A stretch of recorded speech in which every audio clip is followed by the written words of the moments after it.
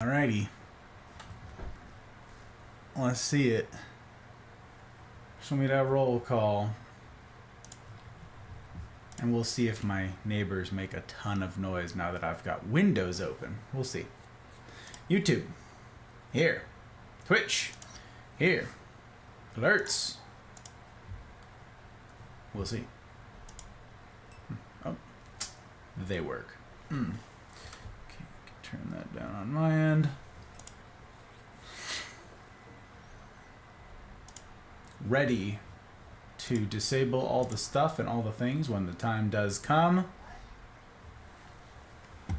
Yeah.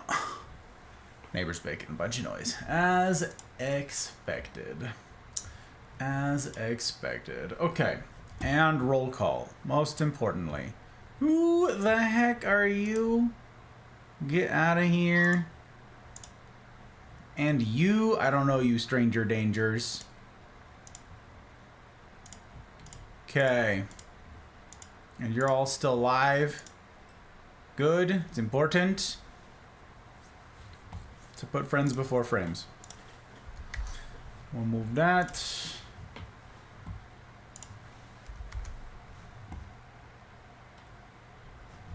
Oh, my music wasn't playing. The heck? Okay. Well, my music's playing now. Stupid. Stupid. Okay, that needs to be moved. That can sit right there. That can go over there. I think we're there. I think we're working. I don't know. That's working? That's good. That's important. This is important. All right. Well then, we've done it. Greetings. Salutations all. It's very good to have you in, dear friends. Leanne, hello. CJ number 2, hello. And Retro, Mel, Leanne. Oh, is that on cooldown? It is on cooldown. Hey, thank you for calling everybody out. I appreciate you. CJ number 2. I appreciate you, Retro. Wait, where's Thumper? I see no Thumper. I see no Thumper. You must be mistaking Mr. Sister attitude. The Mr. Sister. Found the cool kids. Is that right, Mel? I found the cool kid. She's right there. It's unbelievable. Oh my gosh. And a Joker. Oh, burger. Hydrator, dihydrate. Blah, blah, blah, blah, blah. All right, very well. Anyway, good to see you, Joke. Hello, hello. And Anti-Tilt. My neighbor has the boom boom stereo going. Oh, boy. Okay. How are you tonight? I am conflicted. I have a bunch of emotions. A bunch of conflicted emotions tonight. Yes, I do. Stretch! Alright, we're gonna hydrate first.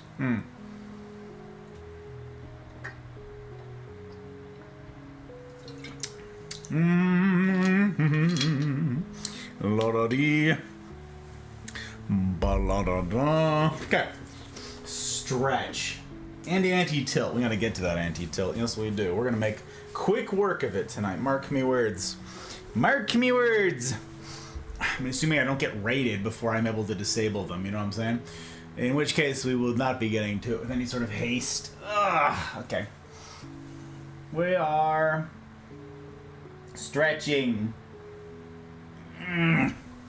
Okay. We are thus stretched. We are thus stretched. I don't know if this is going to be a tenable setup for tonight. I worry a tiny bit. We'll see how cold it gets. We'll see how cold it gets. It's like pretty mild right now, but the temperature is dropping fast. We'll see about it. We'll see about it. Getting it out of the way. The black striped jacket. I do like this jacket. The double-breasted. We like it. We like it. Red Friday. We got that red. It's true. It's true. We got the red going. We got the, I figured it'd been a minute. It's time for some red. Suki! Hello, Suki. Welcome in, dear friend. It's good to see you. Good to see you, Suki. I have so much to discuss after catching up. It breaks my heart that Wednesdays are so chaotic. Yeah. I feel that, Mel. I feel that. Because yeah, in answer to Leanne's question, I'm all right. It's been a very busy couple days. There's just, never enough hours in the day. And my heart is my heart is at once heavy and encouraged by the material that we're going through tonight. Of course, I reread all that again today. I've now read it twice since last week, and I'm just like, and my heart is heavy because, well, my heart is encouraged because there are several of you who actually are dealing with stuff, specific circumstances, some of which I know about from the rendezvous, some of which I know about from DMs, that I'm like, okay, this is explicitly the subject of tonight's talk, the part of the book we're going through tonight. So that's encouraging. There's a solution. Hang on. On the other hand, my heart is heavy because I have had so many people in the past who have said, I have these problems and they hurt my heart and I am sad that they are this way and I want them to be fixed. And then when I say, I have a solution, I have a cure, it's here, come to this thing, they don't. Hence my candid, my frank go live message tonight. There are many members of the Mafia who have many times complained about their circumstances and their relationships, and they're not here.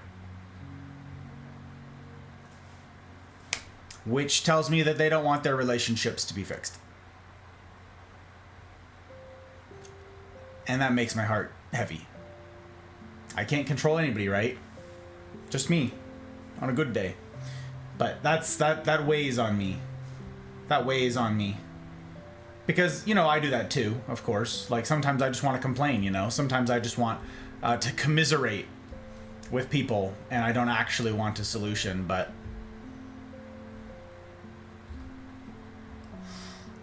I try for that to not be the case these days.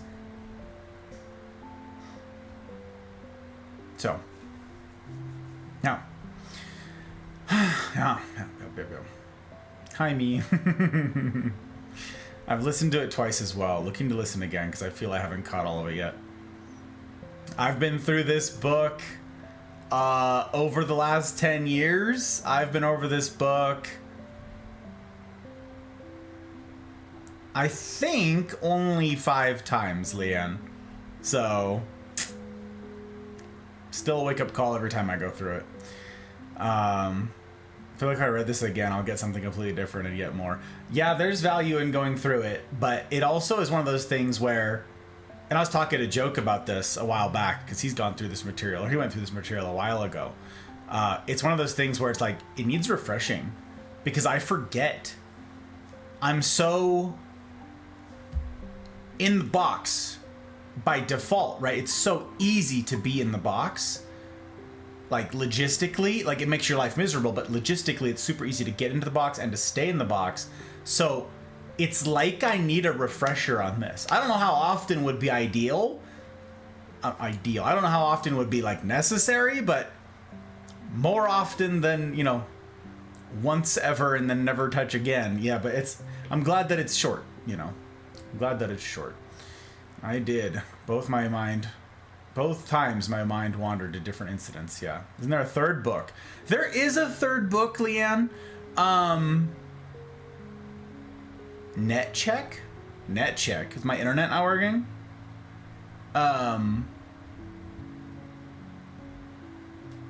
Sometimes talking and commiserating leads to your idea processing. Yeah. Processing your own ideas and solutions. Absolutely. Totally, Suki. But that's not the spirit in which the folk I'm thinking of are doing so. I appreciate your giving them the benefit of the doubt. But that's not the case. It is not the case. So, I don't know if we'll get this answer, but is it human nature that we default to negative validation, vindication, if you will, a product of our environment? Or is it just perception that we think positive validation is harder? I don't know if that makes any sense to anyone else. That will be explicitly addressed in this material tonight. Yes, Mel. That will be. The answer to your precise question is going to come at the end. That's toward the end of the material tonight. So I know you typically have to run a little bit early, so it may not get addressed because I believe that specific question is addressed in the last chapter that I'm going to be doing tonight. I'm going to be reading all of part 2. I don't know why I didn't finish last time, 2 weeks ago, 2 Fridays ago, the end of part 1. We have one chapter and then we're done with part 1. I should have just pushed all the way through. But tonight we're going to do that one chapter and all of part 2, and that's where we're going to stop. So I've got to zoom, but yes, it will be addressed. Here I am. Hello, kitty. I'm very glad to see you. Very glad to see you indeed. Look, I made commands for you guys. Ivana, hello. Jar, welcome, sir. Ferret, it's good to see you, my friend. Good to see you indeed. Good to see you indeed. We get to call out ferrets when we see them. We got a whole command for that human right there. Tired snoggles. We take them. We take them no matter what kinds they are, Ivana. It's good to see you, dear friend. It's good to see you. Would it be possible to have a better than and worse than for different people? Absolutely.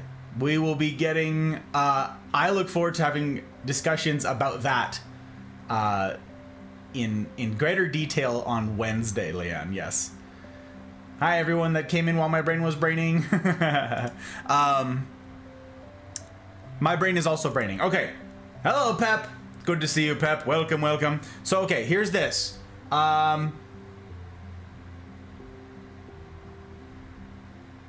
LSD. Ha! There it is. Look at that. I made a command. There's all of leadership and self-deception. There's all of them. And per my go live, I time-stamped each of these. You see that? The number on the end of each of them. Each of them are time-stamped. So those links will take you to the reading. Right to it. That you could rewind if you want to go through the intros and the info hazard warnings and all the rest, but that takes you straight to it. Okay? And if you missed, because that's leadership and self-deception. But if you, LSD, it's leadership and self-deception. What? It's exactly what it is. And if you missed part 1 of the Anatomy of Peace that we're going through tonight, there it is, same thing, a time-stamped one for 2 Fridays ago when we did night 1 of the Anatomy of Peace. I'm going to reiterate this before we jump in, but I do not encourage people who is their first time hearing about any of these books to jump in here. You will be lost in the sauce and probably upset by it. Just so you know. Just so's you knows.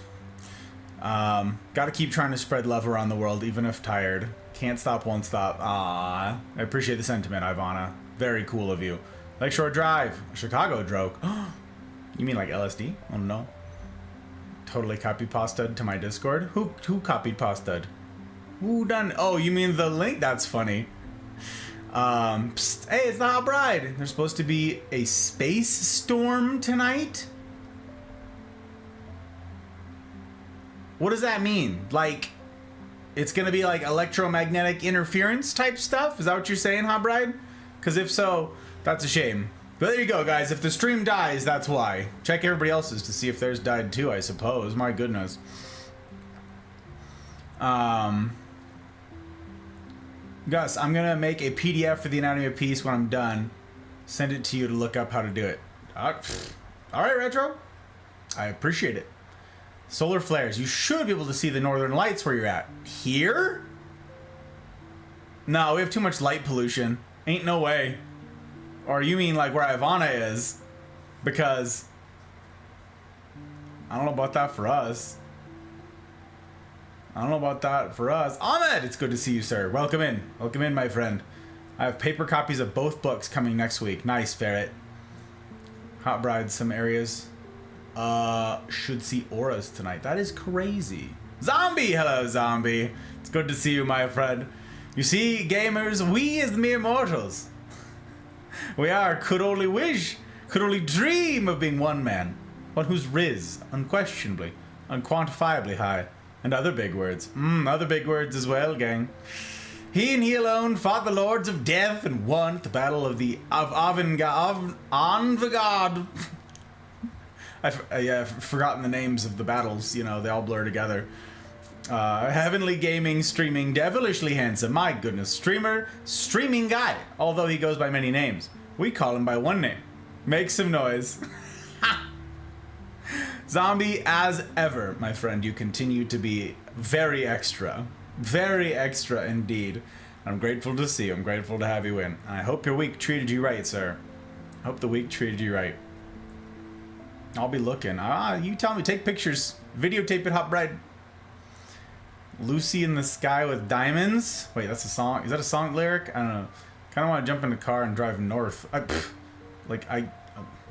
My bestie's in Maine right now. She said they're supposed to see the Northern Lights tonight. Weird. I didn't hear it. First time hearing about it. What's up, chat? Fancy bow. Fancy bow. Yes, you're busy. That's valid. But whenever you watch the Game of Thrones videos, I hope it's enough.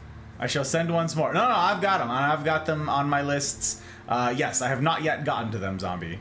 But I debated getting them to them today, but it was a really incongruous, like, the work that I was doing required more attention than not. It wasn't just mindless things. And those were going to require my attention, so I decided not to. I wanted to give them my attention. So yes, they're on my list. I see them daily. I see them daily. That's why the drive north for you, Gus. The storm is that strong. That's crazy. Huh. Looks like we're too far south. I'm trying to find a better map. Oh. I will look up just in case. It's pretty bright out. Suki's like, it is the middle of the day. Solar storm tonight is supposed to be the strongest one we've had in almost a century, if I'm reading right. Oh. Guts! Hello, Guts. It's good to see you. Good to see you indeed. Welcome, welcome. If I see the northern lights, they will be white. Lord Gus has just done so much that he literally forgets his own achievements. Ridiculous. Goose! Hello, Goose. Oh, my friend, Goose. We got a command for that particular poulter. Poultry? What? I guess, I don't know. It's good to see you, my friend. Good to see you indeed. It's a Beatles song. I see, Guts. Thank you for educating me. I knew you would know. Beatles, Gus. You don't know the Beatles? I do not know the Beatles, Kitty. No, I know of the Beatles, but I don't know any of their music at all. Same with the Rolling Stones. Same with any of them. Nope. I don't know Credence. I don't know. What are the other ones that everybody gets uppity about? There's a lot of them. There's a lot of them that piss people off. I don't know. I have spent all of my life doing reading and everything else. I am not a music aficionado. I'm sorry. I know, like, classical music and stuff. Like I don't know. If you want to talk about, like big band type stuff, I know a lot of that. Otherwise, yes, I just make everybody mad when I talk about music. I remember as a little Faye, Grandpa Faye called me to his bedroom so we could watch them walk across the top of a mountain. He called them mountain walkers. That is super cool, Ivana. That's so adorable. That's so adorable. Do you get them often where you are, Ivana, or are you too far south? Hot Bride and I were debating on this last trip. We wanted to go up to the Arctic Circle, like way up there, like northern Norway. And it would have been its own trip. We wouldn't have had enough time. We wanted to do like a dog sledding thing. Like we had this whole thing. And unfortunately, all of that got like shelved in favor of spending more time south. So, alas. Next time. Next time. Is it true the Silmarillion is maddeningly lore dump? Yes. Yes, it is, Zombie. It is. I mean, it's like it's readable, but yes, it is just a lore dump. It is very. There's like 1,000 names and places with names that you're just like, all right, I can't keep any of that straight. Sorry, I have a first edition. It's very cool, and it pisses off Skittles to no end that I have that because she is a very big fan of the Silmarillion. Phil! Hello, Phil. It's good to see you, sir. Good to see you indeed. Evening chat. Hope everyone's doing well. Find good moments in between the chaos. Ah, yes. Ah, yes. It is my endeavor, it is my work here to encourage you all that, you know, it can be the other way around. Life can be outstanding, and you can have a persistent peace. We're going to be talking about a lot of that tonight. Punctuated by chaos, punctuated by difficulty, rather than the reverse. And yeah, I'm encouraged. I'm encouraged very much to see all of you here as we delve once more into difficult stuff. Beatles are my favorite band, so if you got Beatles questions, I'm your person. Mama raised me with old 60s, 80s rocks, I see. No Stones. I know it, I don't know any of it. I don't know any of it. Nothing. No Zeppelin. I know a tiny bit of Zeppelin. I know a tiny bit of Pink Floyd, but nope. Ozzy. I went to Ozfest once, and he didn't show because he was notorious for flaking on his own show, but I didn't go there for him. I went there for In Flames. So, yep. I'm gonna kill a jar like that. I don't know. See? See? I don't know. Disappointment pack. Okay. Go on the list, Guts. I got you. It's on the list. Banking them. Too far south. They're rare to see, and if we do, they don't have any color. Oh, that's what you meant. They don't have any color. Interesting. Huh. I've only ever seen, like, the green ones in pictures. Mama had a 7-speaker surround stereo. We listened to Floyd. That's funny. Hydrate. Hydrate. All right, we're hydrating. Look at us. We're hydrating. Floyd is worshipped in this house. Floyd is my childhood. Testify! Hello, Testify. Welcome on in.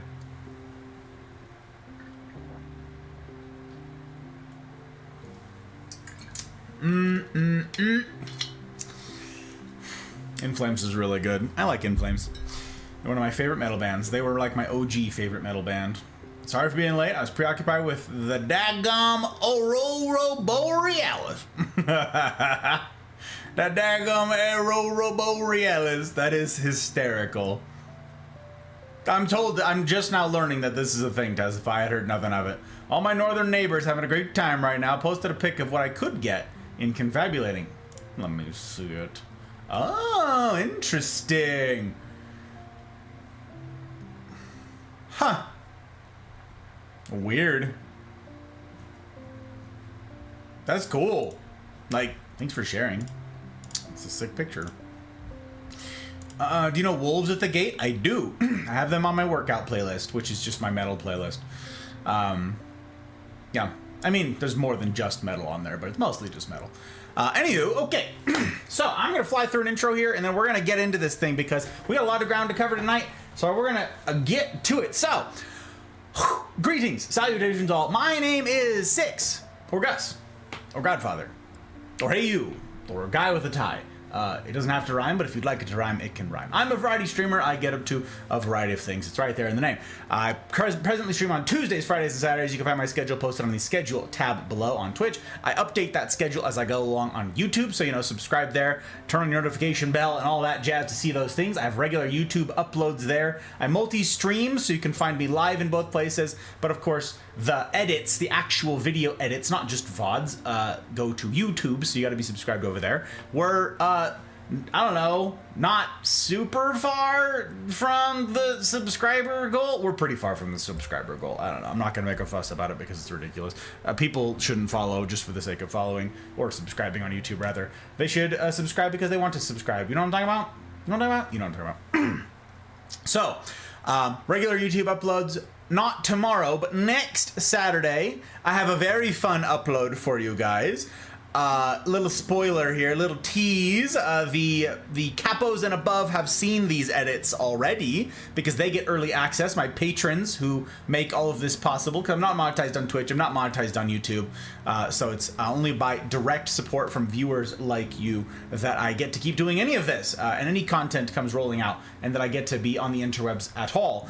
They got to see this early, capos and above, because they get early access during the bonus talks to what all I'm working on, what all is to come.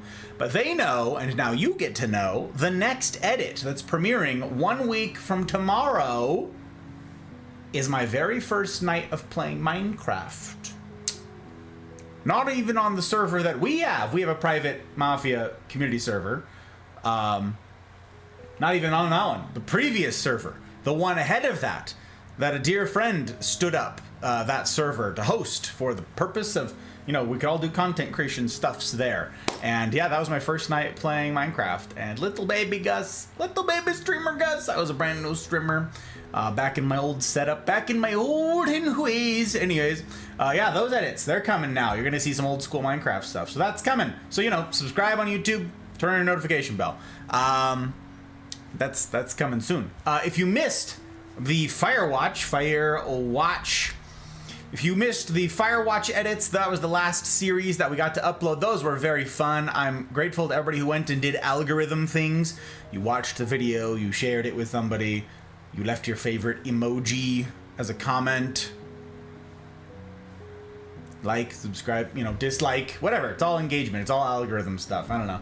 I'm grateful to all of you who made all of that possible. That's pretty darned fun, gots to say. But yeah, I'm super grateful again to everybody who makes this possible.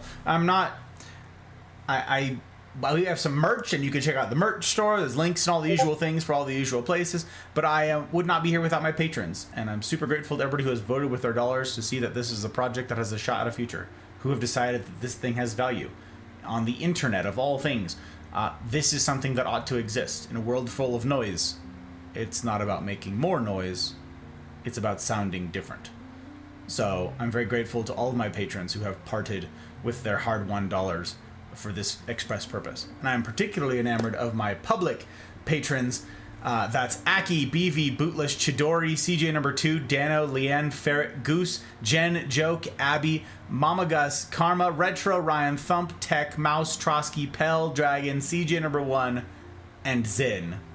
Emphasis on Leanne. That's a story for another day. Thumper! Hello, Thump.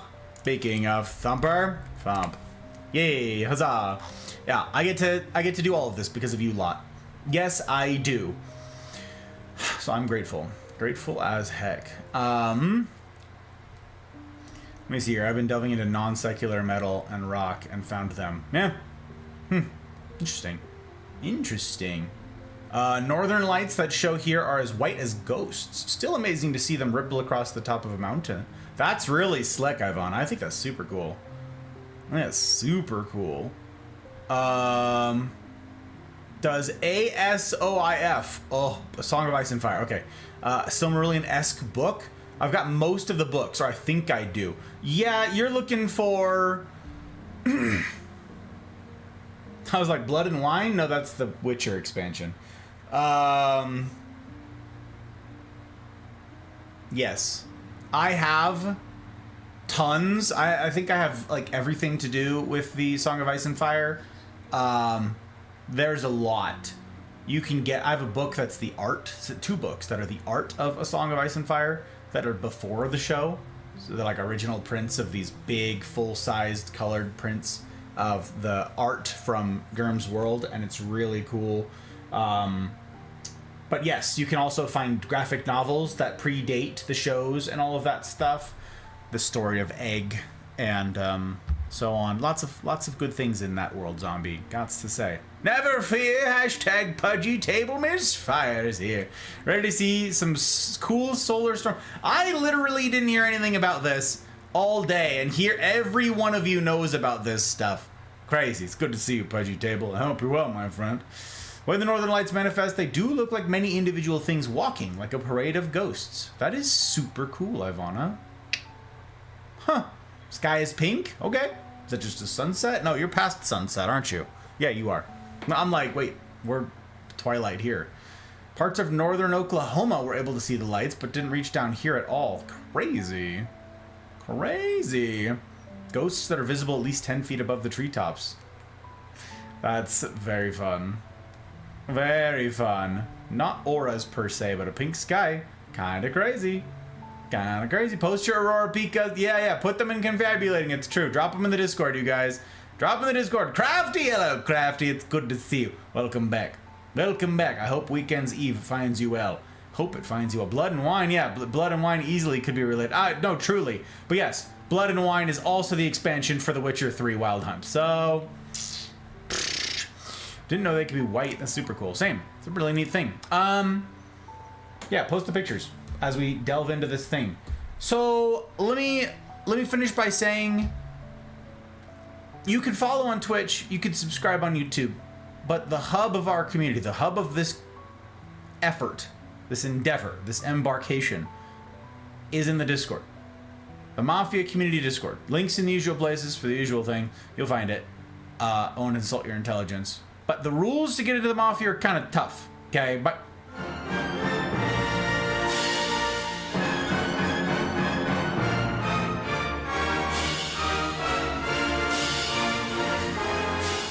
The Northern Lights made it all the way down here, is that right? And brought $5. That's pretty darn slick, I gotta say. God, I didn't know that the lights could do that. I kind of thought that was a physical impossibility. Do photons have mass? How much mass? Are they able to wield currencies? Handle them as... Although I suppose you could say the photons in the fiber optic cables... Instead, not handling physical currency, but they're handling digital currency. Interessante. That's really something. Hey, I'm grateful for the support, Northern Lights. I appreciate you bending all of the physics and such to make it happen. It means a heck of a lot. I get to have a future doing all this because of you. Yes, I do. Yes, I do. Thanks for dropping links. I appreciate you, Retro. And dropping pictures. Thank you, Kitty. Very cool. Dang hot flashes. Ghosts can empty my bank account. Yes, Crafty. As far as I understand it, yes, that is an ongoing risk. So okay, what about the Discord, gang? The rules to get into the Discord are kind of tough, and this is by design. Okay, hard mode, as we call it, is not for everybody. Our default is easy mode. There's a bunch of things that come along with easy mode, but the stuff that we're talking about tonight, the material that we're getting into tonight, is anything but easy. It's about as far from easy as it gets. The rules to get into the Mafia reflect a willingness from someone. They require, rather, a willingness from someone to attempt hard mode. Not to be perfect at it, not to nail it every time, but to try. To give it an honest shake. It's an ongoing thing. It's an ongoing effort. We're each going to fail at it, and then we each need to try some more. We need to each try again. These are the expectations of this community. I will not settle for a community that is the same as the bajillions of others that exist out there that are good vibes only, no difficult topics, only happy faces to be found. I won't settle for that. Be a part of those communities. Fine. But have a community. At least one. Doesn't need to be this one, but have a community that challenges you, that pushes you, and that loves you, and therefore challenges and pushes you. Like this one does. Those are the expectations of hard mode. And it's tough. And all of that is going to have to be brought to bear tonight, because this material is going to be tough. It's going to be tough. Gonna be tough. Again, if you guys did not go through Leadership and Self-Deception, stupid title for a profound book, there's the links right there. Those take you to the YouTube, time-stamped YouTube VODs of me starting to read that material, okay? You can go there, turn it up to 1.5 times speed, do you, but it's very easy to get through this material, okay? The concepts are simple. Profound, but simple. And as far as I'm concerned, going through Leadership and Self-Deception is a prerequisite to the Anatomy of Peace, where we're going. To Leanne's question earlier, is there not a third book? Yes, there is a third book from the Arbinger Institute. I was not planning on going through it here in this format with you guys. That one is called The Outward Mindset. I have gone through that book. I have studied that book. I did not find it to be as engaging as this one, as these first two. It's in a totally different format. It's no longer like a novel. It's no longer like a fun read. Now it's sort of like a study. And that's not I don't wish to dwell for forever. When you guys are through these two, that will suffice for this notion. I have a third book, yes, but it's not that one. I have a third book that we will be tackling after this one that is more tools and techniques rather than the spirit of this idea. That one is more practical, like hands-on how-to tools sorts of thing. And yes, that one is equally, that one got me equally shook when I went through it. Another book that you can read in a sitting. So, yes, we're going to be going through the stuff and the things. One can help a wealthy dead billionaire puts money in your bank account. That's true. That's true, Mel. Why didn't they offer me proper insurance? Yes. Well, Crafty, listen, it's just one of the hazards. One of the hazards. I'd see a total eclipse twice, but not Northern Lights. We're all starting on page 56.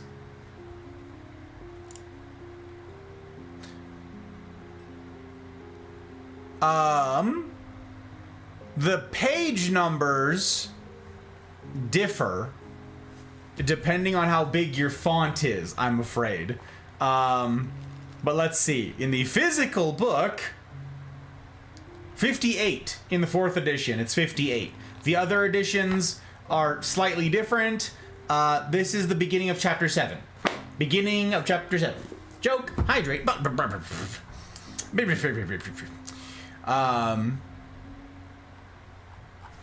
Okay, we're hydrating, and I still owe another anti-tilt to this gentleman. Hope your work night is going well, my friend.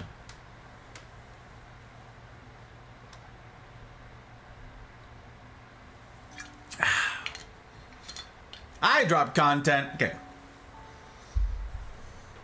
All right. We're on it, Thump. We're on it.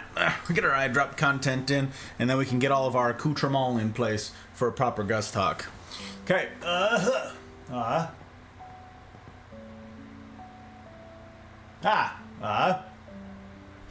Whew, that was actually, that was really good.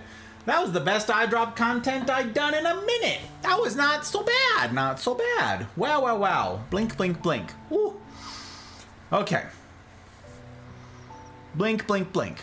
Keep the peepers peeping, gang. It's very important, especially when your bride is a hot one. You know?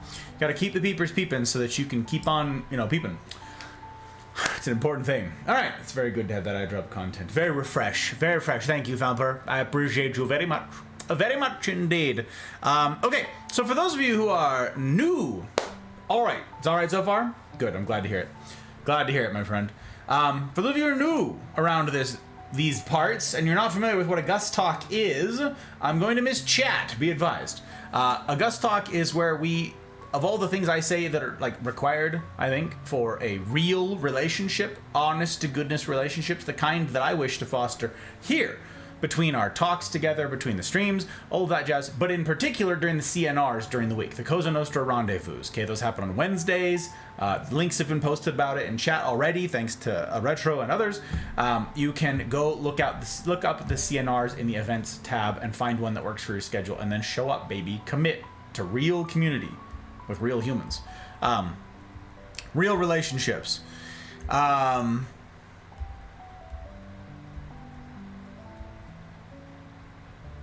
In these real relationships, I believe it's imperative to have both silly and serious, and everything in between. Which is why I said, don't eschew entirely the silly communities. That's fine.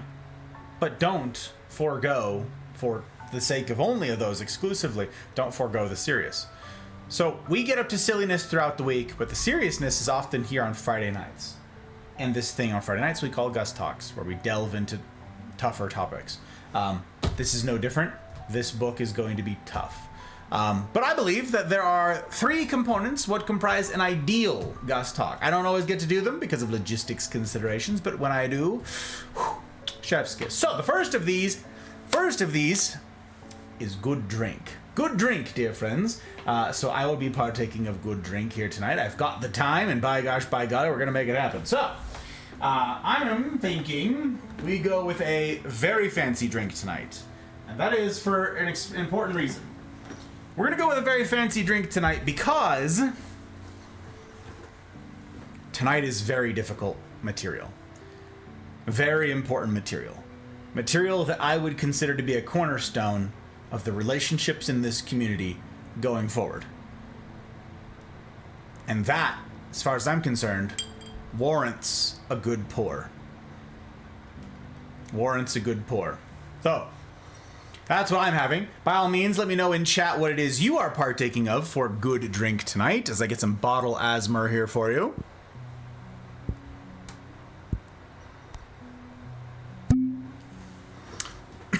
That was a good thump. That was a good thump. Needn't to be alcoholic if whatever you're drinking. Let me know in the chat though. Coffee, tea, water, whatever do you. As I get a pour.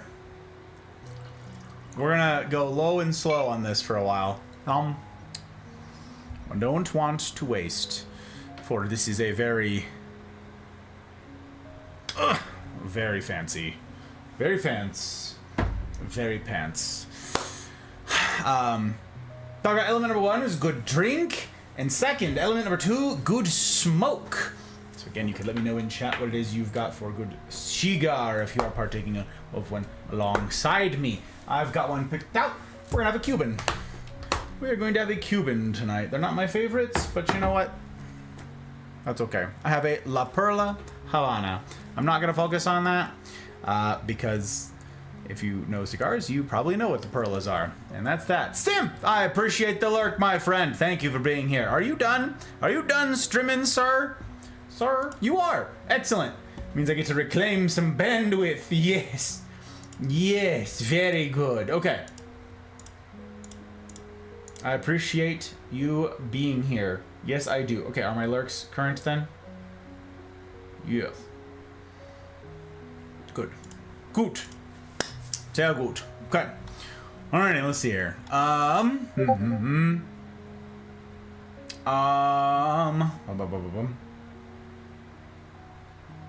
According to Google, the peak time to see the northern lights is about now. I just looked and saw nothing. I'm sorry, Ivana. I'm sorry. Tornado blasted through southwest Michigan earlier this week. We're still cleaning up and getting our fiber back to normal. Oh my gosh, so I talked about fiber, and that's a sore spot for joke right now. Put that on your resume? Absolutely, eye drop champion. Absolutely. We synced up on that last anti-tilt. Wow, proximity pep. Proximity, we synced up. About 100 miles southwest of me. Oh. Jack! Hello, Jack. It's good to see you, sir. Welcome, welcome. I hope everyone's having a scrum tush night. We are out here having a scrum tush night. Yes, indeed. High quality H2O and a breakfast sandwich. Oh, that sounds good. What? That sounds hella good. I'm gonna go to be responsible. Hope you guys have a good night.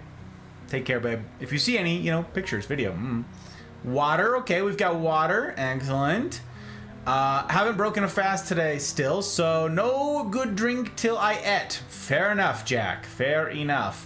Got me a nice glass of some low alcohol beer. Okay, I got you, Pep. I got you, girl. I want Jared's dream, but I know he has sealed the room. It's true, I have sealed the room.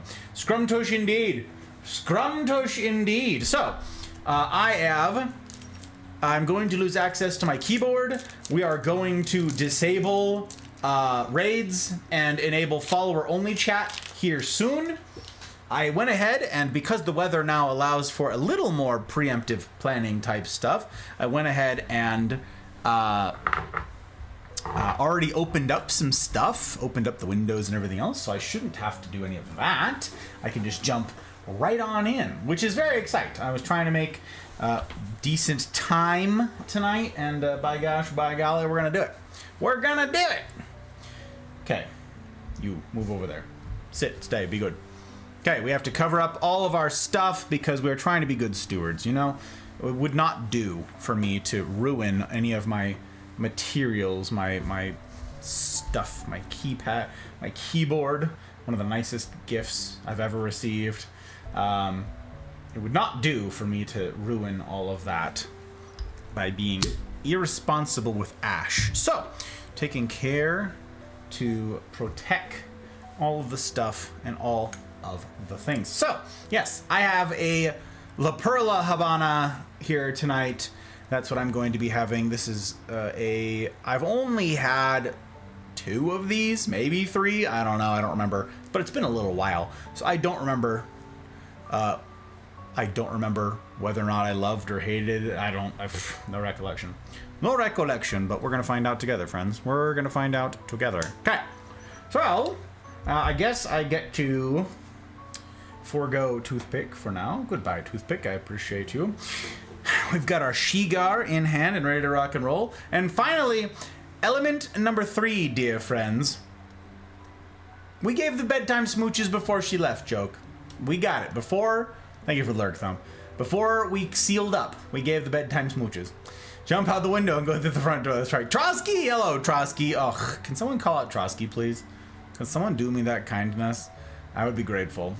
Trotsky, I hope your stream went well today, my friend. I hope you had a good time. I don't have access to my keyboard anymore. I don't have it. So, yes, dear friends, that brings us to... Thank you, Ferret. I appreciate you, sir. That brings us to element number 3. We've got element number 1, good drink. Element number 2, good smoke. And element number 3, this is where each week, my dear friends, I come empty-handed. Good company. This is where I rely solely on you, Mafia. Can't do it without you. It simply won't do. It wouldn't make any sense. So I'm grateful. It's never lost on me. It never has been. In darn near 3 years of doing this with you, lovely lot, it's not lost on me that this is a Friday evening. You could be spending this Friday night doing any old thing anywhere else, especially when there's northern lights and such, and yet here you are, choosing hard mode, opting in to difficulty. That's a remarkable thing, and it speaks volumes about you. It says a great deal about the caliber of human who would choose that.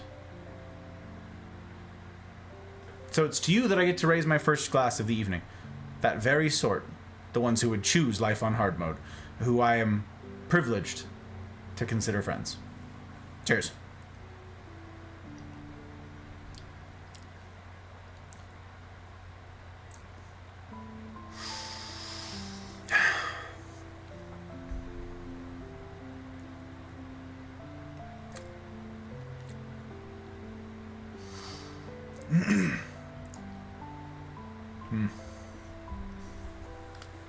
It's a good one.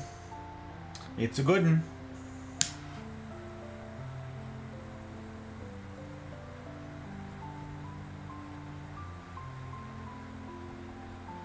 Trotsky's a special human. The command worked twice. It works twice because the cooldown was far enough apart, Thump. It was like the minimum gap between the two. Guts got either very lucky or counted it out.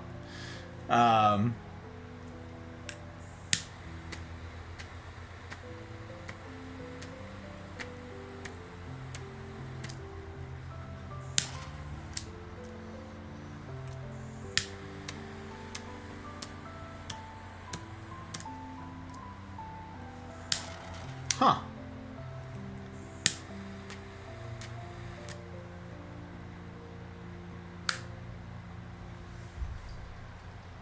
I have a feeling the draw on this is going to be really tight. And you know what that means?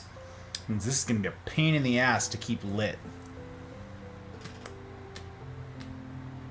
Oh yeah. You're going to be a pain in the ass, aren't you? Thanks for nothing, Kuba. Unbelievable. All luck. Has me feeling like when I went whitewater rafting and after a safety talk on the way up the mountain, I wanted to walk back down instead. But after we did our run, I was glad I did it. Yes. Forgot punctuation, sorry. I understand the sentiment though, and I'm glad for your sharing it, my friend. All right. We've got everything in place. We're set. Good drink, good smoke, good company. Talk number 126? No. Yes. 127. 127. Talk 127. How to Human, Night 5. That is something. That is something. All right, my friends. The difficulty begins. This is where I turn on my scrolling banner text so you can read what the heck's going on down here. And here's where I step aside and I turn off the stuff. Follower only mode now enabled. Raids disabled. My dear friends, on Friday nights, we have strictures in place that are unique to Friday nights. And that is follower only mode for 10 minutes and raids being disabled. And that's because we're going some difficult places. We're going to be talking about some difficult things. And it's very incongruous when the hype of a raid comes in, right? So those are very jarring moments. I'm grateful always for raids. All of you who are streamers and who wish to guide the raid, perhaps, to expand this community, put our face in front of new people, that's remarkable. And I'm grateful as heck for it. And I hope that you will consider doing so on Saturday or Tuesday. Saturday, tomorrow night, we're resuming, probably finishing the Stanley Parable. So that's a perfect night for such things. Alas, they are now disabled here. I'm grateful for the sentiment, though. And then for anybody who comes in, I will be missing a lot of chat tonight. There will be follower-only chat is enabled for 10 minutes. I will be missing a lot of chat. So when someone follows, I won't be able to make too big a fuss about it. I simply will not be able to. I will be in this material attempting to get through it here tonight, so I don't get to do justice to the folks coming in. And if it's somebody that we all know, somebody who's here in chat, who's jumping in for the first time tonight, and I'm unable to field salutations and so forth, I'm grateful as heck for all of you who do.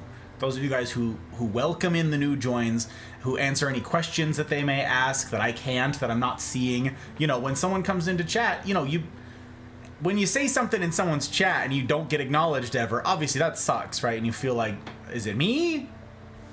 Like, you give yourself a sniff, right? Like, and I understand that.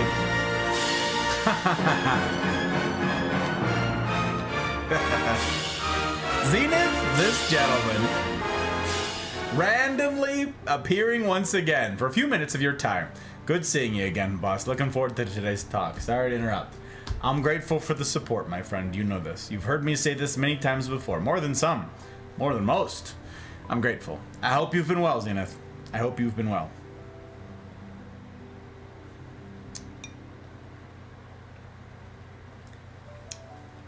Okay.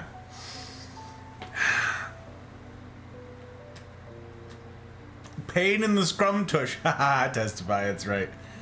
Going to get myself a cup of coffee, finish watching my vid, and then go to bed. Have a wonderful stream. Thank you, Thumper. I appreciate you. I appreciate your bandwidth for your being here, your loyalty to this whole endeavor. I've had to flat cut the tail of some Cubans in the past when they try to be a pain. Yeah, I'll just try and stay on top of it. It's a smaller one, so it shouldn't be too big an issue. But I've got a cutter somewhere if I need to. Have to give bandwidth. Still working through book 1. Thank you, Ferret. I appreciate it very much, you guys. Could somebody type into chat !LSD? I'd be grateful as heck if someone would do that. LSD. Thank you, Joke. Right there, you guys. That is all of the time-stamped YouTube VODs for leadership and self-deception. It's over here. That's book 1 that we went through together. This is like the training wheels. This is miserable and difficult stuff, okay? This is tough. But this is preamble to the anatomy of peace. The thing we're tackling tonight, okay? And I believe it's required reading. So I appreciate that very much, how seriously you're taking it. That would mean, it means the world to me, those of you who are.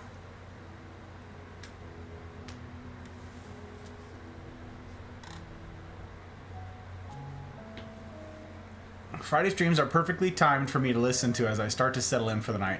I'll say thank you for your time now before I'm asleep and cannot. Thank you, Crafty, for the sentiment. That is very kind of you. I hope to earn your time and your consideration going forward. Very much. Very much.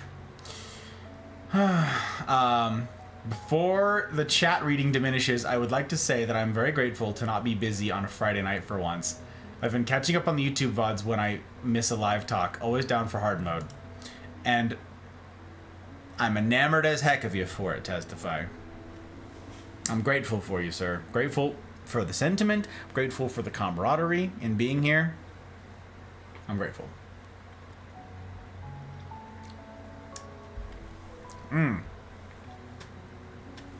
Already earned. I hope to continue earning it.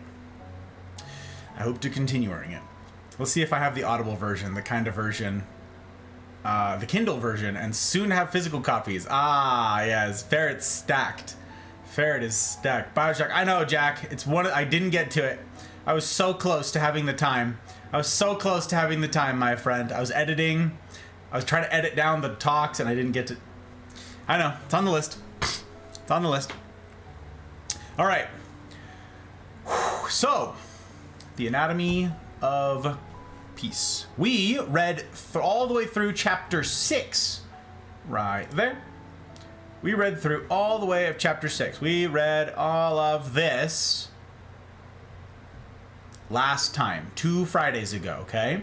We should be finishing the book next Friday. I'm trying to move through it fairly quickly because we don't have unlimited time, and I certainly don't want to do something like chapter by chapter, like a chapter a week. It would take us a whole year to get through these books or more.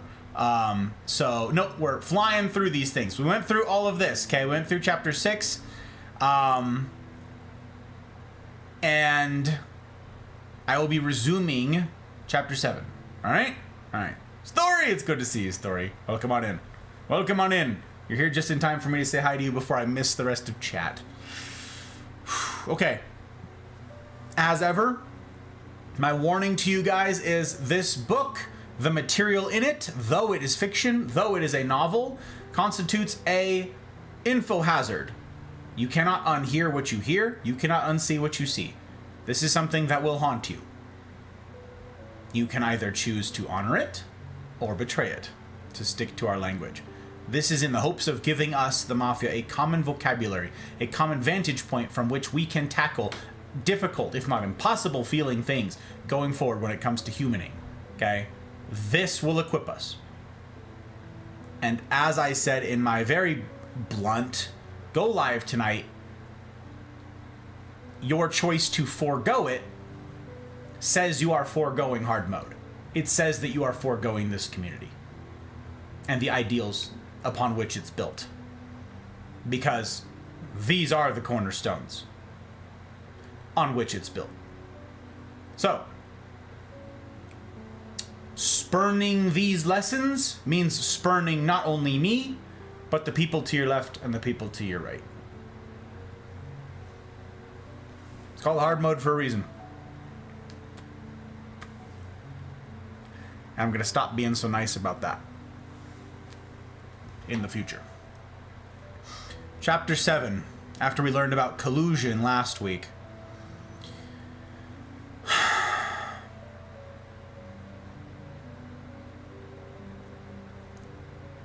The Anatomy of Peace.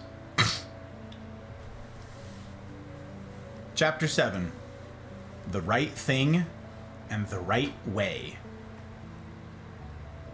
Okay, we left off with Lou being pretty mad at Yusuf, okay?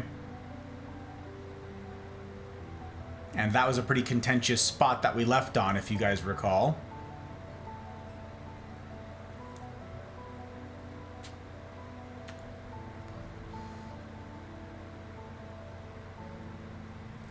Pretty contentious moment. As far back as I can remember, I always wanted to be a gangster. Thank you for the YouTube sub. I appreciate that like crazy. I hope that what you find there is worthy of that subscription.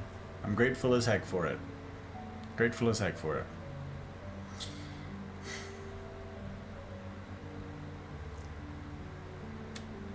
So Lou is confronting Yusuf here. At first, Lou was beaten back by this question, but then he leaned back in his chair, a sudden air of rediscovered confidence dancing in his eyes. Why do you insist on changing the subject? I don't think I have, Lou. Oh, yes, you have. You keep answering my questions with unrelated questions. The fact is, some parties, small and large, are patently wrong in their beliefs. You don't want to go where my questions are directed, so you create mirages elsewhere. Yusuf didn't say anything. I'll tell you what, Yusuf. I'll answer your questions after you answer mine. Fair enough, Yusuf said. What would you like me to answer? Here we go.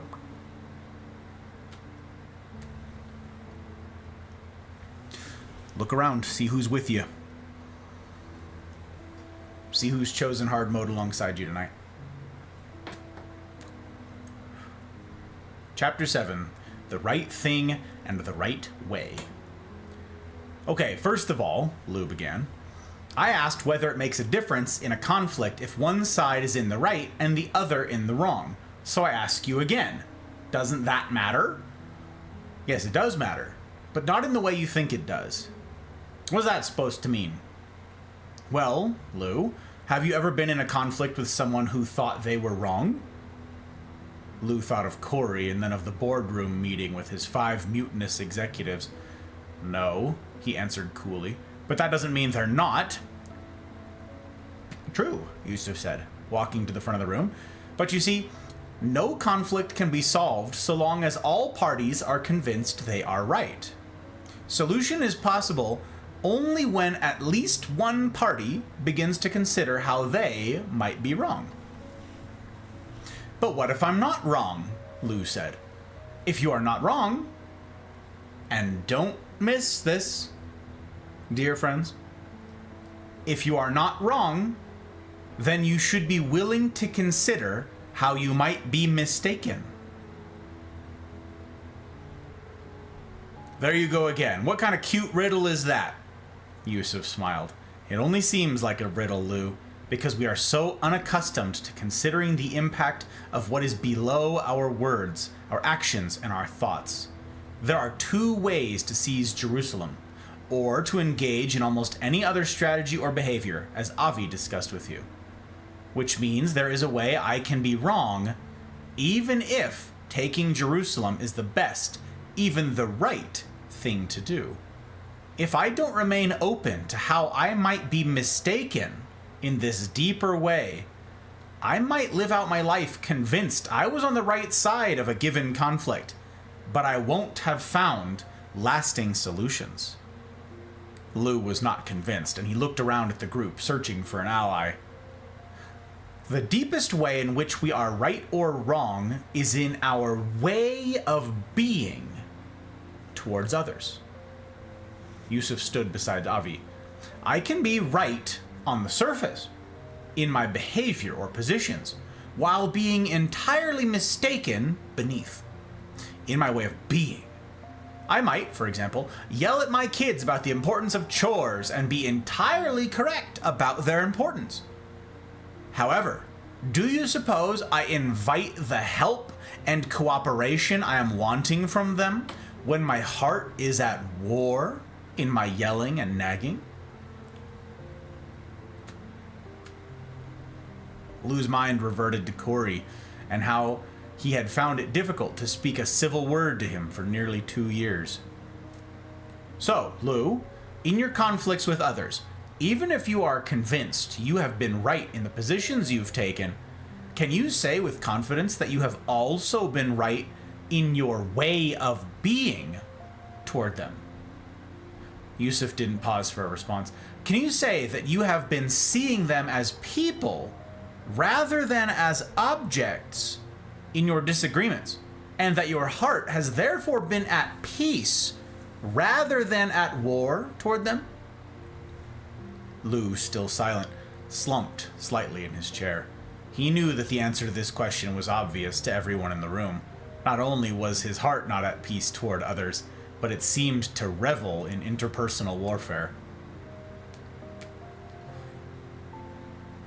We've been asking whether we can see others as people, even when we are convinced we are in the right.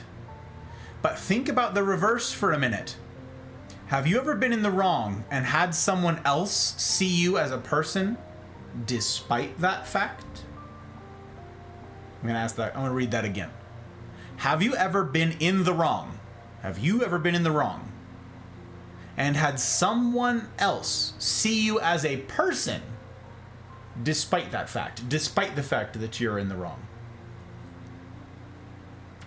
Immediately, scenes of a night from Lou's teenage years raced through his memory.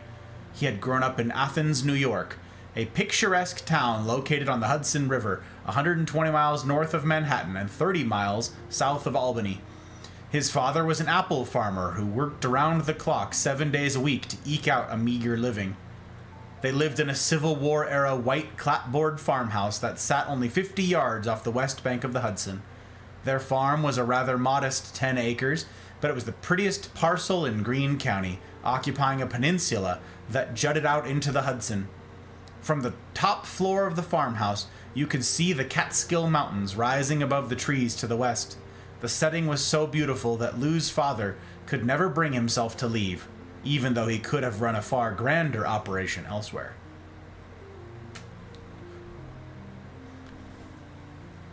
This story.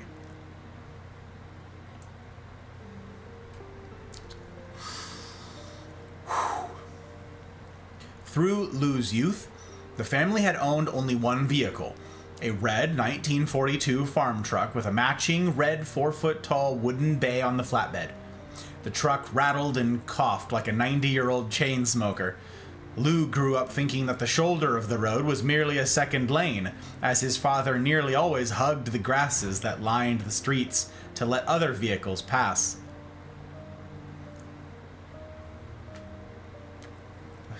Good to see you, Dor. Welcome in. I'm sorry that I'm not seeing chat. It was no small thing, then, when the Herberts purchased a new car. Lou was 16 at the time, and he was eager to show the car to his friends in town. The day after his father brought it home, Lou asked if he could take it for some errands. Sensing his son's excitement, Lou's father readily agreed. Lou ran out to the driveway and started it up. The low hum of the engine exhilarated him, and he stroked the dash in anticipation. Just then he remembered he had left his wallet in the house and ran in to get it. When he raced back out, to his horror, the car had vanished. Lou remembered his feeling of panic, and then the awful thought that the car might have rolled down the slope and spilled off the driveway and into the Hudson. Didn't I put it in park? Lou had screamed in his mind as he ran down the drive. Didn't I set the brake? Where the lane turned, sure enough, fresh tire tracks headed down the hill toward the river. Lou sprinted to the edge of the bluff and looked some 20 feet down. There, looking back at him, were the headlights of his father's car. He stood frozen as the water slowly sucked the car under the surface and out of sight. Lou remembered walking numbly up to the house, wondering how he could break the news to his father. He entered the farmhouse and saw his father facing away from him in his favorite wingback chair. He was reading the newspaper. For a moment, Lou considered quietly exiting, and his mind raced with thoughts of running away. Forget something else? His father had asked without turning around. No. Lou was cornered. There was no avoiding it now, as his father knew he was in the house. There was nowhere to hide. Dad, he had said, his voice breaking. He couldn't go on. He gasped for air and the courage to tell what happened. Dad, the car, he stammered as his chest heaved between words. I think I must have forgotten to set the brake. It's in the river, Dad. The car's in the river. I'm so sorry. He burst into sobs. I messed up. I'm so sorry. What happened next seared itself so deeply into Lou's memory, he was sure that should he ever get Alzheimer's or some similar disease, this would be the last memory to leave him. He remembered trembling while waiting for his father to respond. His father didn't turn to him, but sat holding the newspaper wide before him. He then slowly reached his left hand to the top corner of the right-hand page and turned it to continue reading.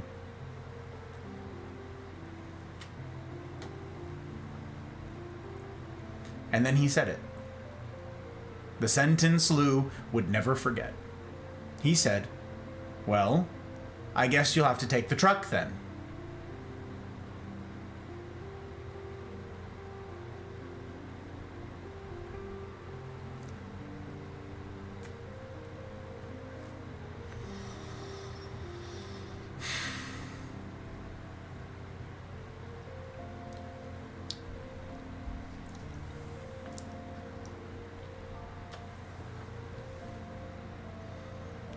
As Lou remembered this, he sat stunned anew. There had been no retribution, no lecture, no visible anger, just, well, I guess you'll have to take the truck then. Lou realized in this moment that his father's heart was at peace toward him. A peace so powerful that it couldn't be interrupted even by a provocation so great as the sudden loss of a hard-earned car. Perhaps in his wisdom, he knew Lou was now the last person who would ever put another car into the river. Perhaps in that instance, he divined that a lecture would serve no purpose, and to start one would only hurt an already hurting son. An already hurting son. Lou reeled at the thought. He had one of those too, but had rarely spared the lecture. What have I become? He wondered silently. Why do I turn so quickly to war? I'm guessing we've all had that experience, or at least I hope so, Yusuf continued, bringing Lou back to the present. If you have been seen as a person when you didn't deserve it, then you know that not only is it possible to see others as people when they're in the wrong, but it is the only real way to help them change. Don't miss that. If you have ever been seen as a person, if you have been seen as a person when you didn't deserve it, then you know that not only is it possible to see others as people when they are in the wrong, but it is the only real way to help them change. To do this requires a heart that is truly at peace. That's exactly what Dad had, Lou thought. I've seen him when he's that way, Yusuf, Carol said. I've seen Lou when his heart is at peace. Many times, actually. Lou turned to her, his mouth opening slightly in grateful surprise. Lou can be warm and helpful, despite what you've seen today. She paused. Can I share a story? Please. Yusuf nodded. Before that, I need to apologize to you, Miguel. It was unkind what I said earlier, about Ria having to do everything. It was inconsiderate and presumptuous of me. I'm sorry. I hope you can forgive me. Miguel cleared his throat. No worries, he smiled. Forgot all about it. Thank you. That means a lot to me.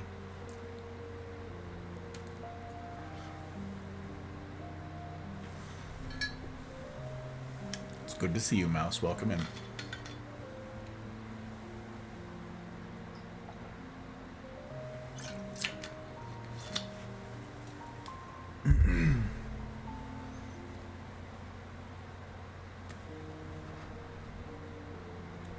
She turned back to the group. Okay, so the story. This won't be easy for me. I've never shared this with anyone except Lou, and one other person I'll tell you about. But I'm thinking it might be helpful for you, for everyone here, to hear this. For years in our marriage, I carried a secret. Carol looked down at her lap. I was bulimic, and I was ashamed about it. I didn't want to let Lou down or to risk losing him or his love, so I never told him. Then something happened that awoke me to the possibility that I might be killing myself. Not just emotionally and psychologically, but physically as well. I had been severely fatigued for a long time and finally went to see my doctor about it. She ran lots of tests and then asked me point blank whether I had an eating disorder. At first I denied it, but when she showed me the test results and told me that my body was breaking down and that my health and perhaps even my life were at risk, I finally broke down myself. I told her the truth between sobs. Lou put his hand on her leg, knowing this was a difficult story to share. This small gesture was not overlooked by anybody in the room. But then came the hard part. I knew I had to tell Lou, because this problem had morphed way beyond merely a physical ailment. She looked at Lou. I needed his help, and I couldn't go on keeping such a secret from him daily, even if I didn't need his help. So I told him, deathly worried that it might be the beginning of the end of our marriage. Lou shook his head, and the emotions associated with this event came flooding back. But it wasn't like that. I think he was hurt by the secret keeping, but he didn't dwell on it. At least, not that I know of. His concern for me was immediate and overwhelming. I don't think I've ever been so grateful for anyone in my life as I was for him in that moment and the months that followed. We agreed that I would report to him every night about how I had done during the day. There were many days that I had to report meekly to him that I had stumbled, but stumble or not, he gently rubbed my back until I went to sleep. Somewhere amid the back rubs and his listening to my troubles, my compulsion eventually left me. I haven't even been tempted toward bulimia since that time, which is now many years ago. As Carol shared her story, the atmosphere in the room began changing. Lou's face, which for much of the morning had been creased with impatience and acrimony, had softened. Carol herself seemed to come alive with a kind of personal conviction and confidence. Anyway, I thought it might help to share that story. He's far from perfect, she said with a gentle grin, but fundamentally he's a good man. That's why I wanted to marry him, and why I'm still glad about that, despite the challenge we sometimes are for each other. Lou hung his head a bit. Some might have thought he had tired of attention that must have seemed too effusive for his taste. In reality, however, he was feeling shame. He remembered well the experience Carol had related, but he knew he too rarely lived up to that ideal. "Thank you, Carol, for sharing that," Yusuf said. Carol nodded. Yusuf turned his attention to the room. "Gwyn, I'm curious. What did hearing that story do for you?"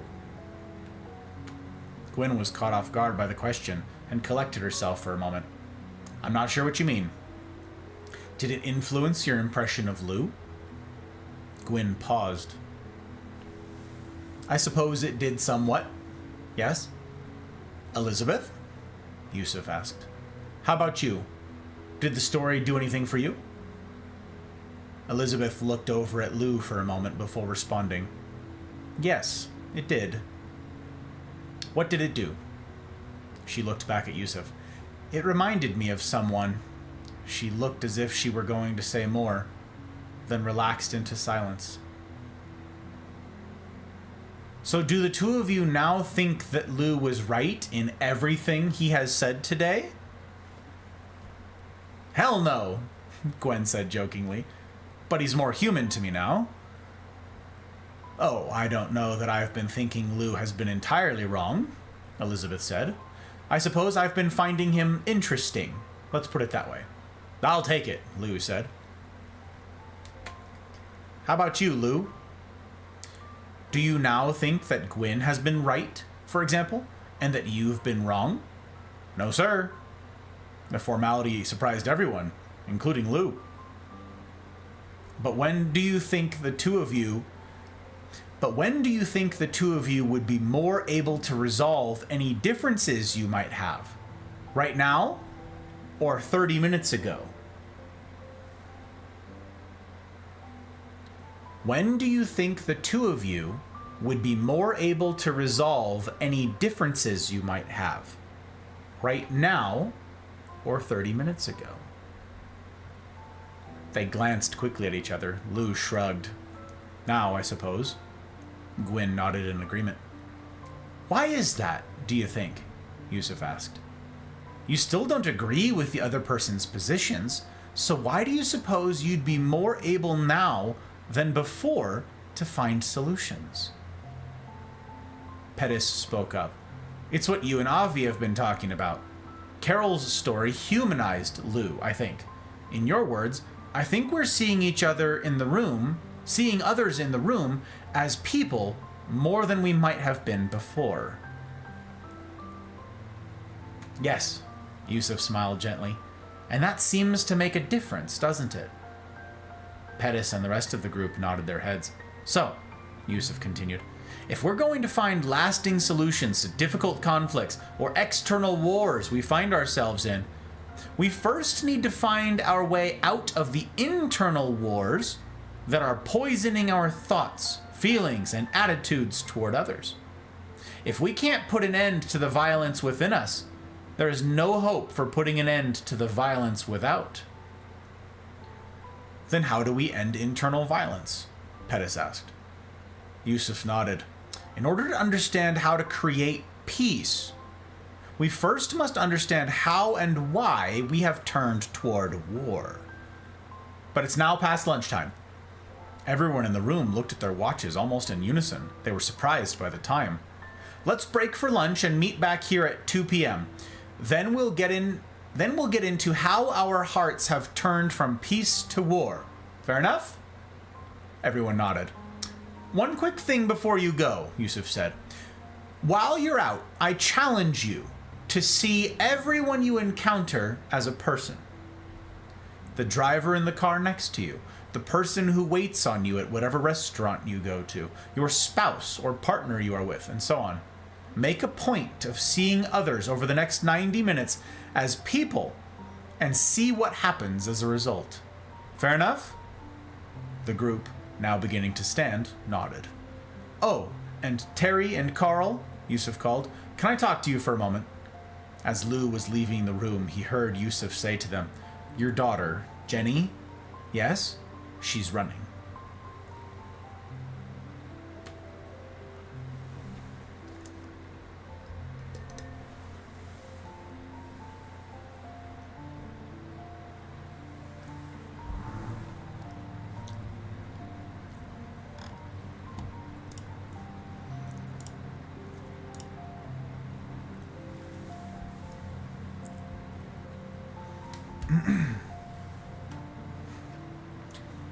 Part 2.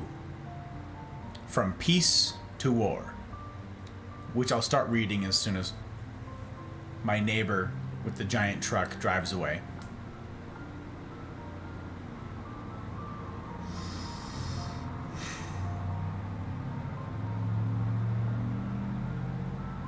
He's on his way to his little PP meeting, of course. Every Friday night. You understand.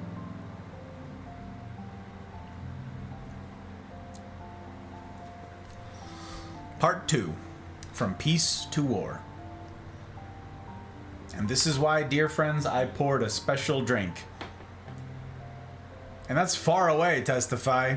And it's far away, too. He ain't close. That's why I poured a special drink. Which you can't see because it's over there. That's why I poured a special drink for tonight. Part 2. That's why. Now we've set the table. And the work begins.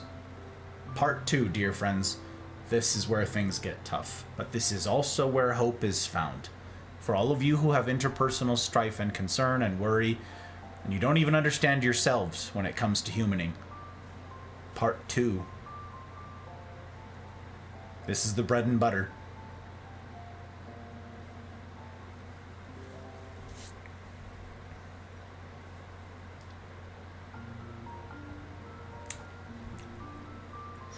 Good to see you, Dragon Baby. Welcome on in. You're here just in time for me to miss the rest of chat and to continue with our reading tonight. It's good to see you.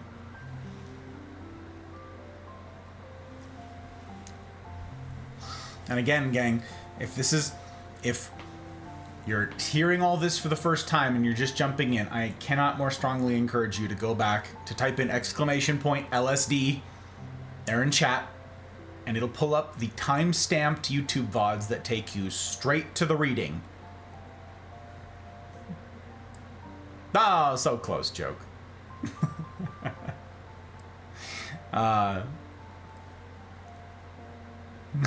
It's just because I'm a troll. Yeah. All right. I'm gonna give the cigar a break for this section. I gotta pay attention.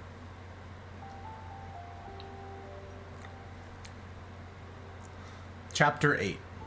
Reality. Did you hear that, Carol? Lou said, chasing after her out to the parking lot. That girl, Jenny. You know, the one who was yelling and carrying on this morning. She took off running. Where? Here. Out in the streets. She just took off running across town. Carol stopped. Oh, how terrible.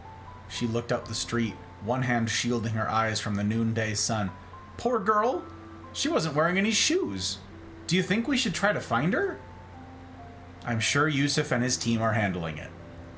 Before now, Carol would have considered this a sarcastic dig, but she thought she heard a hint of respect in Lou's voice. Lou glanced at his watch. Listen, Carol, I have to make some calls. Now? Yes. The situation at the office is a mess. I have to check in with a couple of people. Can't you do that later? They'll probably be gone home by the time we're out of this, whatever this is. I need to call now. You never worried about calling them at home on Friday nights before, she flashed a wry smile. Why now?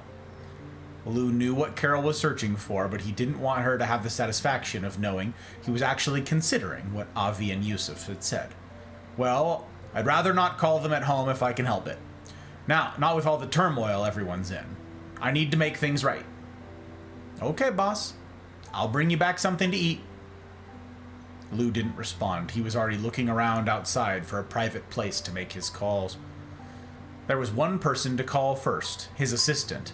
Lou dialed, but the call went straight to her voicemail. Where is she? He thought. Please leave a message, came the pleasant voice. Susan, it's Lou. Just checking in for a report.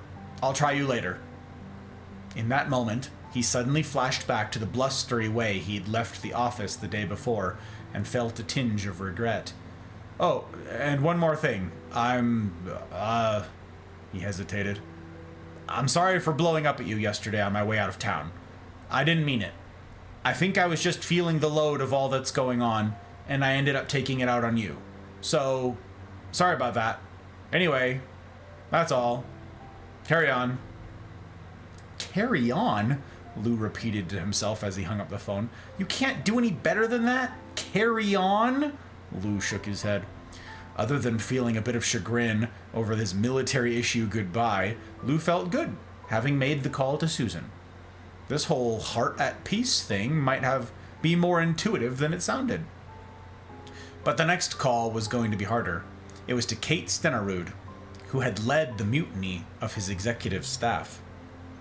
Kate had been one of the original 20 employees at Zagram, where she started as an order fulfillment clerk after graduating from college with a degree in history. It turns out she had been a brilliant hire, as her combination of brains, collaborative spirit, and professional drive quickly elevated her to the top of the sales division. Despite being young, until the March meltdown, she had been everyone's pick as Lou's successor.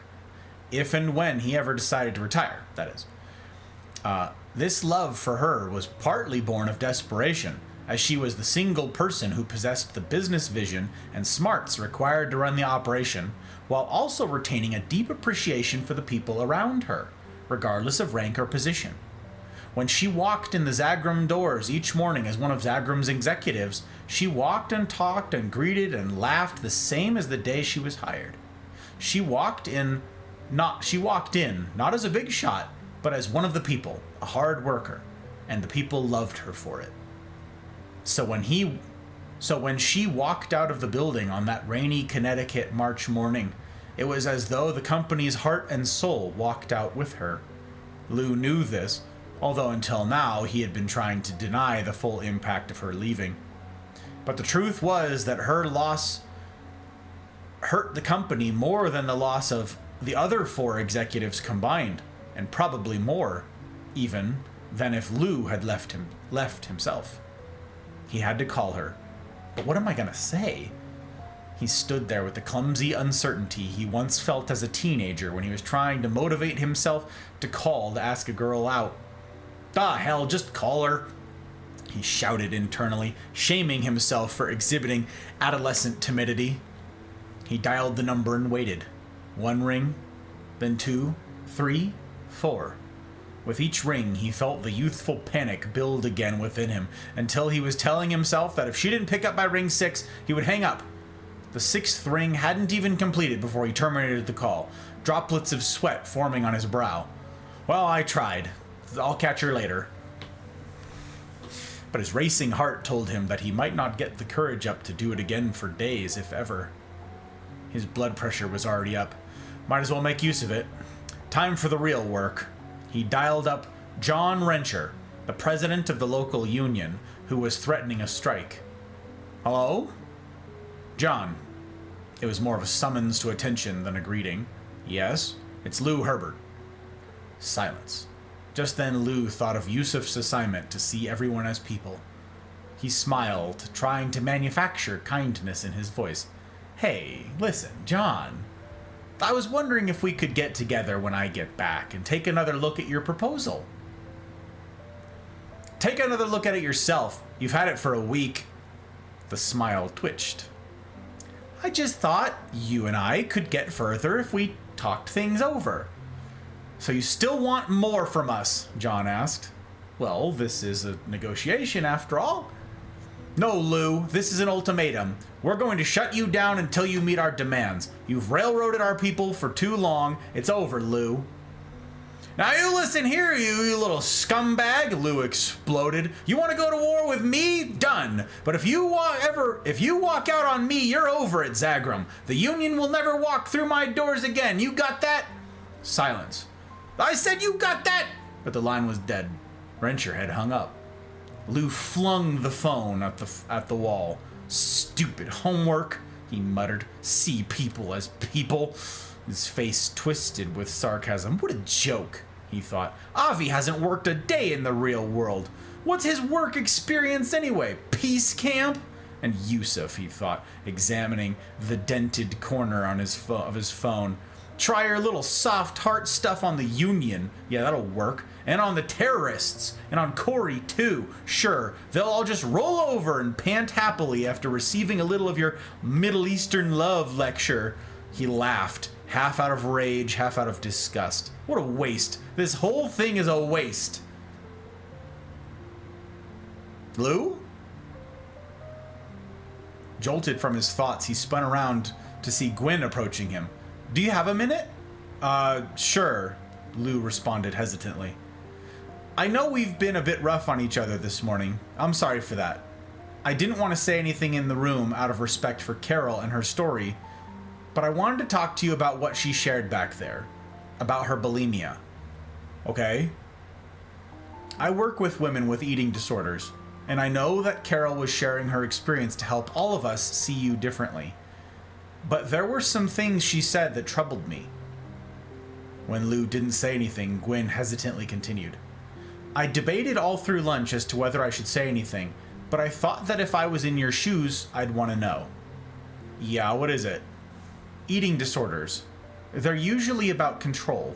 Not always, but often when people don't feel that they have control over their own lives, they can feel a sense of control by at least controlling their own eating.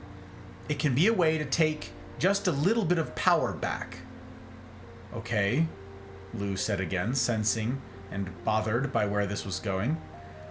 I think my daughter is here because, well, at least partly because of her behavior, at least partly because much of her behavior is a reaction to my attempts to control her. I think Carol might feel a lot like Jamie, my daughter. I know the eating disorder is behind Carol, but it seems like the deeper thing might not be. And this deeper thing is what? Lou asked, bristling. What are you implying? I'm just saying that it might be helpful for you to consider how you see Carol, just like I'm trying to consider how I see Jamie. I think people bend to people like us, Lou, but people don't like bending. They resist in lots of ways. Eating disorders can be one way people take control.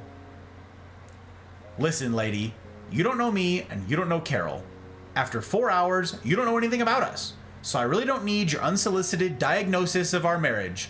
You heard Carol. She was sharing that experience to get you off my back, and the way we worked through that is a bright spot for us. I get that, I really do. And I don't mean to offend you or diagnose you. I just wanted to help.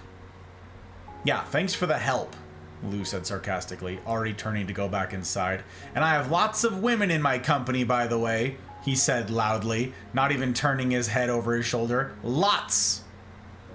When Carol returned from lunch with a takeout box for Lou in her hand, Lou intercepted her before she could enter the building. Carol, we're leaving. What?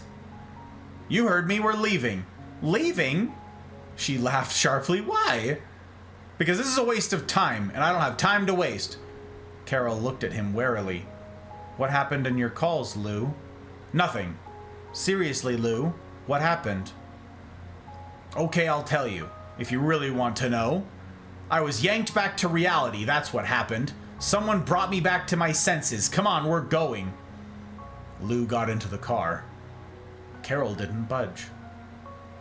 Carol, Lou said, rolling down the window, I said we're leaving.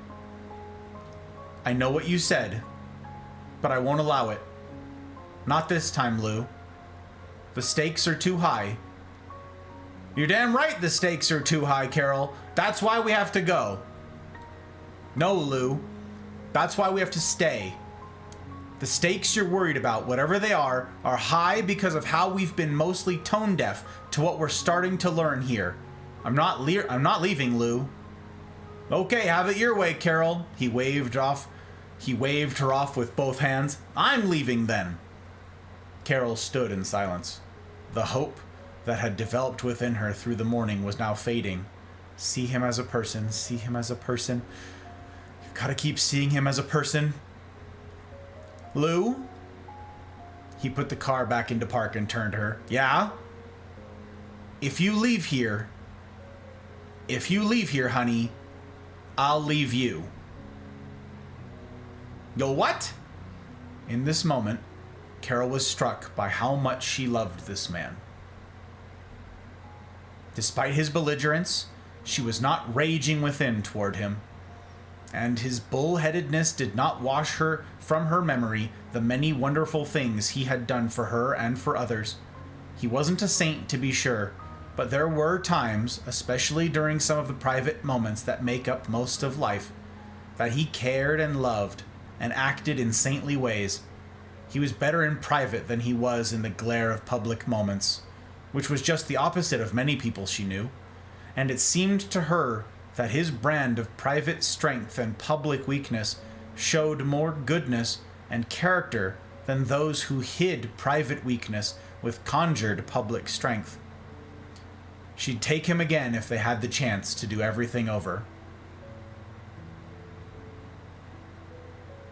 So she was surprised when she heard herself say it again. I'll leave you, Lou, and I mean it. Lou sat for a moment in complete silence. Every muscle in his body had frozen still, as if afraid to move. Carol, his voice was soft, almost pleading. You can't be serious. Carol nodded slightly.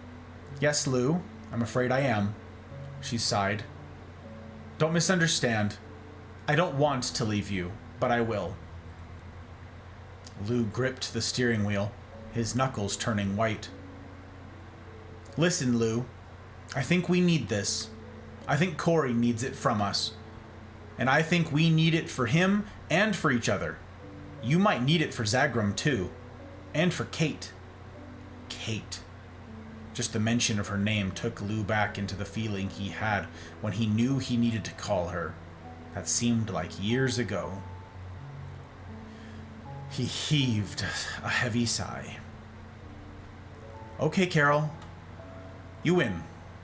I'll stay. The car's hum died as he took out the key. But only until tonight.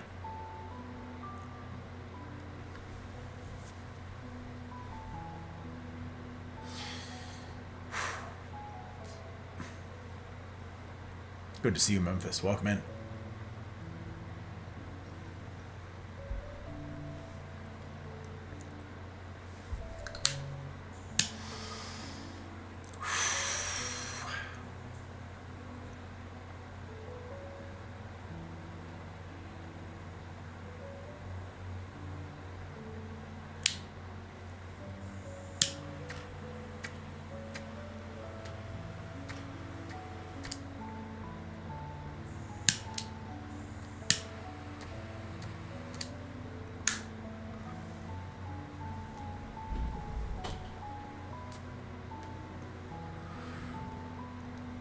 No one won there.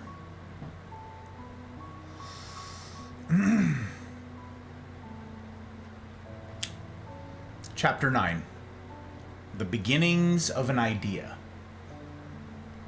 Lou picked at the soggy deli sandwich Carol had brought him while the group assembled back in the room. Apart from tension between Gwen and Lou, the mood was much lighter among the group than it had been at the beginning when they were sizing each other up. Carl was in deep conversation with Miguel. Elizabeth and Carol were in the back of the room browsing the Camp Mariah leaflet together. Just then, Pettis walked up to Lou from behind. "So, Lou," he said, as if they were picking up a prior conversation. 4 years in Nam." Lou nodded, wondering if Gwen had already talked to Pettis about their latest interchange. "Hats off to you, my friend," Pettis continued, seemingly unaware. "I was there, but it's different flying above the jungle than it was down below, I know that." Lou nodded appreciatively.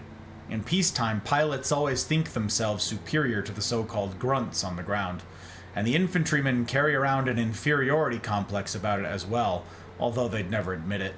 In wartime, however, the psychology changes. The high-flying pilots quickly develop a deep admiration for their partners on the ground, and soldiers on the ground, although grateful for their cover when they hear the roar of supportive aircraft overhead, would tell you, if pressed, that those well-heeled flyboys never get their uniforms dirty enough or their vital parts close enough to the crosshairs of the enemy to know real bravery, or fear for that matter. In Vietnam and elsewhere, the grunts received the lion's share of the admiration and respect of fellow soldiers. But Lou also knew there were very few African Americans who served as pilots in Vietnam. He could only guess at the tenacity and grit that would be required of any African Americans to fight their way into the cockpit during that time. "Thanks, Pettis. It's good to be with a fellow vet." Lou gave him an approving nod. "Tell me, what is it you do in Texas?" Avi and Yusuf walked into the room, and Pettis patted Lou on the shoulder before returning to his seat, along with most of the group. Lou looked across at Jenny's parents, who appeared to be okay, a surprise to him under the circumstances. "Well, welcome back," Avi greeted them. "Before we move forward, does anyone have any questions about anything?" Lou shot his hand up. The first time he hadn't blurted out a comment. "What happened to Jenny?" "Jenny is fine," Yusuf said. "As some of you may know, she took off running soon after we started this morning." "Have you caught her?" Lou asked. "Actually, Lou, we're not trying to catch her," Yusuf said. "This is a voluntary program, so we won't force anyone into it. But we will make sure she stays safe, and we'll do that in a way that invites her as much as possible to choose to join us." Lou was perplexed. "So what does that mean you're doing?" "It means 2 of our staff are following her, trying to engage her in conversation, and a truck with backup if needed is following behind but out of sight. Everything will be fine," he smiled. "Anything else?" Lou raised his hand again. "This whole see people as people or see them as objects distinction, where does it come from?" Avi spoke first. "It really is at the heart of our experience as human beings with each other." He paused as Elizabeth found her seat. "And understanding our experience as human beings has been at the heart of what philosophers have tried to understand for a long time. Perhaps it would help to give a brief overview." He looked over at Yusuf, who nodded. Avi turned back to the group. "I hesitate talking philosophy with you," he smirked apologetically, "especially first thing after lunch. But I'll take a chance on it, for a minute or two anyway. If you're pretty sure you don't want any philosophy, just plug your ears for a minute." He looked around the room. "You're all familiar with the philosopher René Descartes?" "Not a bad philosopher, for a Frenchman," Elizabeth cracked. Her hands were no longer clasped together, and she was leaning back comfortably in her chair. "Not bad indeed," Avi grinned. "Descartes is the father of what is known as the modern period of philosophy, and he is famous still to this day for the starting point of his very ambitious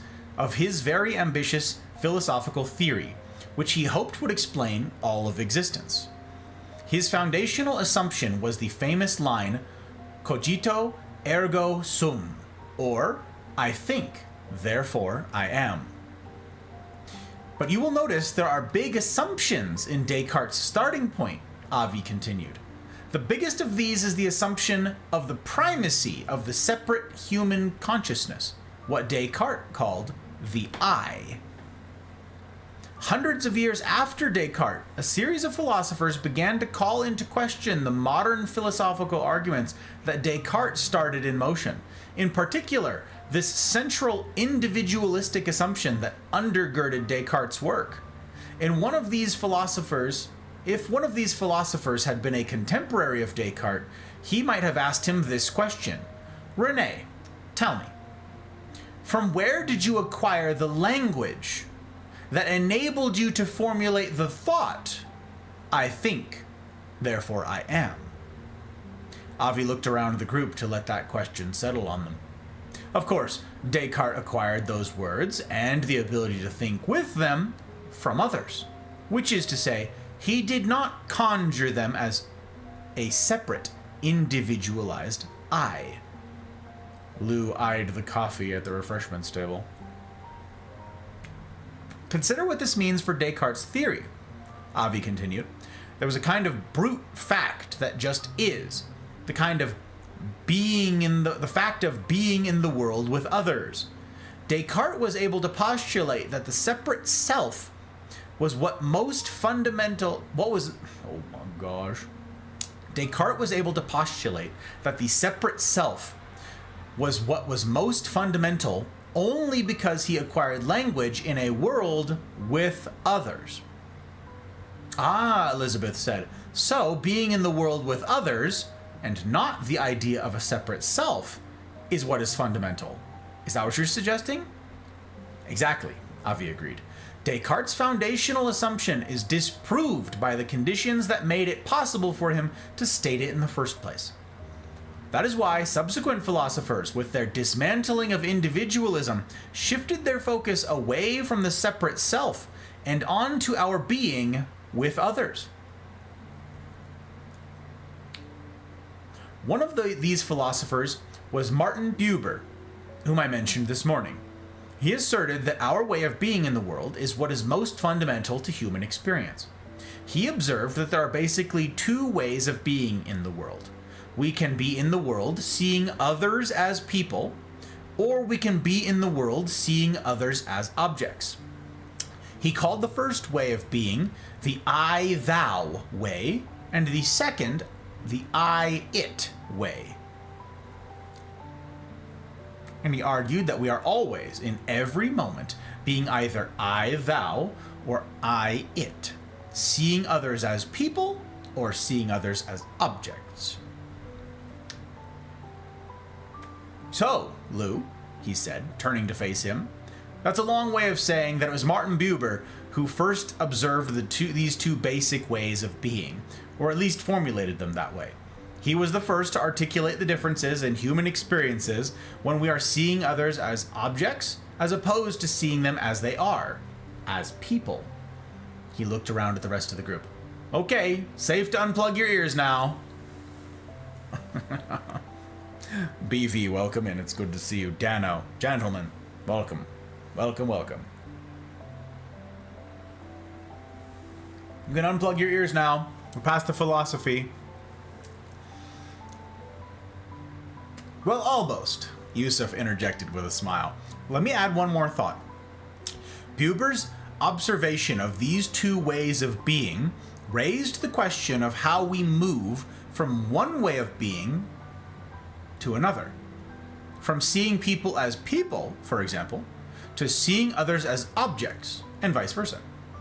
But this is a question Buber never answered. He simply observed the two ways of being and their differences. It is left to us now to figure out how we can change our way of being. If we want to, that is. Yusuf smiled thoughtfully.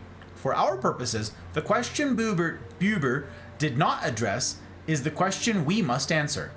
We have been suggesting that the foundational problem in our homes, our workplaces, and our battlefields is that our hearts are too often at war. That is, we too often insist on seeing people as objects. And we have seen how one warring heart invites more object seeing and war in others. It follows from this that in order to find peace, we must first understand how we and others have foregone peace and chosen war. Sometimes we don't choose war, Lu said. It chooses us. Yes, Lu, Yusuf agreed. Sometimes we might be forced to defend ourselves. You're exactly right. But that is a different thing than saying that we are forced to despise, to rage, to denigrate, to belittle. No one can force a warring heart upon us. When our hearts go to war, we ourselves have chosen it. How? Lu asked. That is exactly what we will now explore, Yusuf said.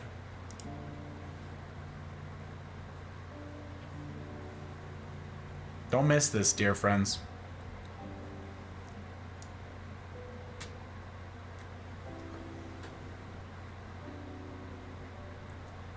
No one can force a warring heart upon us.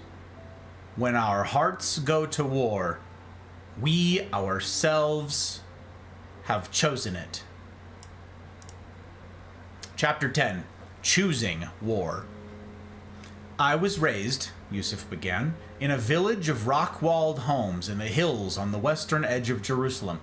The village, called Deir Yassin, had been my family's home for at least 2 centuries. But that was all ended early on the morning of April 9th, 1948, during the Arab-Jewish fighting surrounding the establishment of Israel. I was just 5 years old at the time. I remember being awakened by shouting and gunfire. Our village was being attacked by what I later learned were members of a Jewish underground military group. My father grabbed me from bed and pushed me and my 2 sisters into my parents' room. He then pulled a rifle from under his mattress and, pulling on his boots, ran out of the house. "Stay inside," he yelled to us. "Don't come out for anyone, you hear? Until I return. God willing." Those were the last words I ever heard my father speak. When it was over and we left the protection of our stone walls, bodies and exploded body parts littered the streets. My father was among the dead. How terrible, Ria said. It was many years ago. Yusuf paused. Those days and the years that followed were difficult for me and my family. I won't deny it. But we weren't the only ones that suffered tragedy. Elizabeth spoke up. I was going to say, I have some Jewish friends that have similar stories to tell. I'm sure you do, Yusuf said. As do I. A Jewish village called Kfar Etzion was attacked by Arab forces at around the same time, for example. The village was basically massacred, so I can hardly say that my fate was worse than theirs. By telling my story, I did not mean to imply that Arabs are the only ones that have suffered unjustly. I'm sorry if it seemed that way. Avi's father, for example, was killed while defending his country against an Arab attack. That hurt him as much as losing my father hurt me. Over the years and centuries, violence has been hurled hatefully in all directions. That is the tragic, bloody truth. Lu was glad to hear Yusuf own up to what he felt were Arab atrocities, but he was uneasy all the same. It seemed to Lu that Yusuf was too quick to equate Arab and Israeli suffering, when in Lu's mind the scales of unjustified suffering clearly leaned in the Israeli direction. Lu wasn't sure, but he thought he might have an ally in this belief in Elizabeth Wingfield. After my father died, Yusuf continued, my mother moved us to the Ma'askar refugee camp in the old city of Jerusalem. I was 8 years old. Because my mother was only able to make a small living, I would spend most of each day in front of the old city's Christian holy sites as a street hustler. My job was to make the Westerners who came on pilgrimages feel sorry for me, and then lead them to the shops of the people who had hired me. In broken English, I began to interact with the West. Incidentally, this part he's talking about, that's Bethlehem.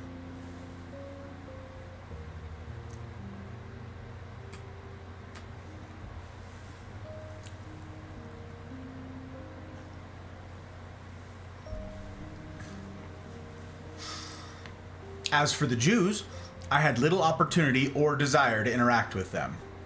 As a result of the 1948 war, Jordan took control of the West Bank and East Jerusalem, including the Old City, and all the Jews who had been there fled to what became Israel. Border penetrations from both directions, whether for military or economic reasons, usually ended in gunfire and casualties. The Jews were our enemies. Lou looked at Avi, who was looking at the blue marker in his hands. At least, Yusuf said, this is the simplistic picture most often recited and remembered.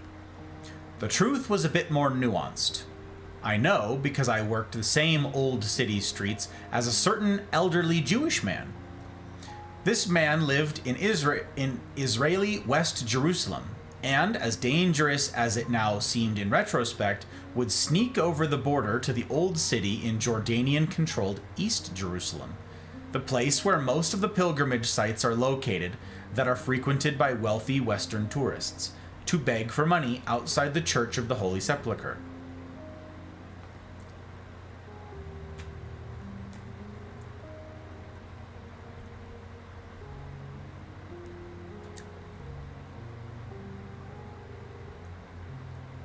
The war had severely reduced the number of foreign visitors, so merchants were hard up for customers, appealing to the same Western wallets for the same Western money. Which brings me to the story I want to share with you. I had come to know this man, Mordecai Lavon, at what you might call a close distance. We often worked the streets within mere feet of each other, and although I was well acquainted with his voice and he with mine, I had never once addressed him, even though he tried to strike up a conversation on occasion. One day, he stumbled as he asked a passerby for help. His purse burst open as it hit the ground, and his coins flew in all directions into the street.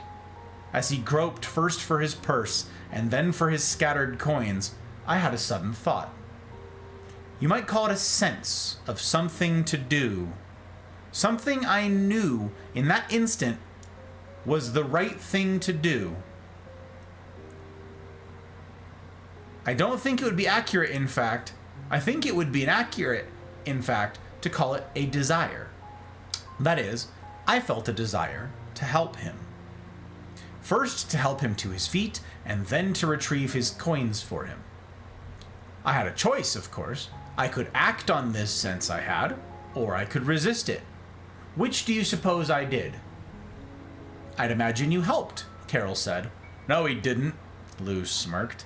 He wouldn't be telling the story if he had.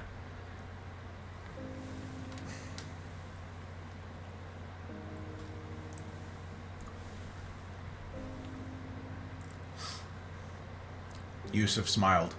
True enough, Lou. You're right. I resisted the sense I had to help Mordecai. A stronger way to say it is that I betrayed that sense and acted contrary to what I knew was right in that moment. Instead of helping, I turned and walked the other way. Lou gave a self-satisfied smile. As I was walking away, Yusuf said, what sorts of things do you suppose I might have started to say and think to myself about Mordecai Lavon? That he was a competitor, Carl responded. As you said, there's only so much Western money to go around. That he shouldn't have been there anyway, Gwyn said. You and the rest of your neighbors were kind to allow him to sneak over to Arab territory to beg. After all, he was part of the enemy who robbed you of your peace. A Zionist threat, a bigot. As Gwyn talked, Yusuf wrote these statements on the board. Good to see you, Del. Welcome in. Good to see you, Mew. Good to see you both. This might seem strange, Rhea added, given that we all would hope to have pity on an elderly beggar, but I could also imagine that you could feel disgust. Interesting, Yusuf said. Say more about that. Well, even though you were a beggar, he was an old beggar. I'm guessing that you hoped that you wouldn't be doing this for life, but here was a man who ended as a beggar, not someone who started as one. That is exactly how I felt, Yusuf said.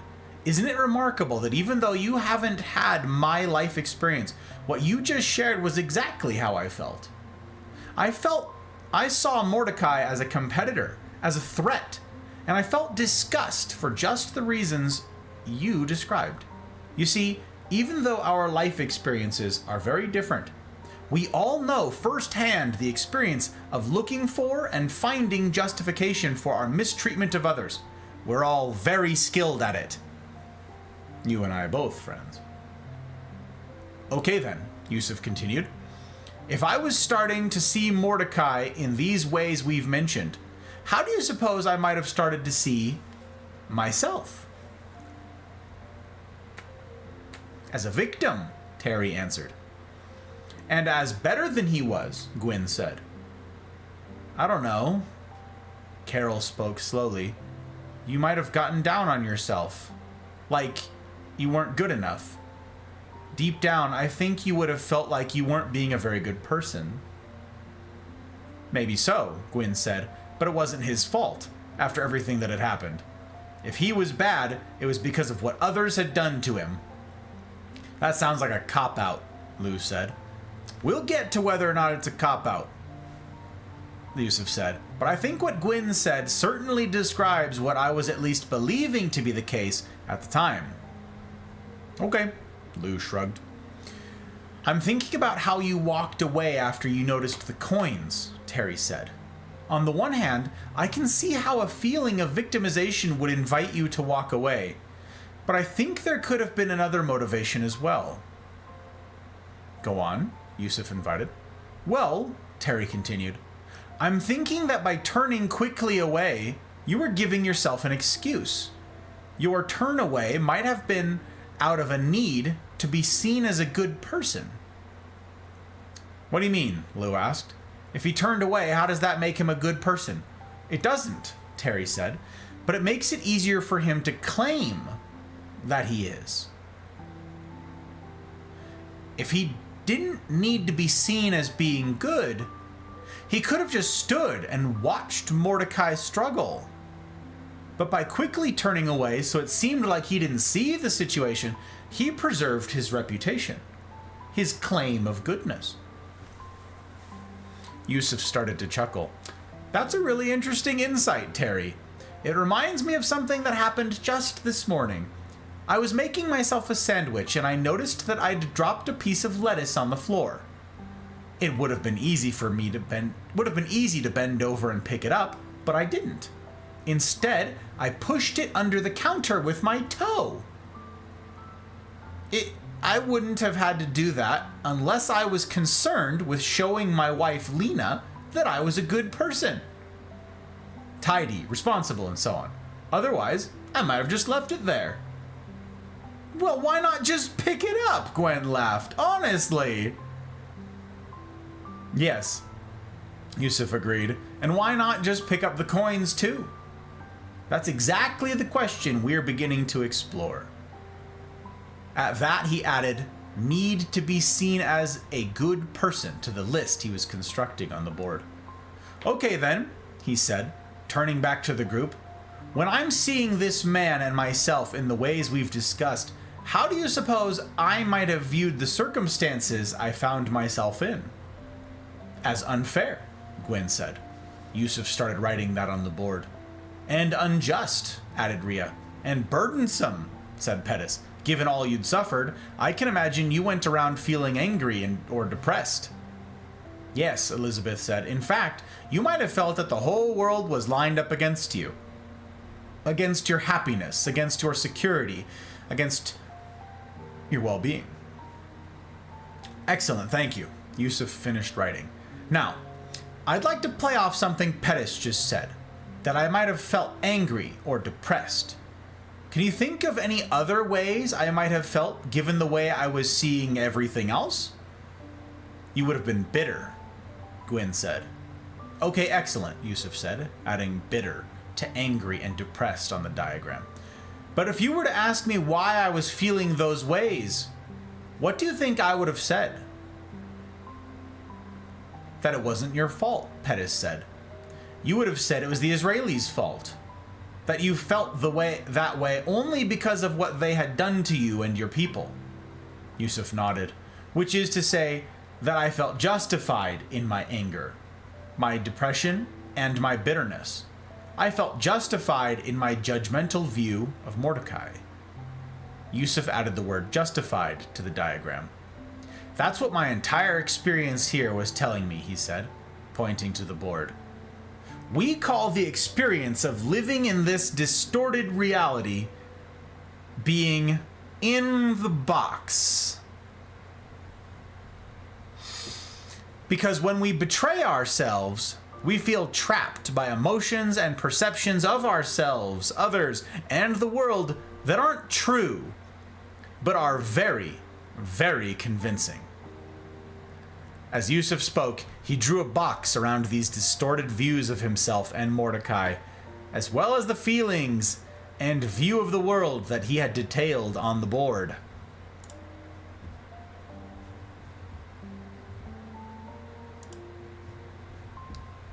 So you can see, Yusuf continued, that in the box, my whole experience is telling me that I didn't do anything wrong and that others were to blame.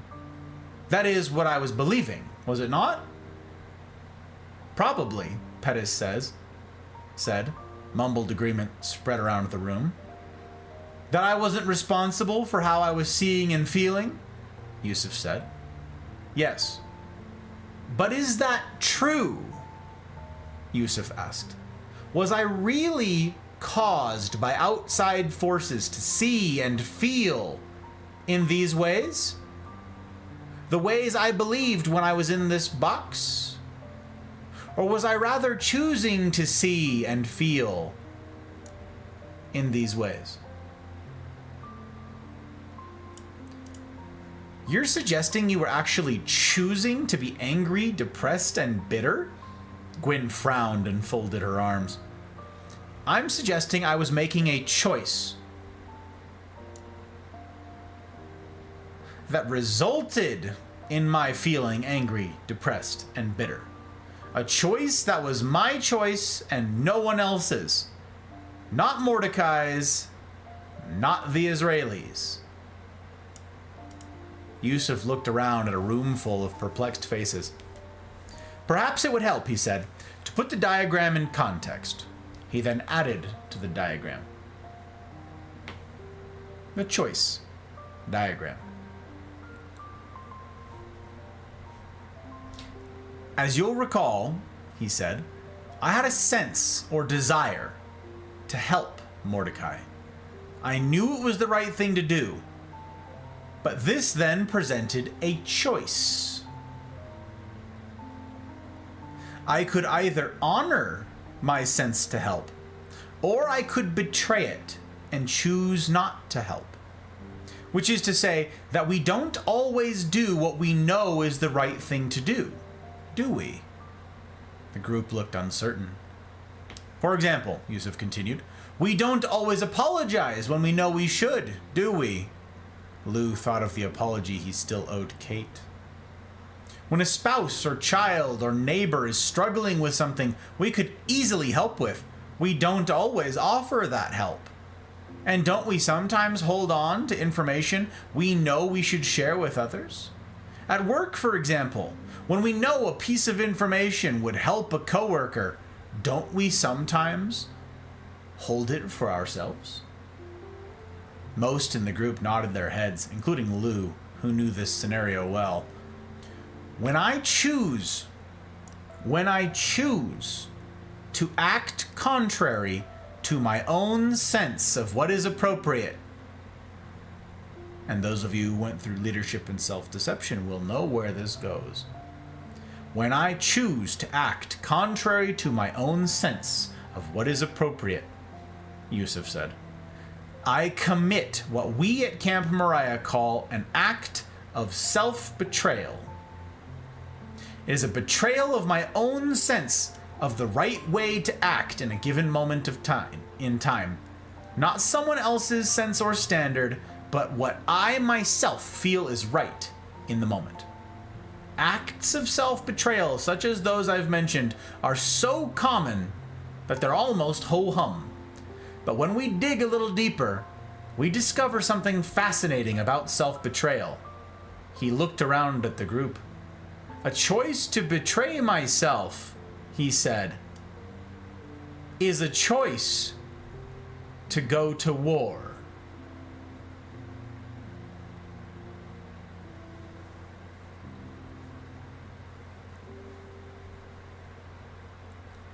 A choice to betray myself is a choice to go to war.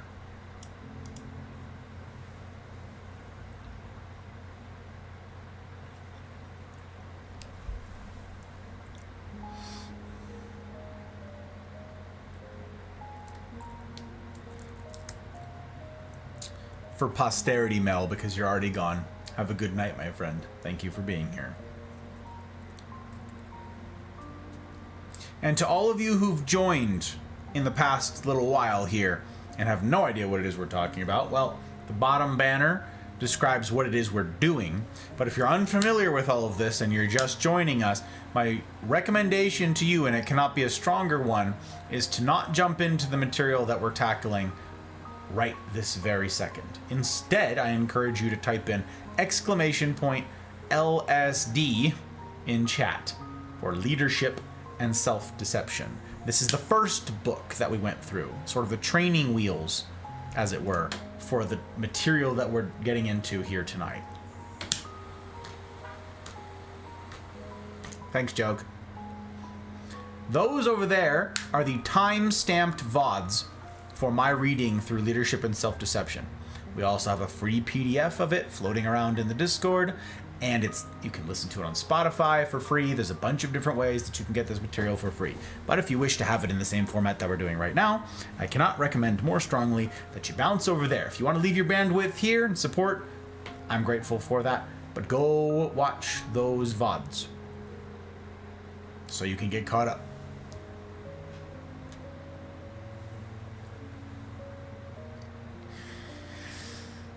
A choice to betray myself, he said, is a choice to go to war. Chapter 11. A need for war. How is a choice to betray oneself a choice to go to war? There was a heaviness in Lou's voice. Because when I betray myself, Yusuf said, I create within myself a new need. A need that causes me to see others accusingly. A need that causes me to care about something other than truth and solutions. And a need that invites others to do the same in response. And what need is that? Pettis asked. Yusuf turned back to the choice diagram. Right up there at the top. At the beginning here, when I had the desire to help Mordecai, how would you say I was seeing him? Was he a person or an object to me? The group gave a collective murmur. He was a person. How about down here at the end?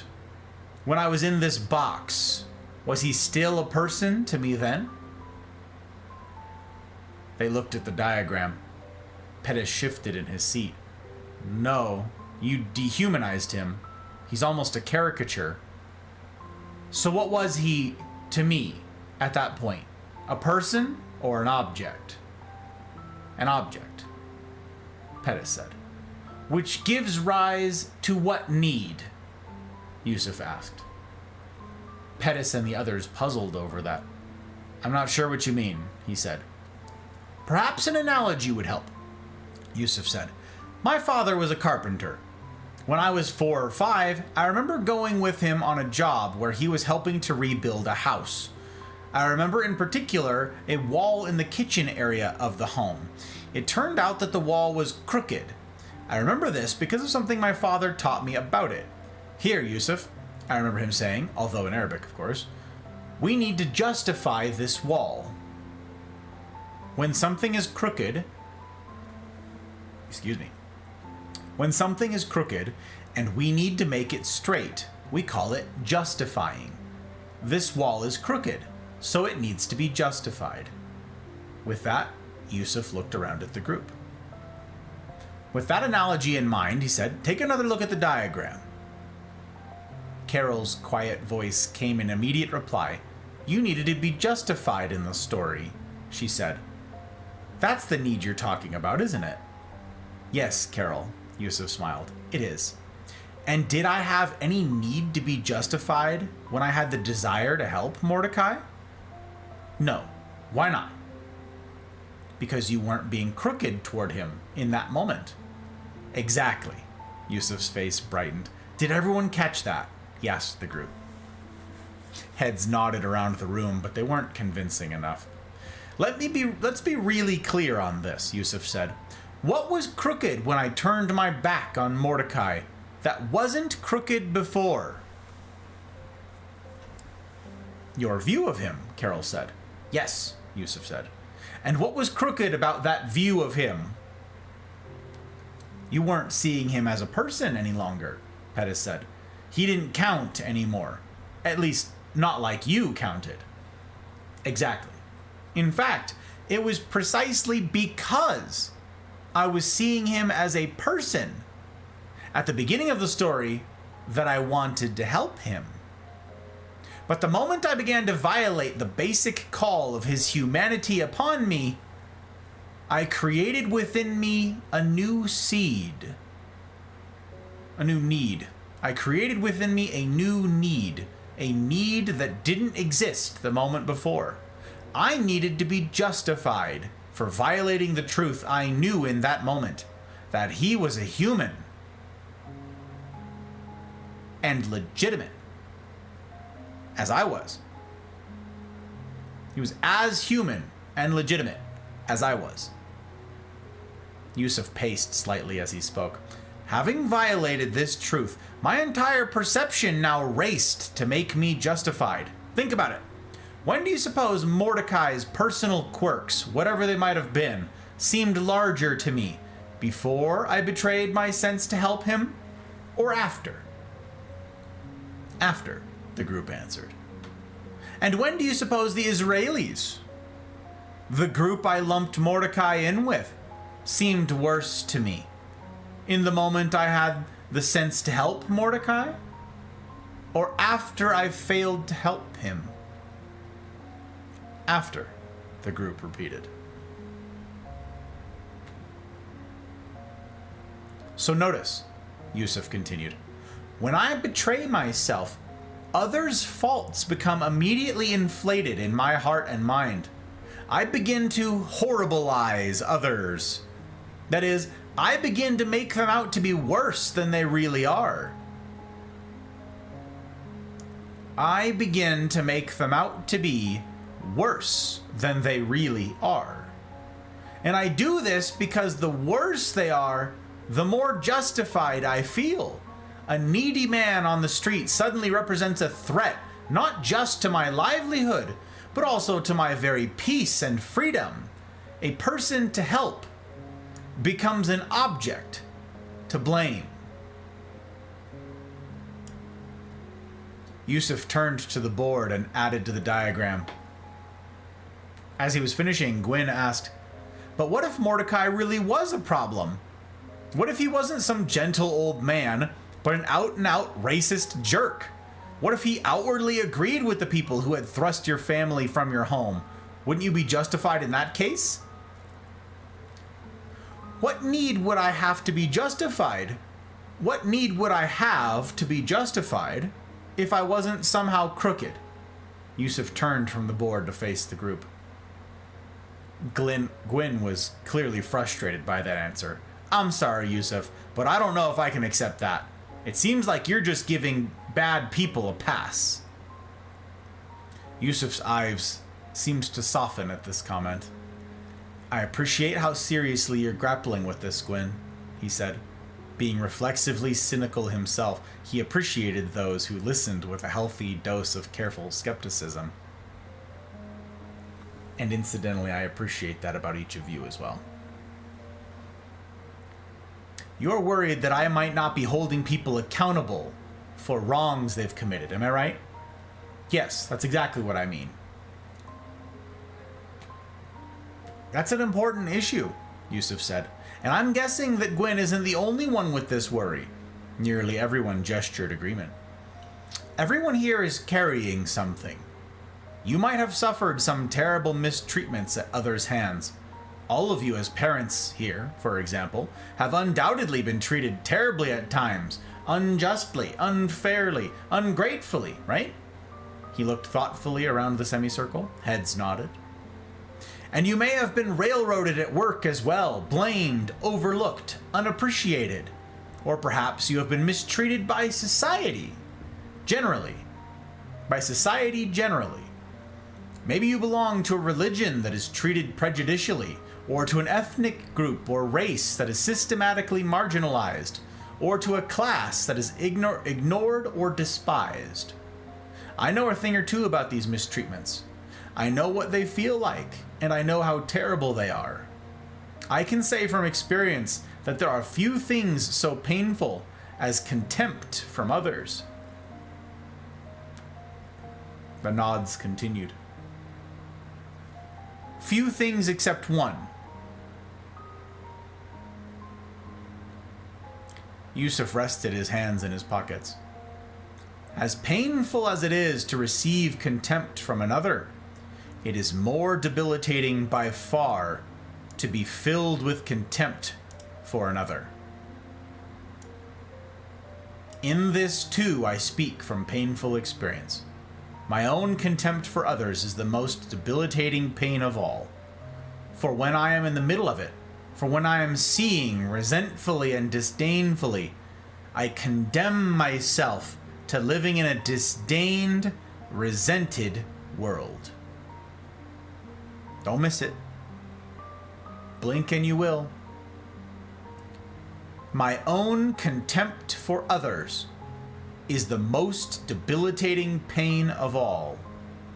For when I am in the middle of it, when I am seeing resentfully and disdainfully, I condemn myself to living in a disdained, resentful world.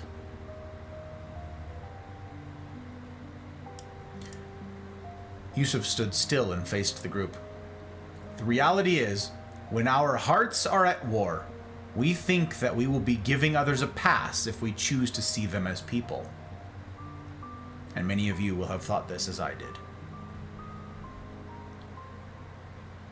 We think that we will be giving others a pass if we choose to see them as people. But this is the distorted thinking we all experience when we are in the box. The truth is that seeing others as people doesn't require that I turn a blind eye to their behavior and doesn't absolve them of the wrongs they've done. In fact, it's just the opposite. If I refuse to see others as people because of the wrongs they've committed, I give them all the reason they need to not see me and to continue to feel justified in the choices they've made to mistreat me.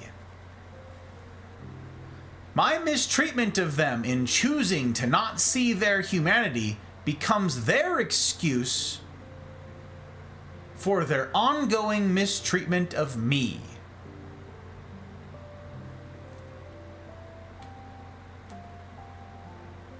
In essence, choosing to see them as objects lets them off the hook.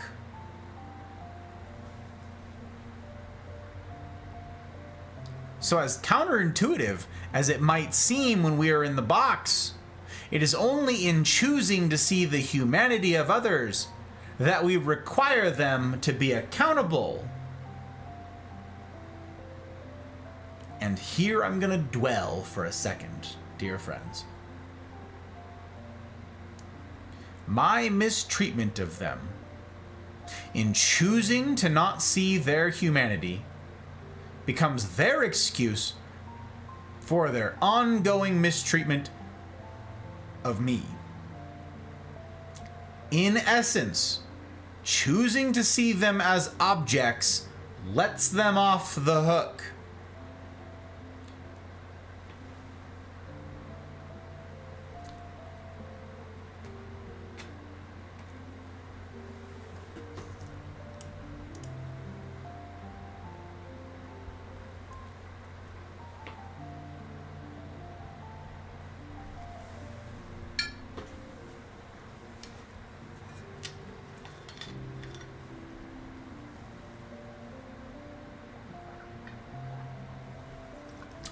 I can't do a stretch retro. I'm like all covered in stuff and things. Can't get up. This was a silly redeem. This was a silly time.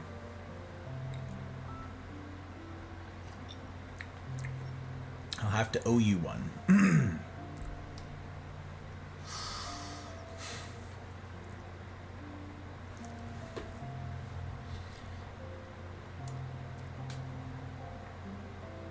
This will be resisted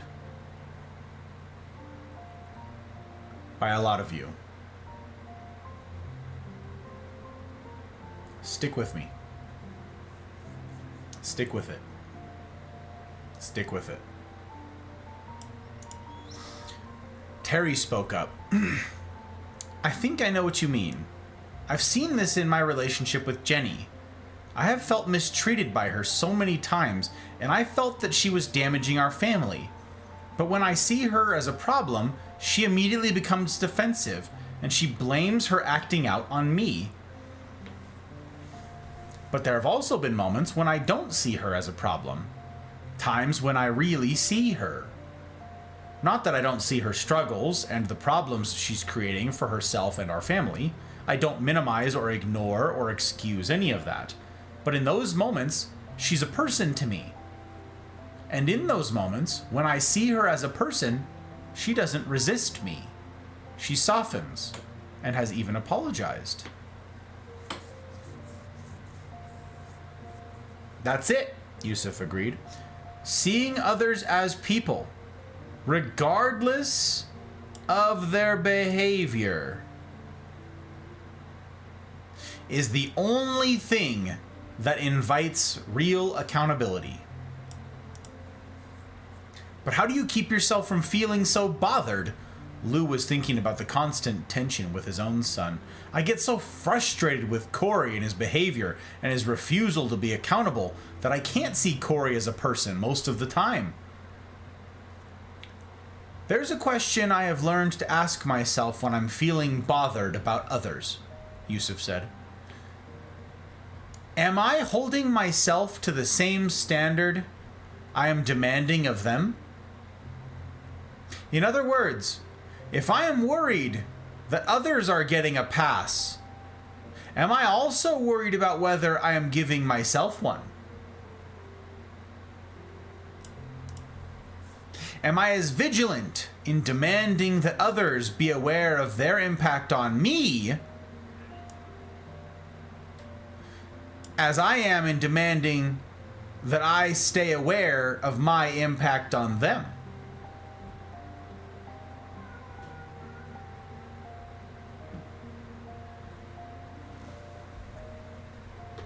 Why do I hear pre-people? It is pitch dark and there is no light outside.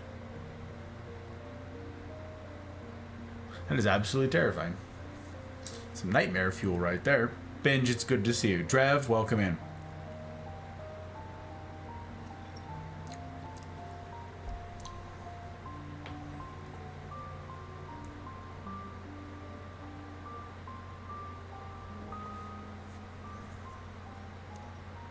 Am I as vigilant in demanding that others be aware of their impact on me as I am in demanding that I stay aware of my impact on them? He paused a moment to let that settle. If I'm not, I will be living in a kind of fog that obscures all the reality around and within me. Like a pilot in a cloud bank whose senses are telling her just the opposite of what her instrument panel is saying.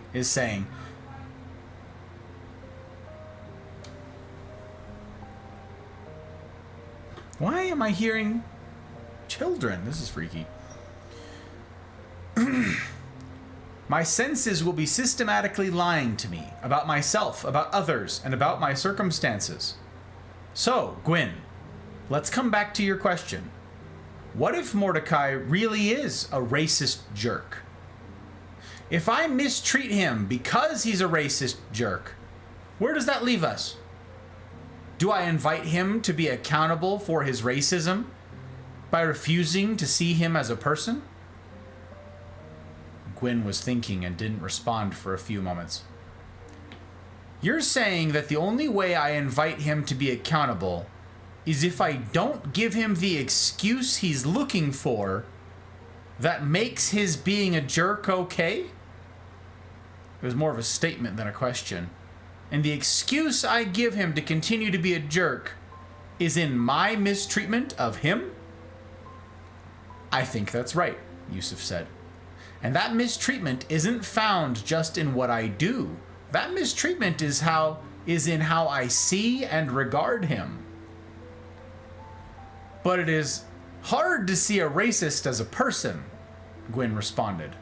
Yes, Gwyn, it is. And I want to be really clear here. Nothing we're talking about excuses racism. Racism is evil, as is every other twisted way we dehumanize one another. I should know. I've had to come to terms with my own racism, in some ways inherited, like it is for most people. But I've had to stare it down in the end, nonetheless. Nothing excuses racism. Nothing. As an Arab in this country, I also know what it is like when others see me in dehumanizing, demeaning ways. Seeing a racist person as a person doesn't mean I condone their racism. It doesn't even mean that I turn a blind eye to it. But I do see the potential for change. I can see that, like me, this person isn't just a racist. In fact, labeling a person as a racist keeps me from seeing them fully as a person. It reduces them to a single label. But everyone who could be labeled a racist is more than that one word describes. Much more. Everyone has the possibility to get better, but I don't see that when my heart is at war. And I don't want to see it.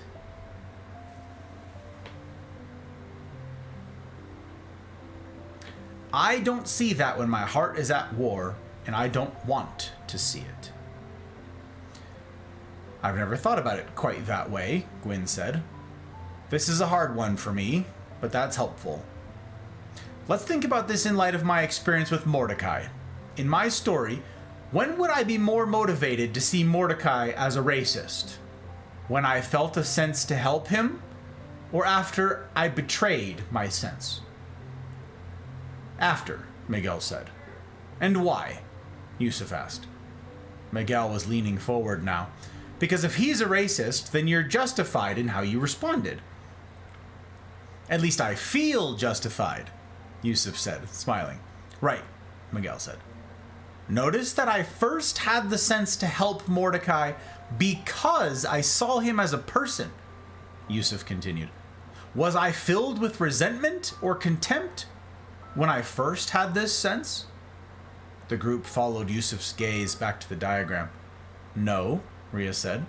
But how about at the end of the story? Yusuf asked. When I was down in this box, seeing him as a threat and as unworthy of my help, was I feeling resentful then? The group looked at the feelings that were listed in the box. Angry, depressed, bitter, justified. The room nodded. Yes. So why was I feeling that way? Yusuf asked. I had certainly suffered my share of hardships. Was that the cause of my bitterness, my anger, my resentment, and my contempt? Probably, Miguel said. Look at the diagram again, Yusuf said. choice diagram here. It's getting small up in that corner, I know. The choice diagram. If you want this for reference, by the way, you can just snip it. Windows Shift S. You can draw a little box around it and snip it. Keep it over on your screen for reference if you want. If my version up there is too small, I won't be offended. Here's our choice diagram. You start with a sense or desire. Help Mordecai by gathering his coins for him. I'm seeing Mordecai as a person with needs, cares, worries, and fears that matter, like mine do. My heart is at peace. And then I have a choice. Do I honor that sense? If so, I continue to see Mordecai as a person, like myself. If, however, I betray that sense, I begin to see Mordecai in ways that justify my self-betrayal. He becomes an object that I blame. My heart goes to war. And then I climb into that box down there. And now, I'm in the box. That's tough. That's tough.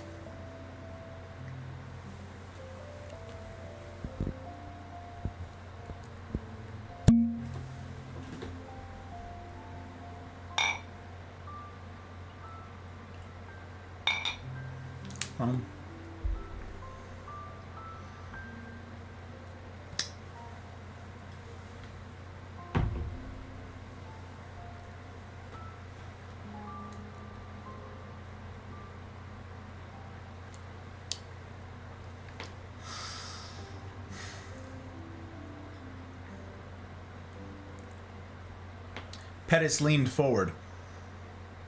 No, I'd say your hardships did not cause your feelings. Why do you say that? Yusuf asked. Because whatever hardships you had suffered, you had already suffered at the beginning of this story. But those hardships didn't prevent you from seeing Mordecai as a person when you felt the desire to help him gather up his coins. Exactly, Yusuf said. So what's the only thing that happened? Don't miss it. Oh my God, Mafia, don't miss it.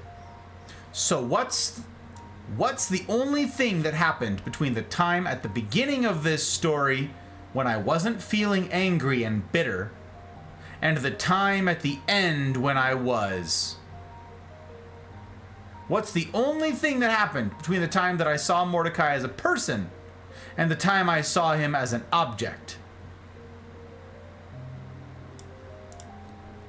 Your choice to betray yourself.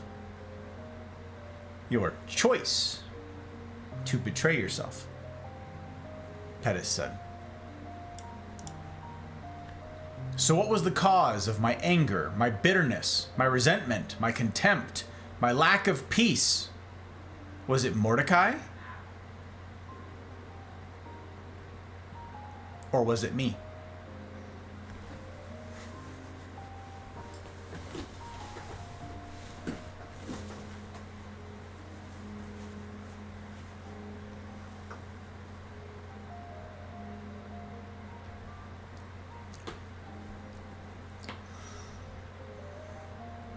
Well, the diagram says it was you, Lou said.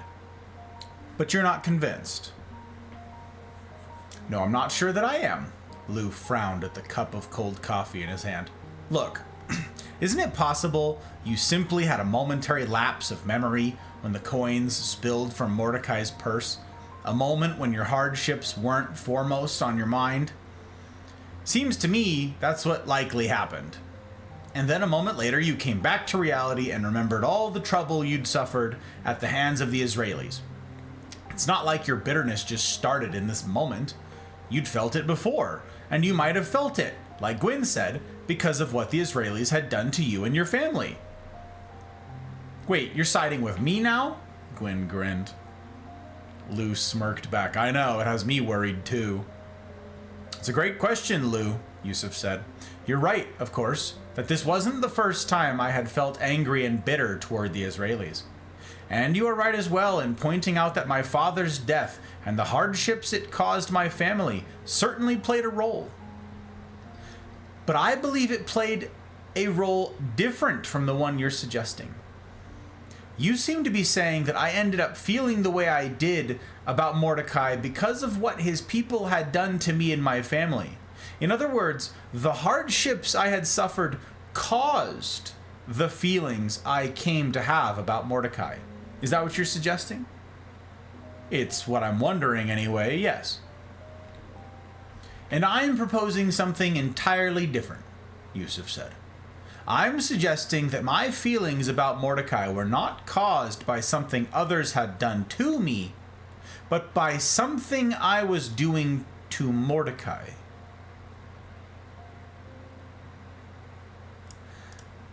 They were the result of a choice I was making relative to Mordecai.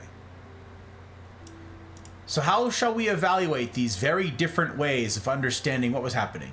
He looked around at the group. I don't know about evaluating them, Elizabeth said, but Lou's way of seeing this leads to a pretty depressing outcome. Which is what? Yusuf asked.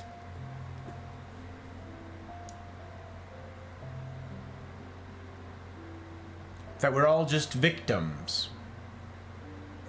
Powerless in the face of difficulty, inevitably doomed to be bitter and angry.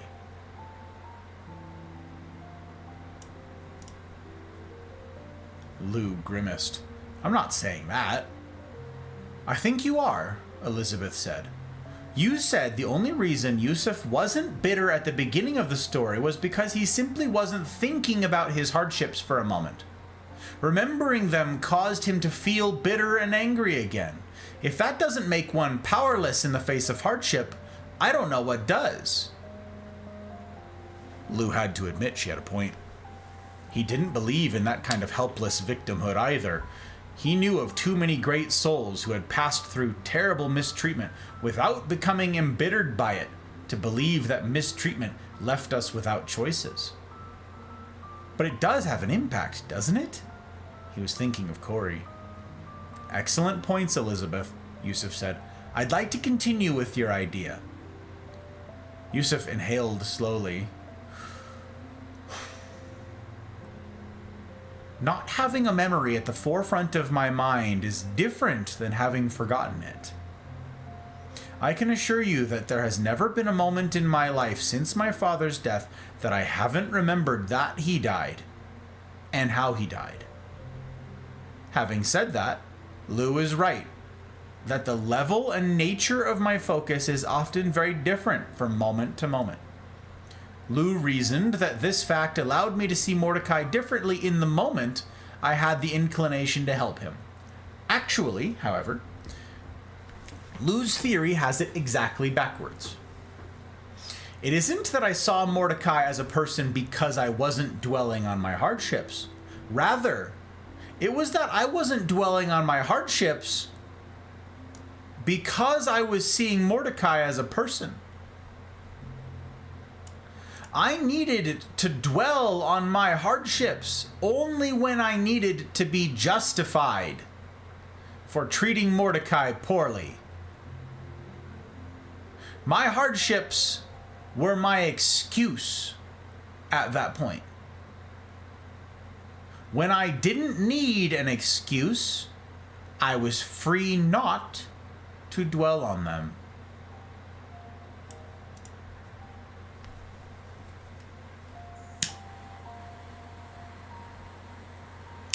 Oh, so an abused woman is at fault for the pain caused by her abuser?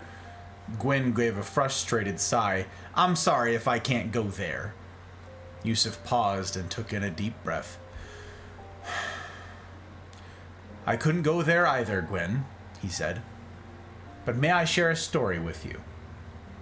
Yusuf took a piece of paper out of a folder on a table in the front corner of the room. This is from a letter I received in the mail a few years ago, he said. It was written by one of our former students here, who had fallen on very difficult times in her marriage. Rather than try to give you the context for it, I will let her speak for herself.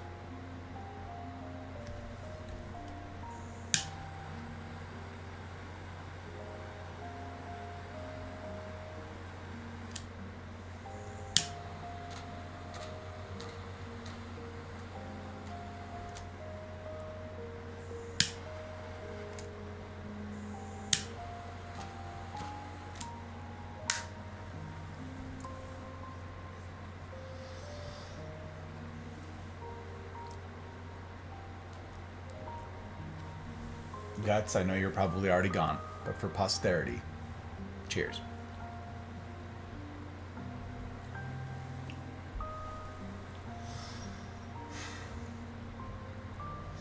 I will let her speak for herself. He began reading. One Friday more than a year ago, my estranged husband came to visit me at my parents' home. He came over relatively frequently, presumably to visit our daughter, but really to try to win me back. Shortly before he left on this particular day, he asked me to show him a copy of our life insurance policy. He asked if we were paid up on it, and asked me to double-check his reading of a phrase in the suicide clause. By the time I closed the door behind him that evening, his intentions were obvious. David was going to commit suicide. I said goodbye, expecting that I would never see my husband alive again. I could hardly contain my excitement. You see, my charming young groom had become violent shortly after our marriage. Within months, I had grown so terrified of him that I would not do anything, even turn on the television, without his approval. He was extremely jealous and soon forced me to throw away my address book, my high school yearbooks, and even pictures of my family. He threatened my life, humiliated me in public, flirted openly with other women, and finally reduced even our physical intimacy to violence. However, he would occasionally show such amazing tenderness and remorse that for 2 years I could never bring myself to leave him, despite the unhealthy influence he had on our daughter. Finally, at the urging of our marriage counselor, I escaped to my parents' home. With their love and support, I slowly began to pull away from the bonds of my attachment to David. But he, more and more urgently, tried to win me back. I feared him, yet at the same time I needed him. I felt unable to free myself from the relationship. All in all, I was overjoyed to think that my nightmare might finally be ended with his suicide. I was heartbroken when he reappeared again the next morning. He was very depressed and proceeded to tell me the events of the night before. He admitted that he had been planning to kill himself. He had gotten pills from a friend and had waited until nighttime so that nobody would be able to find him. Then he had sat down to compose his suicide note and will. After he had typed a few lines, the power suddenly went out. There wasn't even enough light for him to finish his note by hand. Without that sense of completion, he had been unable to go through with his plans. Then he told me that perhaps fate had interfered to keep him alive, and that this was a sign that he and I still belonged together. As he told me this story, I felt fury. I had come so close to being free of him, finally so close, and one tiny twist of fate had ruined it for me. I was still stuck with this cruel, unstable man, the man who had destroyed my confidence, who showed every intention of tormenting me the rest of my life. I had never been so consumed with hate. My disappointment was so intense, I decided immediately what I would have to do. I knew, especially given his current emotional state, that if I handled the situation the right way, he would likely try suicide again. So I opened my mouth to say, coldly, that I still thought he was a horrible monster and that I would never come back to him no matter what he did. I was about to say that I didn't care if he lived or died, and that if anything, I preferred him dead. I was prepared to be as cruel as necessary to drive him back to suicide.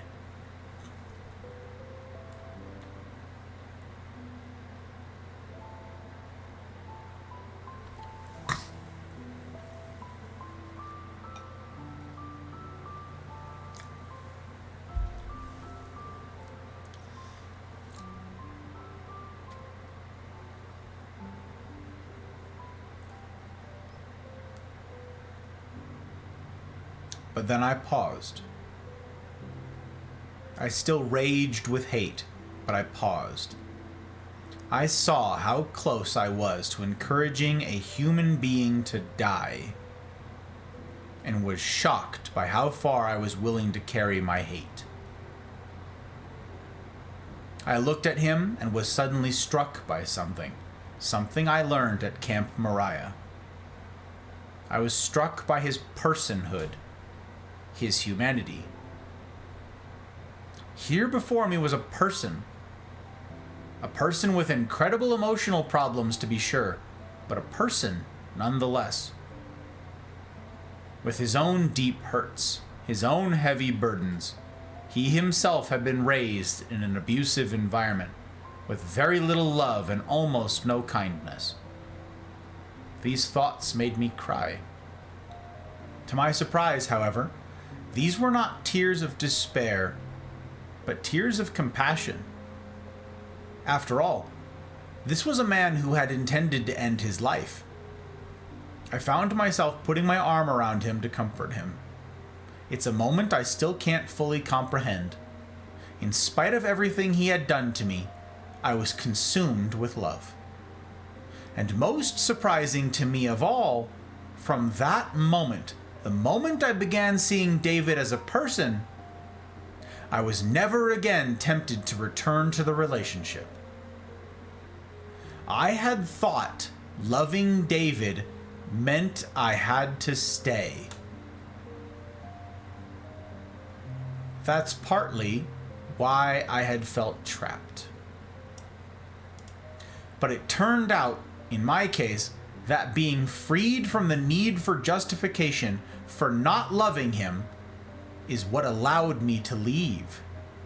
And to do so compassionately and calmly, without the bitterness that could have burdened me for a lifetime. Just as I had learned at Camp Moriah, when I started seeing people, the world transformed around me. I now feel free, not just from an unhealthy relationship, but from feelings that might otherwise have poisoned me. My life certainly would have been easier had I never married David, but I will always be glad I did not encourage him to die.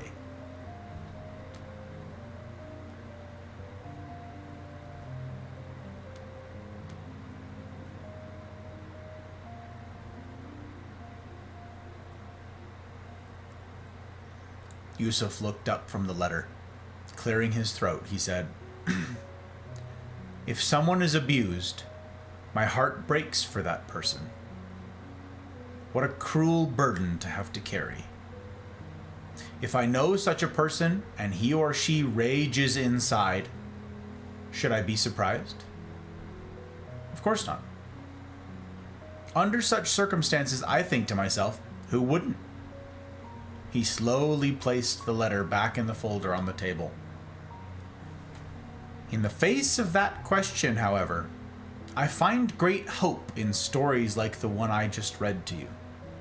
For such stories show me that it is possible to find peace once more, even when much of my life has been a war zone.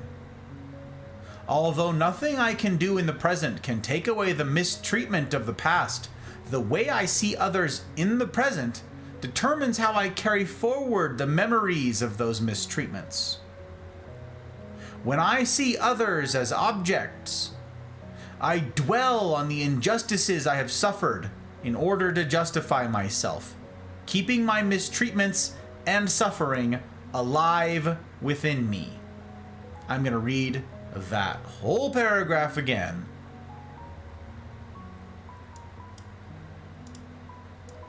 Although nothing I can do in the present can take away the mistreatment of the past, the way I see others in the present determines how I carry forward the memories of those mistreatments.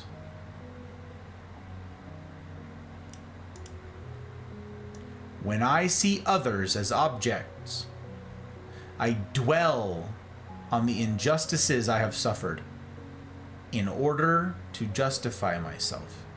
And what's the consequence of this? Keeping my mistreatments and suffering alive within me.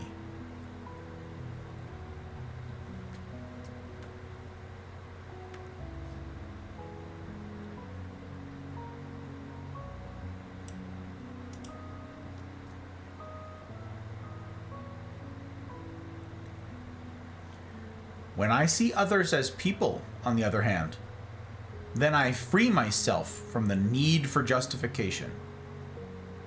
I therefore free myself from the need to focus unduly on the worst that has been done to me. I am free to leave the worst behind me and to see not only the bad, but the mixed and good in others as well. Yusuf clasped his hands together and looked around the room. But none of that is possible if my heart is at war.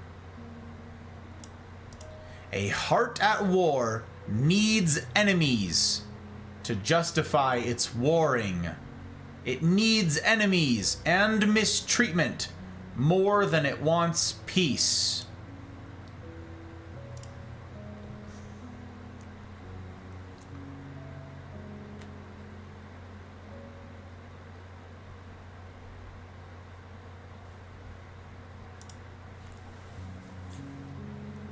Very briefly, I want to pause here.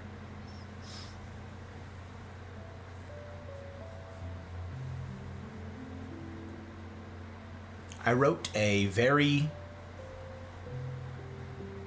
frank go live message tonight.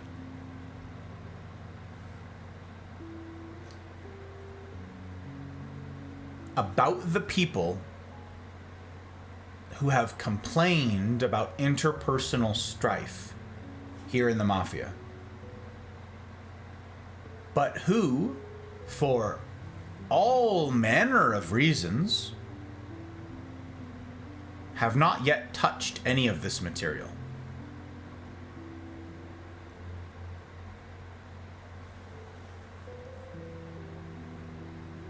There are a bunch of people here who are struggling in their marriages with their significant other, even if it's not a marriage.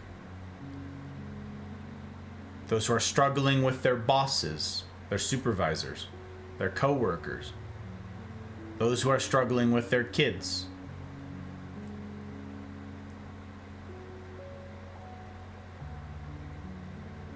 And I have the privilege of being privy to these stories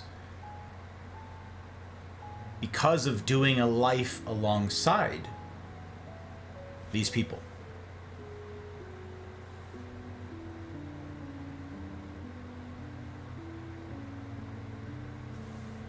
But do you suppose what we just read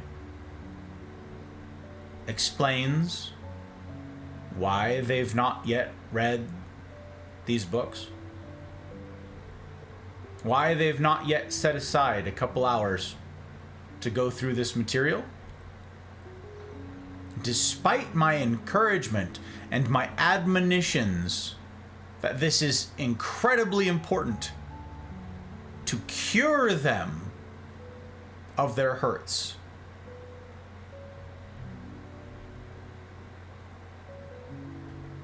My challenge that this is something that can give you peace, that these lessons are the source of peace going forward, and that you can leave behind the strife and the hurt. Despite that, we have a lot of folks who are here who have not done any of this. Not only are they not here doing the Anatomy of Peace with us tonight.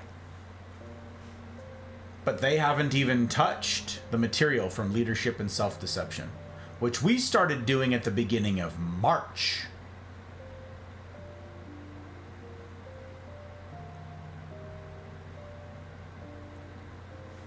Why?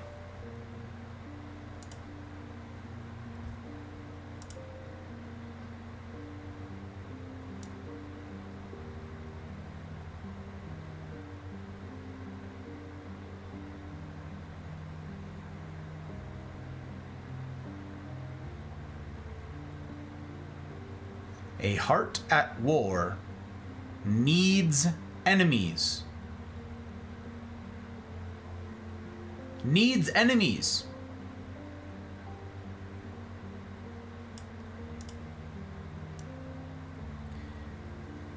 It needs enemies and mistreatment more than it wants peace.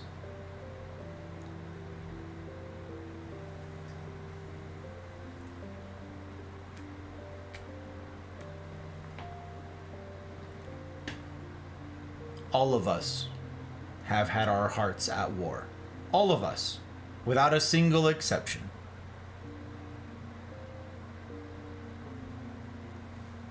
But you, hearing this now, choosing to undertake this thing at my encouragement and my insistence in many cases, demonstrates something to me. Your careful attention to this material, your careful attempts to assimilate it and to understand it, wrestling with the notions as I have, indicates to me that perhaps you want peace. And the folks who haven't, they don't want peace. Now,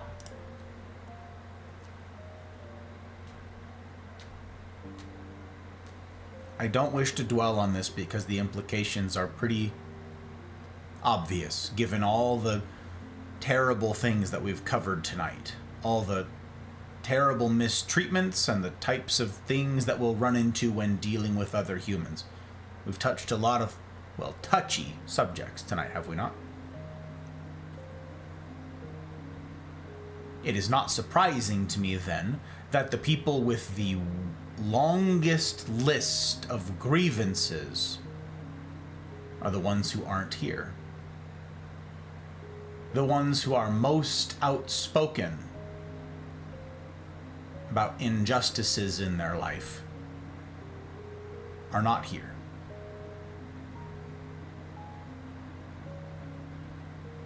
Nor have they gone back through the VODs.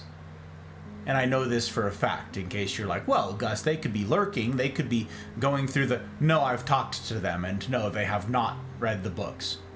And several have indicated that they have no interest in going through the books, so they never will. And so you see my dilemma. When I said in my go live tonight, those same people who have opted out of this, I indicated in that go live, this is someone asking me to not take them seriously. Asking each of you to not take them seriously. The people who complain and rail against something in the world. And yet, refuse the antidote, the cure. They have indicated with this action that they don't want peace. They wish to live as an oxymoron, to complain, to lament. If only there were a cure, while actively resisting, while actively refusing the very cure they seek. The very cure they claim to seek. This is a person who is saying to you and to me, don't take me seriously. I don't. Don't take my points seriously. Clearly I don't. Don't try to rationalize or to figure out my thinking. Don't try to make sense of it. I haven't. Don't try to fit within the confines of reality me and my relationship with other humans. I haven't.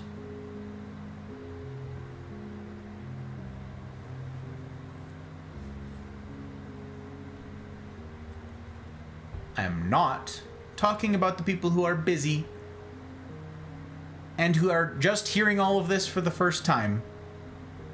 I am specifically talking about people who are well aware of what it is we're going through and have opted out.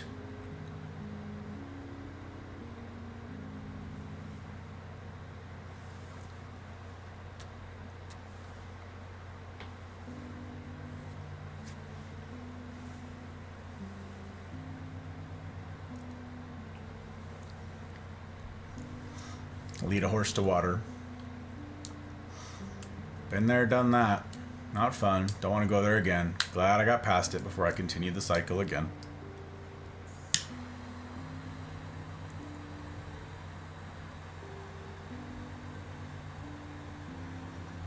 Life on hard mode isn't for the faint of heart. It's absolutely true, sir.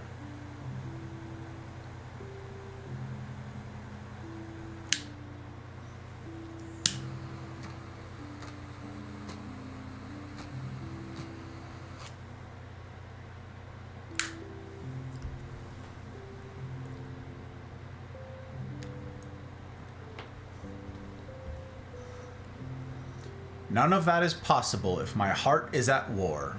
A heart at war needs enemies to justify its warring. It's a great question, Ivana. No. It's a great question, but no. They don't want somebody else to fix it. They don't want it fixed.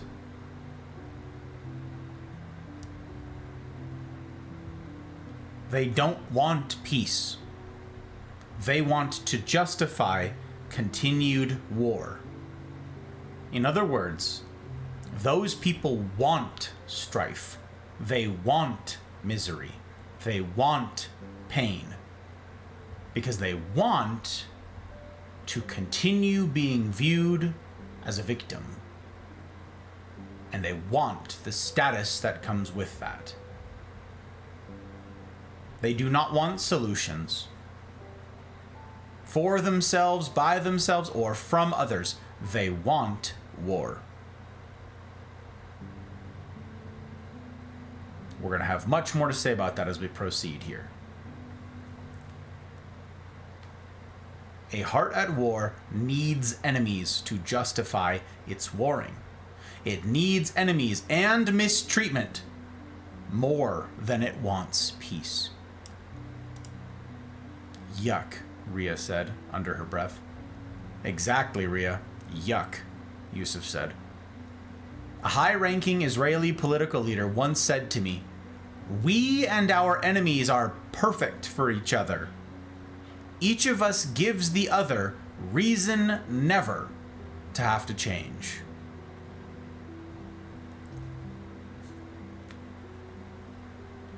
Unfortunately, the same is true in our homes and workplaces. The outward wars around us start because of an inward war that goes unnoticed. Someone starts seeing others as objects, and others use that as justification for doing the same. This is the germ and germination of war. When we're carrying this germ, we're just wars waiting to happen. So what can we do about it? Carol asked. To begin with, Yusuf said, we need to learn to look for the ways we're needing to be justified. Whew. Oh boy. Oh boy. We've got some time left and I'm going to plow ahead, friends. I'm going to try and make some quick work of this. This is going to be some tough stuff. This is where we get into some of the weeds, some of the particulars. And they'll be addressed. Some of your questions that you no doubt have, the same questions that I formulated, will be addressed. Onward. Chapter 12. Germs of Warfare. Justification has some telltale signs, Yusuf began. I've already mentioned a few. How we begin horribilizing for others, for example. In fact, that sign is a subset of a whole category of signs that you might think of as exaggerations.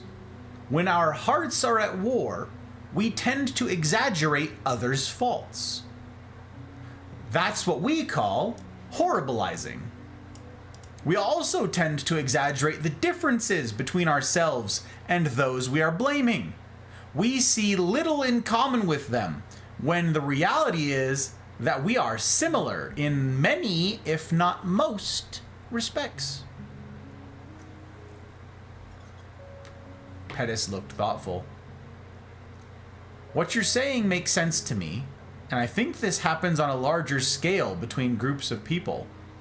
Some groups of people justify their mistreatment of other groups by exaggerating the differences between them. And the more noticeable the difference, the easier it is to exaggerate it. I think that's why differences like race and gender and religion and class have historically been at the heart of so many conflicts. The more observable the differences, the more we can easily exaggerate them. And the more exaggerated the differences, the more we feel justified in our group's mistreatment of the other.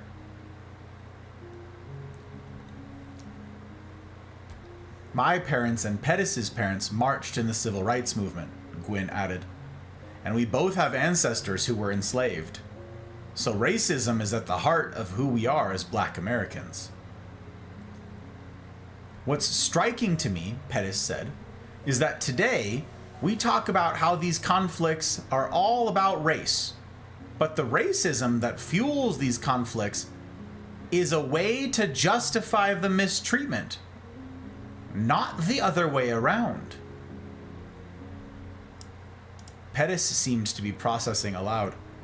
Seeing one race as inferior is a way of justifying the mistreatment of one race by another. The mistreatment of one group by another comes first, and then differences in race or religion or any other differences are exaggerated to justify the mistreatment. Yusuf nodded in agreement. This exaggeration of differences is connected to the labeling we talked about this morning. Exactly, Gwyn slapped her thighs. We find even more justification in our conflicts once we've lumped another person into a larger group that we can label. Precisely, Yusuf said. This means that we do not mistreat others because their humanity is hidden behind a stereotype, but we stereotype them, we lump them into stereotyped groups, in order to justify our mistreatment of them. That's a bit of a word twister, friends, but okay. We do not mistreat others because their humanity is hidden behind a stereotype, okay?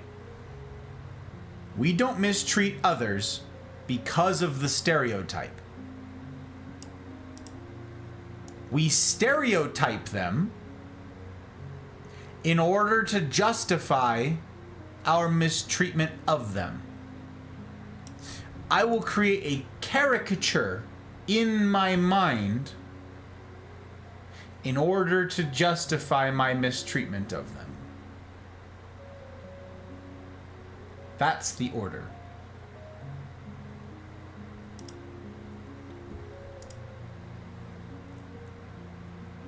Rhea, who had been listening attentively, spoke up. I'm not sure that people experience this process so sequentially. Most people, it seems to me, demean others because it's something they picked up in their families or their community. Their brains get stuffed with these stereotypes from the beginning. Exactly, Gwyn said. I was thinking the same thing. Most people just accept what they're raised to believe about others. But it's not always that way. I can think of many people who reject the prejudices they were fed. There were white Americans who marched with our parents. They stood up for equality, despite whatever ideas they were raised with. Yes, Yusuf agreed. The humanity of others is always calling out to us. The humanity of others is always calling out to us. And despite the most strident prejudices and phobias that have been a part of a person's upbringing, the humanity of others is always calling. And, as you've said, Gwyn, some people hear that call. This makes a lot of sense to me, Rhea interjected, but I want to make sure I understand what you're saying and what you're not saying. I hear you saying that we exaggerate the differences between us in order to stay blind to our shared humanity. But isn't it also true that if we really see others as people, that we could begin to appreciate the differences more than we ever had before? I mean, don't we sometimes assume that people are just like us? That there are no real differences until we become curious enough and interested enough to get to know them at a deeper level? Yes, Pettis said. People often try to assure me that they aren't racist by saying that they don't see the color of my skin. But of course they see my skin color. And saying that they don't isn't just not true, but it makes me feel that they don't want to understand the things that make me who I am. To be black in this country means something. If you don't see that, then you don't see me. The people that have seen me, see my color because that's an important part of who I am. And they try to understand that all the other things that make... Golly. The people that have seen me, seen my color, because that's an important part of who I am. And they try to understand that and all the other things that make me who I am. I like your word, Rhea. They're curious. I agree, Pettis, Yusuf said. When we see others as people, we are endlessly curious about what makes others different and unique, without exaggerating and using those differences to justify marginalization or mistreatment. These are important insights. In my experience with Mordecai, I had never become curious about him because I didn't see him as a person.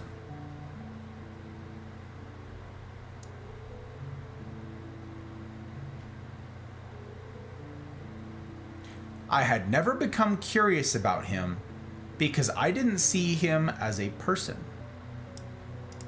And in order to feel justified for not helping him, I exaggerated the differences between us. But our tendency to exaggerate doesn't end there. When we betray ourselves, we will also tend to exaggerate the importance of anything that will justify us.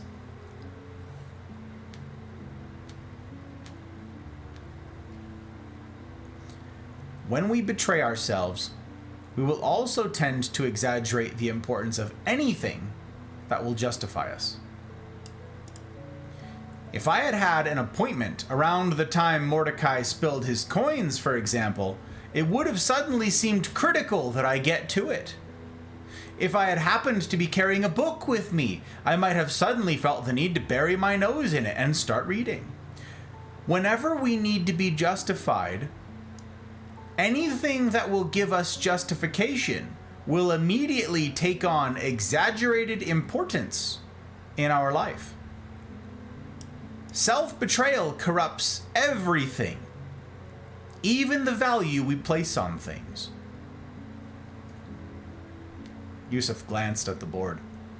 And consider, when in this experience with Mordecai did I start to devote my energy to blaming others?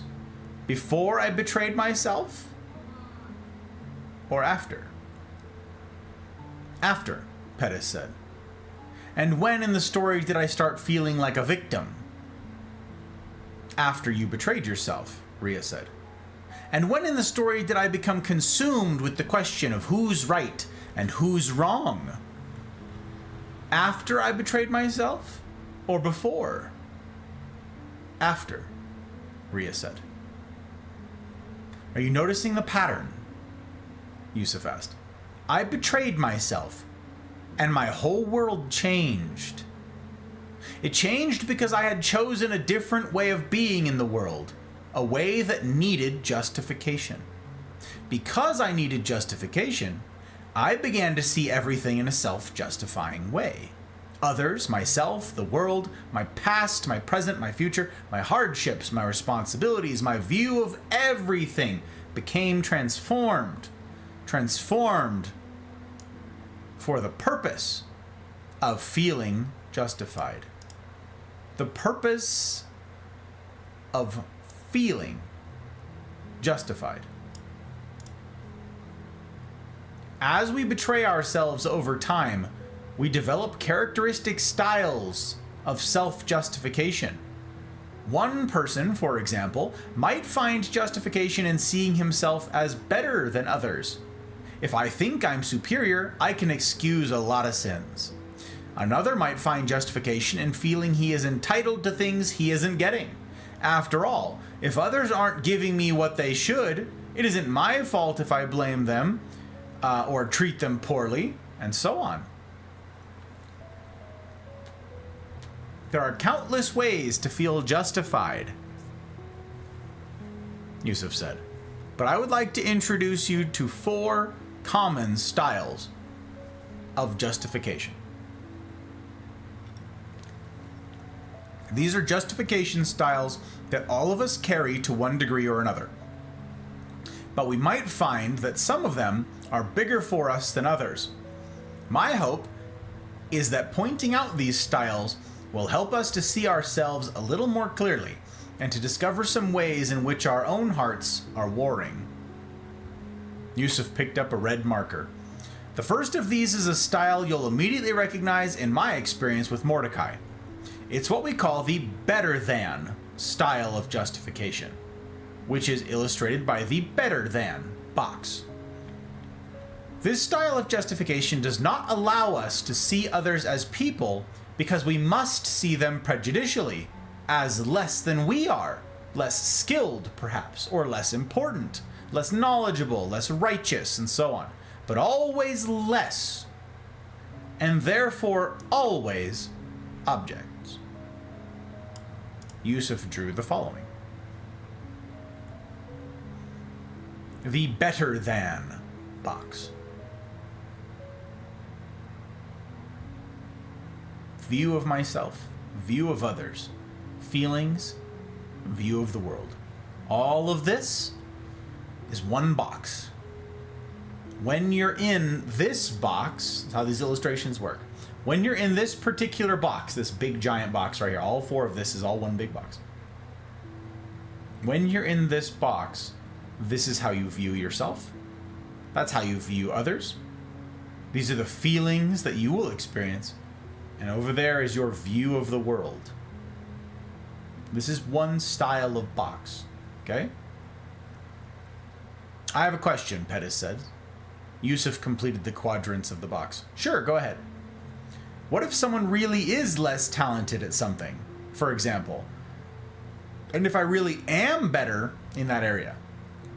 Are you suggesting it's a self-justification simply to note that? Not necessarily, Yusuf said.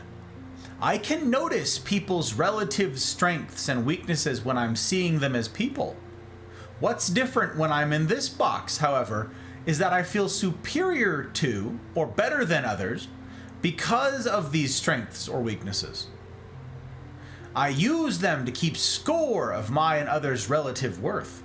So when I'm in this box, I'm doing more than simply noticing differences. I'm making judgments about people's worth based on those differences. Pettis looked around like he had another question brewing, but didn't speak up. Here, Yusuf said, let me illustrate with a story. A few years ago, my wife, Lena, and I went out to a nice restaurant to celebrate Valentine's Day. When the hostess seated us, I immediately caught a whiff of the most foul body odor imaginable. I mean, I almost started dry heaving. And it was coming from the next table.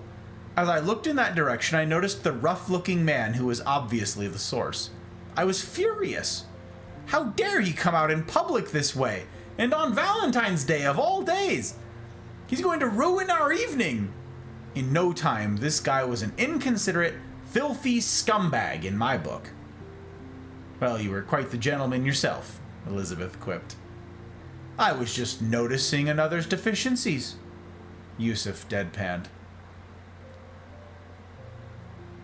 Yusuf said, keeping a straight face. They changed that wording. Deadpanned was from the other version. I was just noticing another's deficiencies, Yusuf said, keeping a straight face. Elizabeth chuckled. Speaking of deficiencies, Yusuf said, Lena didn't seem too bothered by the smell. I'm not sure what bothered me more, the smell or Lena not being bothered by it. I began badgering her and complaining so much that Lena finally asked the waiter to seat us elsewhere. Thankfully, from our new location in the new section of the restaurant, I could only faintly smell the guy's special perfume. When our food came, however, the stench came with it. Did the waiter stink too? He looked clean enough, so I looked around to see if the smelly man had just walked near us, but he was still seated across the way at his table. Then I noticed that the stench was coming from my plate of food. It turns out that this restaurant's black beans had a peculiar smell to them, a smell I had mistaken as body odor. Who would have thought? Scumbag beans! Elizabeth was enjoying herself. Right, Yusuf laughed. That's a nice story, turning out as it did, Gwyn said. But what if the man really did stink? What if you weren't mistaken? That's exactly the question I want to ask as well, Gwyn, Yusuf said. What about that? He looked around the group. What if I was right? I have a thought about that, Elizabeth said, as I've been in this kind of box ever since we began this morning. Really? Yusuf said. How so? I have been upset at my sister for not making the effort to be here for her boy. Someone had to come, so I came for her. That's a dangerous combination of facts for someone who is prone to feeling superior, isn't it? Elizabeth blew the hair out of her eyes in mock exasperation. I've been sitting here thinking about this while you've been talking, and here's what's occurred to me. I still think she should have made the sacrifice to come. I think I'm right about that, but I haven't been able to stop at simply noticing the problem. I've been obsessing over it. I'm wallowing in unproductive thoughts and feelings as much as you, Yusuf, were wallowing in the stench. Yusuf smiled. So you're suggesting that even if I am right about something, my emotional experience will be entirely different in the box than it would be if I were not? Well, yes, something like that, she said. Just like you've written there in the feelings area of the box, I've been impatient about being here, and I'm filled with disdain for my sister and her husband for not earning more, not making this the financial priority they should. I'm fixated on how they are a problem family, how my sister has always made poor choices in my eyes, how they fail their children, and so on. Elizabeth's fluid speech slowed and stuttered. I think I have made myself into an insufferable know-it-all.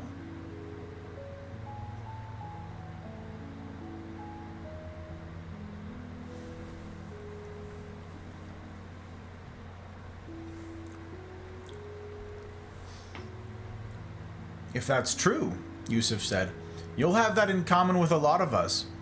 I certainly justified myself in this way toward Mordecai, didn't I?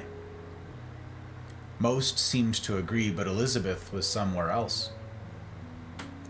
Let's consider a second common style of justification, shall we? He said, as he walked to the board. It's a style we call the I deserve box.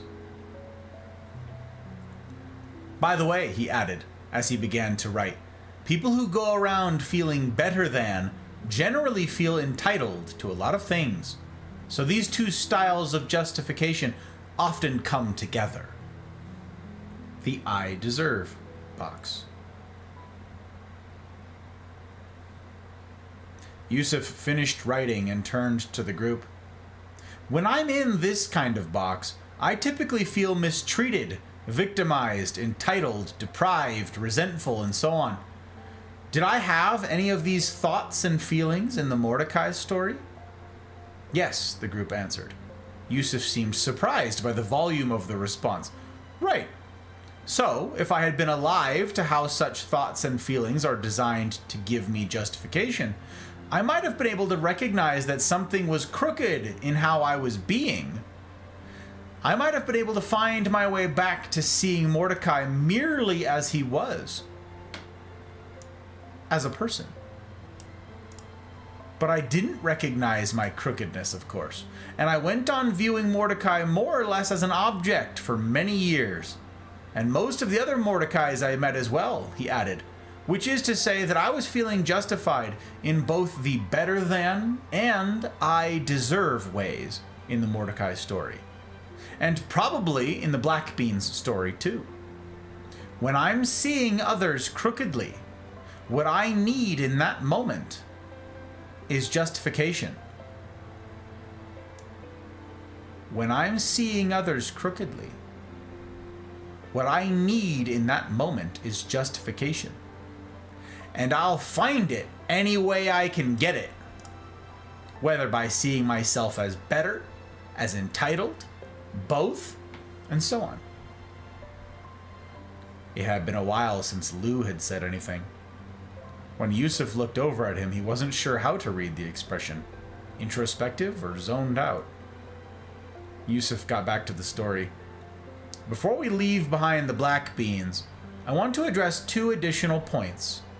First of all, notice how my better than and I deserve boxes set me up to be mistaken about this man. When would I be more likely to mistake the source of the offensive odor? When I look disdainfully and resentfully at others? Or when I simply see people? When you look disdainfully and resentfully at them, no question, Pettis said. So notice, Yusuf said, the more sure I am that I'm right.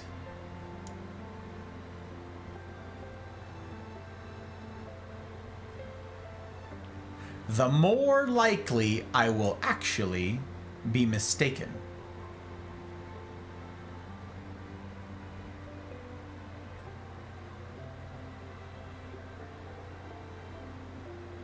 Good to see you, Sure. Welcome in.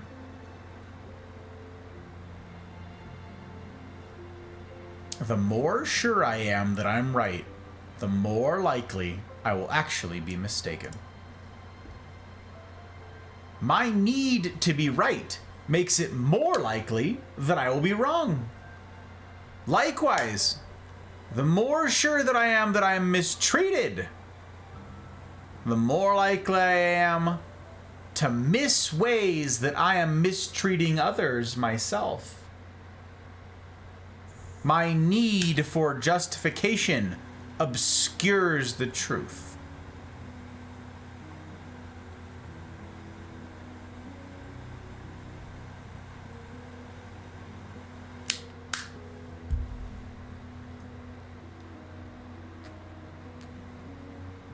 Yusuf paused to embrace the quiet of the room. One more point about the story before we move on.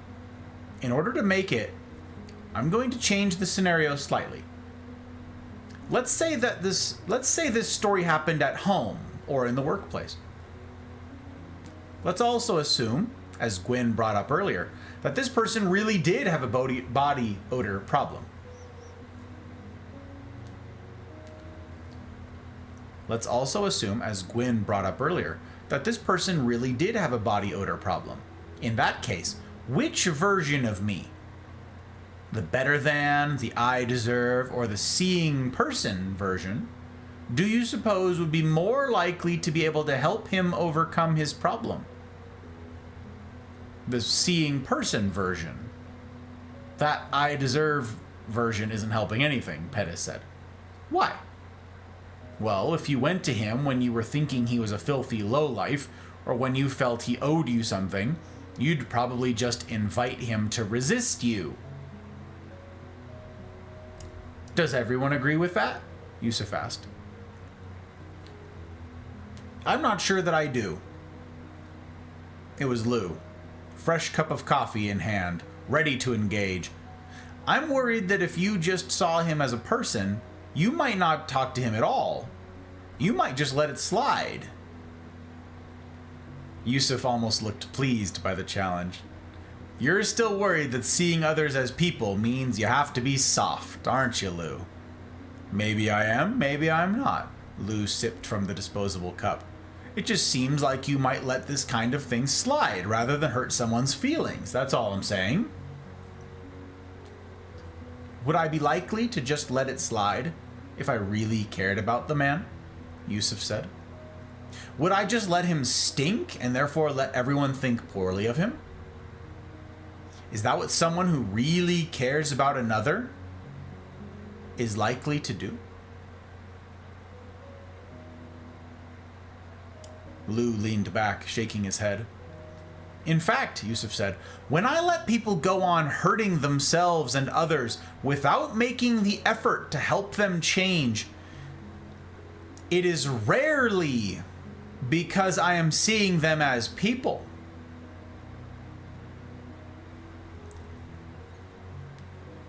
Usually, it's because I am being motivated by yet another kind of self-justification. A justification that very often causes people to go soft and to feel justified by their softness. Now that is something I would be interested in hearing about, Lou said. I thought you might. We're going to keep pressing, friends. We're almost out of time. Chapter 13. More Germ Warfare. Yusuf gestured toward Avi, who had been hanging back by the beverage table. Avi will tell you that his most common justification style invites him to act soft. The group looked over at Avi. True enough, Avi said as he moved toward the drawing board at the front of the room. When we find justification in softness, it's usually because we're carrying around a third basic kind of justification box. A box we call the need to be seen as box. The need to be seen as box. He picked up a green marker. It looks something like this.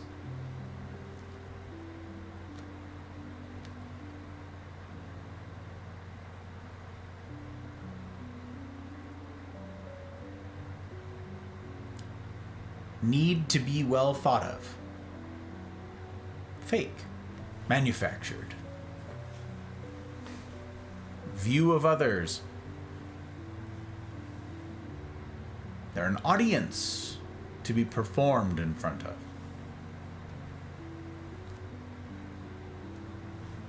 When I'm carrying around this kind of box, Avi said, as he finished up the diagram, I might be worried about being seen as likable.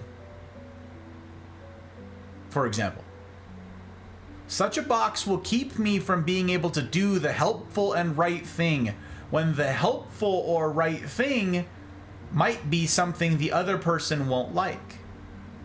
Carol leaned forward. She wanted to hear this. Let me give you an example, Avi said. Early in our time here at Camp Moriah, I hired a man named Jack as our field director, the person who runs everything out on the trail with the youth. It didn't take me long to discover I had made a mistake. It turned out that Jack was a very poor manager of people. He had a bad temper and always blamed problems on others. He carried a better-than box that made out everyone he worked with to be inferior. As a result, he dismissed criticism out of hand, blamed every failure on others, and generally treated his coworkers with indifference and disdain. He was creating problems everywhere. I saw what was going on, of course, and knew that if he was ever going to make it here, he simply would have to change the way he worked and the way he managed. But you know what? I never said anything to him about it. He had a pretty volatile personality, and I was afraid to confront him with the problem. So I didn't. Instead, I started hoping he would move or decide to take another job. See, that's what I'm talking about. Lou looked relieved. That's exactly what has me worried about what you're saying here. That it will make people paralyzingly soft. But was I seeing Jack as a person in this story, Lou? Lou thought for a moment. He wanted to say yes, but it wasn't that simple. If he'd have been a person to me, then I would have cared enough about him to want to help him succeed. Don't you think? Avi said. Lou didn't say anything. He saw that he was on the losing side of this one.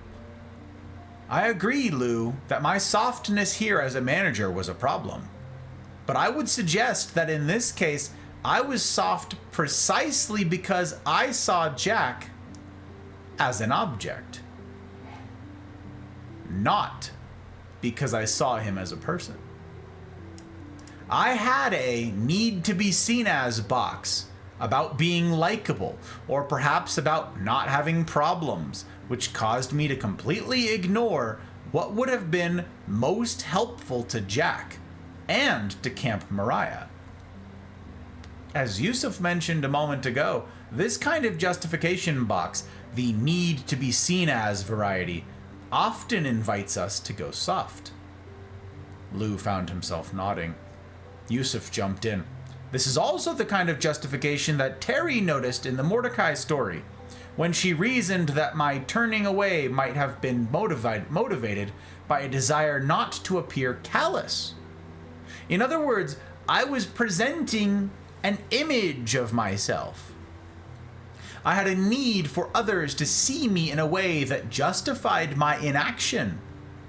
This is the kind of justification box that was behind me pushing the lettuce, this is the kind of justification box that was behind me pushing the lettuce under the counter, where no one could reasonably argue that I should have seen it and therefore have picked it up. My pushing the lettuce away shows that I had a need to be seen as considerate or responsible or tidy, qualities others would not ascribe to me if they thought I consciously left the lettuce there. Of course, the fact that I didn't just bend over and pick it up, which couldn't have taken any more energy than scooting it away, suggests that I might also have been carrying around one of the earlier justification boxes we've discussed. Which one, would you say? You're too important to pick up the lettuce, Gwyn answered. It sounds to me like you have a better than box. Yes, Gwyn, excellent, Yusuf said. I think that's right. Which means, put another way, that I saw Lena. Don't miss it. Don't miss it. Put another way, I saw Lena as just unimportant enough that she should be the one to have to worry about that kind of thing.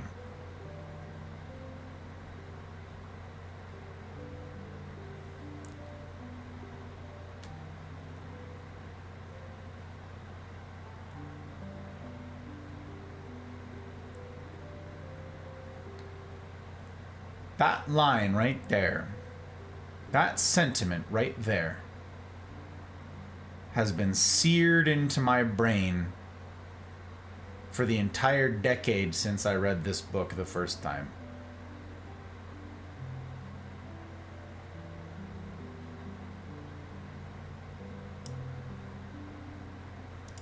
I saw Lena as just unimportant enough that she should be the one to have to worry about that kind of thing.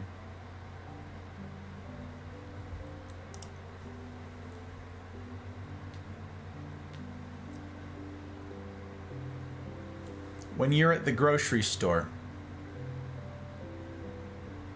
and you take your cart and you hike it up on the curb next to your car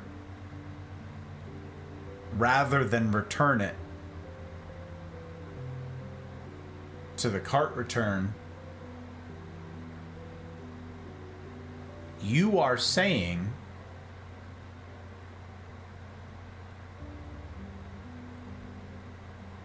the people around here are the ones who ought to deal with this sort of thing. I am above that.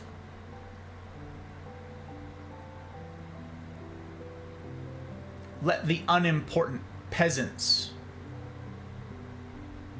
do it.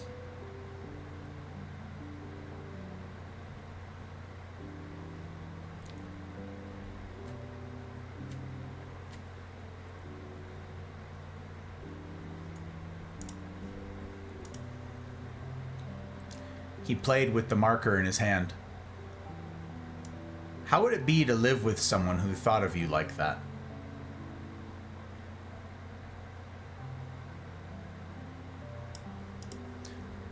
Lou felt his chest tighten.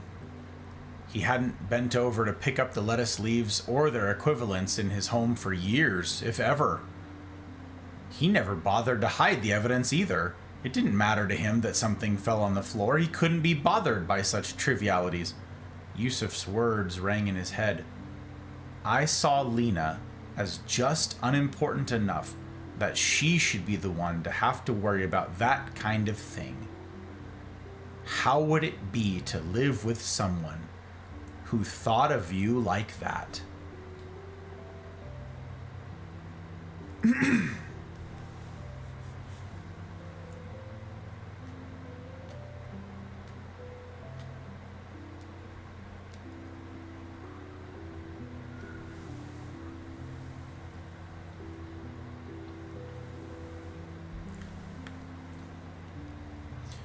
Lou wondered what Carol was thinking right now.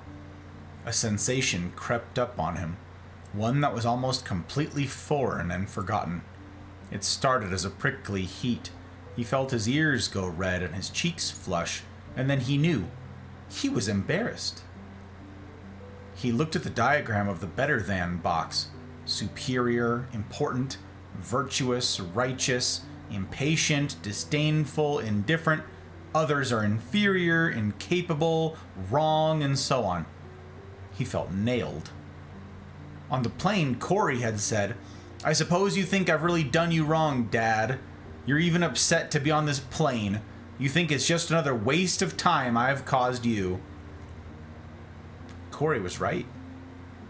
Lou had to admit it now. He resented being on that plane, having to spend this time away when his company was coming unglued, all because of a son who lacked even a shred of gratitude for everything Lou had offered him, a son who was ruining the family name. The word unfair echoed in his brain. And there it was, looking back at him from the board, the I deserve box. You see life as unfair, and others as ungrateful and mistreating. You are prone to resentment and to feelings of entitlement. It's true. Lou felt like he deserved more. A better son, like his older son, Jesse. Yusuf's words replayed. How would it be to live with someone who thought of you like that? Lou shook his head as he scanned the diagrams. He paused at the need to be seen as box. Need to be well thought of. Oh, I couldn't give a damn, Lou thought. I don't have that one. But then he noticed that this style of self-justification often sees others as threatening. Ah, hell. Ah, hell. Instantly, he knew that he did see Corey that way. Corey threatened the family reputation and name. He put Lou's reputation at risk. I do care what others think of me. A lot. Avi interrupted Lou's thoughts. Finally, there's a fourth common category of self-justification. It came up in our discussion about Mordecai when one of you mentioned that Yusuf might have become depressed by the thought that he was actually a bad person. This style is illustrated by the worse than box. The worse than box. He drew the following.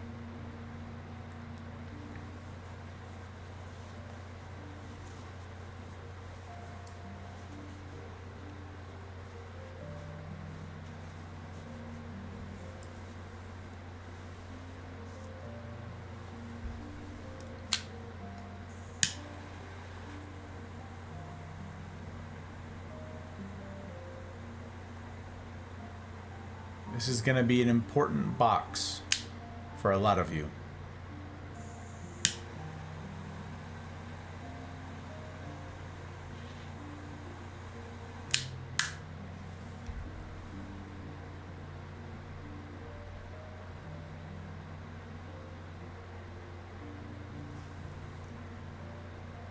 Can I ask a question about this one? Carol said. Of course, Carol. I've been wondering about this kind of view since Yusuf shared his story about Mordecai. She hesitated. Well, frankly, I see a lot of myself in this one, but I don't see how I feel justified when I'm seeing things in this way. In fact, if anything, I feel just the opposite. For example, when I was in the middle of my eating disorder, I just felt worthless and no good. I didn't feel justified at all.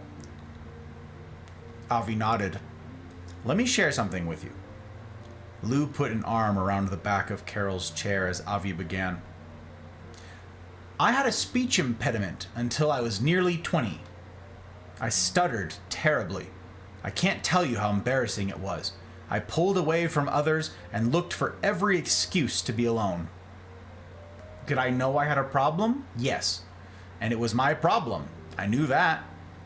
But it affected my view of others. I looked at them longingly, not out of any kind of love or concern, but rather out of a kind of nagging jealousy. I was jealous that I couldn't be more like them, jealous of how easily speech came to them. I was always afraid I would encounter a block, that my eyelids would flutter pathetically while I tried to spit out the words. I imagined this scene many times, and I lived in perpetual fear of looking ridiculous. So did I feel justified? He said. It depends on what you mean by that. I wasn't justifying my stuttering, since stuttering itself doesn't need justification. There's no crookedness toward others in merely having trouble with speech, or in any other disability for that matter. Although I wasn't justifying my disability, I was justifying something else. In fact, I was using my disability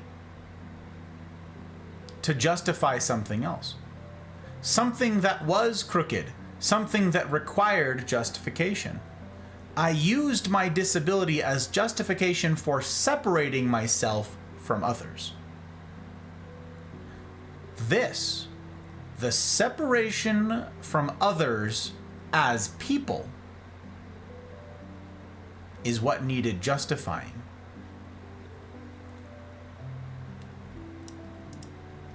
It was this act that was crooked. I turned from people at every opportunity, not allowing myself to be touched by their needs, and blamed my disability all the while. I told myself that I couldn't be expected to do this thing, and that I couldn't be expected to do this thing and that, given my disability. My disability was my justification. It was my excuse for failing to engage with the world. Carol leaned back into Lou's arm. Okay, I think I get it then, she said. So in my case, it may not be that I was feeling justified for my eating disorder, but that I might have started to use my disorder as an excuse for why I couldn't be better with others. That is worth thinking about, Avi said. He looked back at the boxes he and Yusuf had written on the board. As I look at these boxes and compare my early life against them, I would say that I can certainly relate to the worse than box.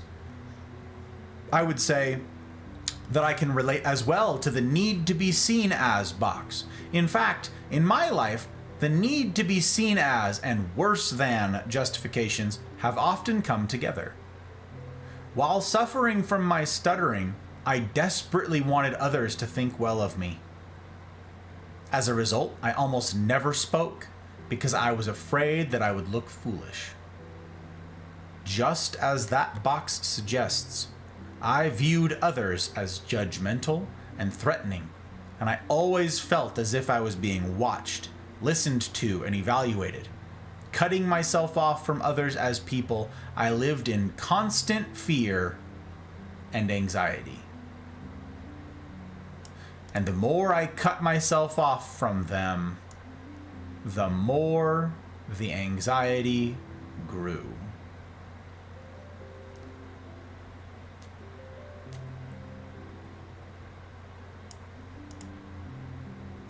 Yes, I can see that in myself as well, Carol said. I think I sometimes pull away and try to just slink off into the shadows. Lou here is such a successful and accomplished person. A lot of times I don't think that I measure up, and I end up getting really down on myself. Lou squeezed Carol's knee. I know the feeling, Avi said. I spent most of my first 20 years feeling the same way. What did you do about it? Carol asked. Was it just as simple as getting rid of your stutter? Avi smiled. Believe me, getting rid of the stutter wasn't easy at all.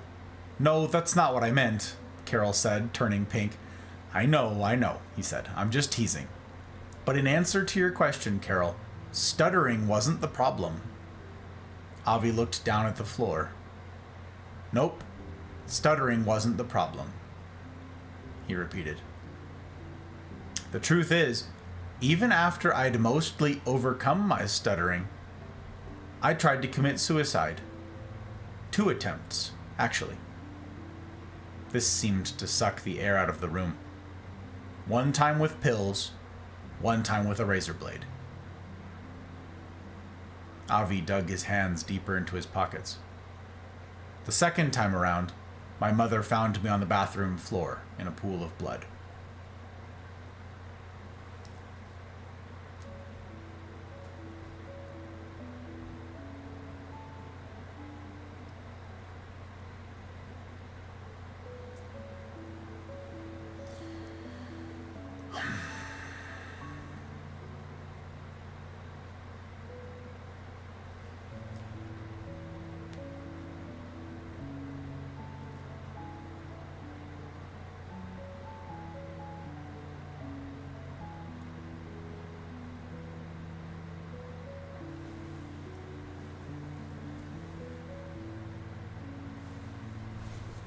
Let me check something very fast.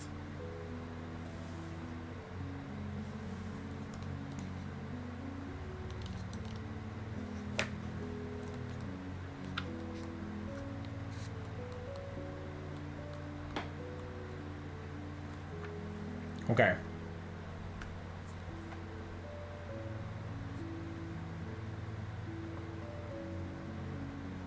We just finished chapter 13, Mouse. We have 1 more chapter to finish part 2. Thank you, Joke. I know I'm out of my normally allotted time here. I know we've finished our midnight thing. But yeah, sure.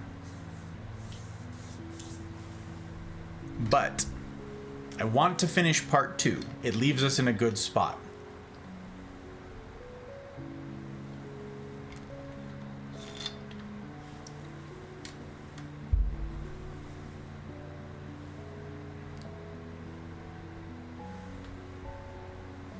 Party on, says Sookie. Sookie, who's in the middle of her day. The East Coasters who are like asleep. Call? What does that mean, sure?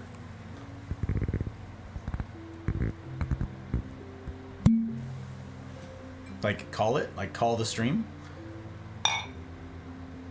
No. We'll go a little bit longer.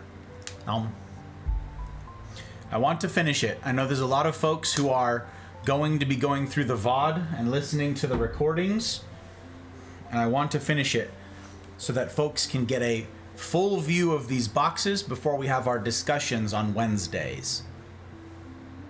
This upcoming Wednesday is when we're going to be discussing this and any other questions that people have about the stuff we've covered so far. Obviously the difficult stuff. East Coaster reporting 3 a.m. Indeed. Afterwards, I will not be able to do that tonight, sure. The discussion for this stuff, like I said, that's Wednesdays. Wednesday, if someone could drop the link for the CNR in chat, I'd be grateful. The rendezvous. The rendezvous is where I have the time specifically set aside to discuss these sorts of things. Because, thank you, Mouse. Discorf. Yes, Discorf, Mouse, yes. It is true, it's in the Discord. Thank you guys for dropping links. I appreciate you. That is where we will be having these discussions off stream, without distractions, where we can focus on these things. You fall into which box? That will be a good discussion for Wednesday.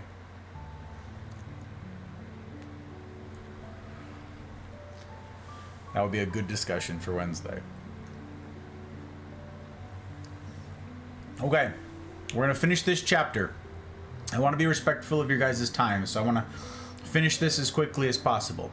This last chapter ties all this together and includes a summary of what all we've done so far, okay? So, again, if you've not been through the first parts of this, leadership and self-deception, I highly encourage you to go through those VODs and understand that material before this. They're on the YouTube, okay? Follow on Twitch, subscribe on YouTube, join the Discord, all the things. Okay. Thank you, Retro. Leadership and self-deception. There they are, time-stamped for your convenience.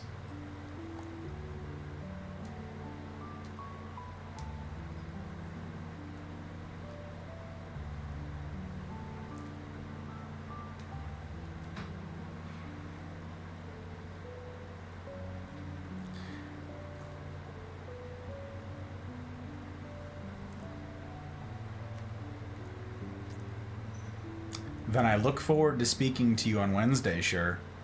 There's time slots for everybody.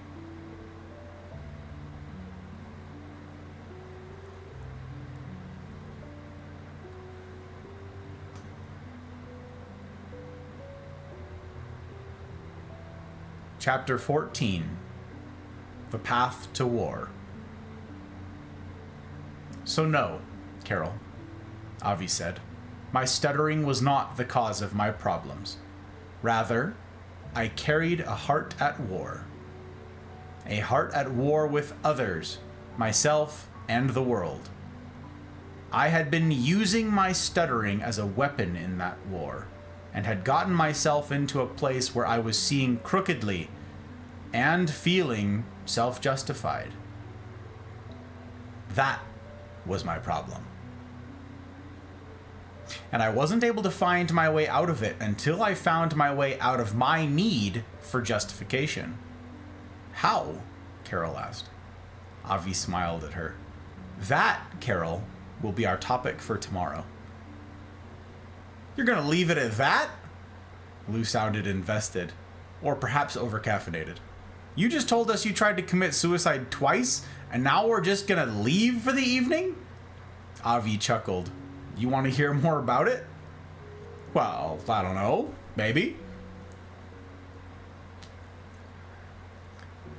I'll tell you more about it tomorrow, Avi said. But in our last 40 minutes or so this evening, I think it would be best to review what we've covered today. That way, we'll come back tomorrow with a solid understanding. Elizabeth looked away with this decision. Jet lag was sinking in.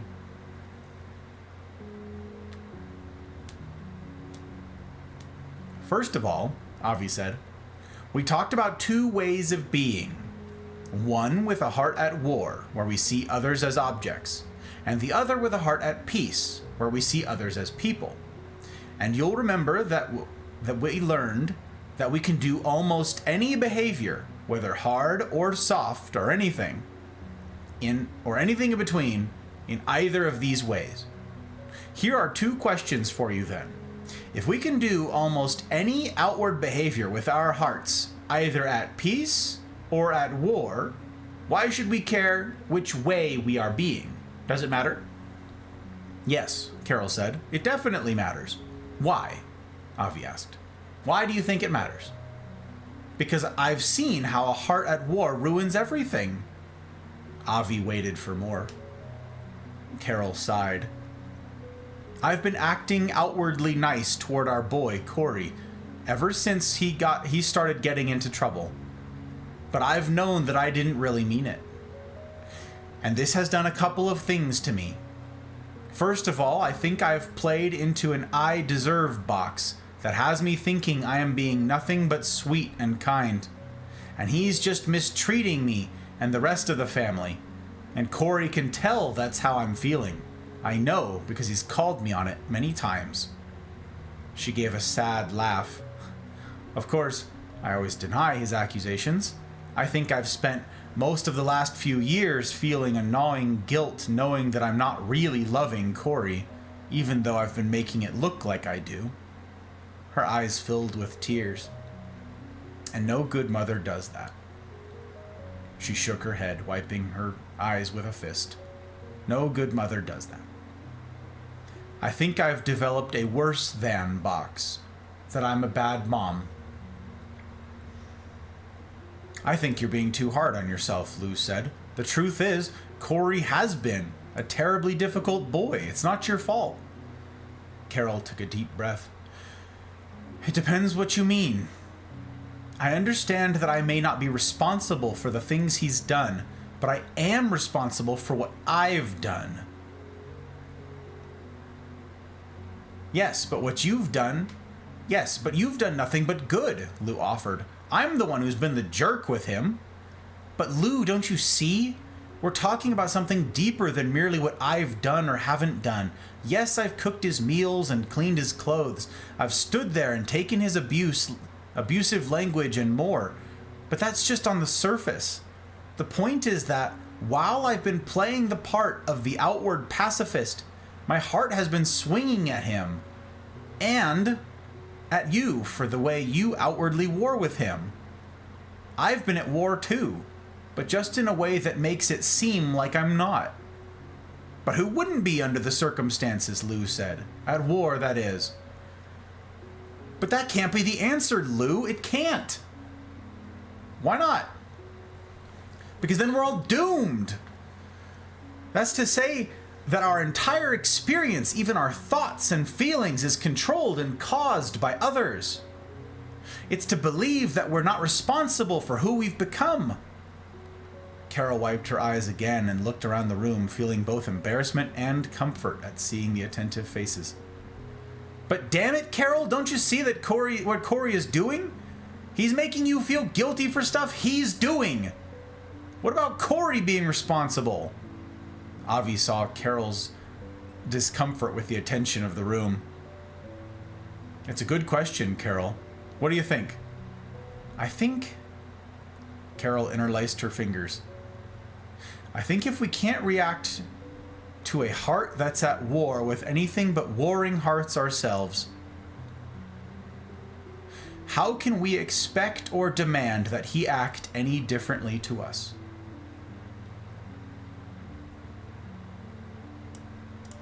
But he caused it all, Lou said. We've always given him everything he's needed. It's his fault. You're about to let him off the hook and take it all upon yourself. I won't allow it. Carol felt the tears spring to her eyes again. She took a deep breath and exhaled slowly. Yusuf spoke up. What are you afraid of, Lou? Afraid? I'm not afraid, Lou said. Then what is it you feel you cannot allow? I can't allow my boy to get away with destroying my family. Yusuf nodded. You're right, Lou. You can't. This answer confused Lou. But that is not what Carol is suggesting. She hasn't said anything about letting Corey off the hook. She's only been talking about not letting herself off the hook. No, she's sitting here blaming herself for things that are Corey's fault. Like what? Has she said that the drugs and the stealing were her fault? No, but she's saying that she's been a bad mother. When the fact of the matter is that any halfway good son wouldn't have ever made her feel that way. And Corey didn't. That's her point, Yusuf said. Didn't what? Didn't make her feel that way. Yes, he did. That's not what I heard her say. Lou turned to Carol. Look, Carol. Carol's eyes were closed. I know you're upset, but I don't want you to take on more than you're able to internalize. I don't want you to take on more than you're able to. More than you're able. Or internalize problems that aren't yours. That's all. Carol blinked back the tears and looked at Lou. I know, Lou. Thank you. But Yusuf's right. Right about what? That I am responsible for how I have been feeling. Not only for what I have been doing. But you wouldn't have been feeling that way if it wasn't for Corey. You may be right. See? Lou said, that's what I mean. Yes, but it's not what I mean. Lou furrowed his eyebrows. The fact that I wouldn't have felt the way... The fact that I wouldn't have felt the way I've come to feel if it weren't for Corey doesn't mean he has caused me to feel as I have. No, that's exactly what it means, Lou said. No, Lou, it doesn't. And here's how I know. I'm not feeling that way now. As far back as I can remember, I always wanted to be a gangster.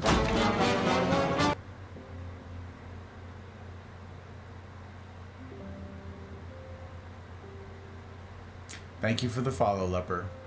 I'm grateful for follows, and it's my hope to earn them. With all that I get up to as a creator. And I appreciate your adherence to the strictures that are in place here on Friday nights, where it's follower only, chat enabled for 10 minutes and so forth.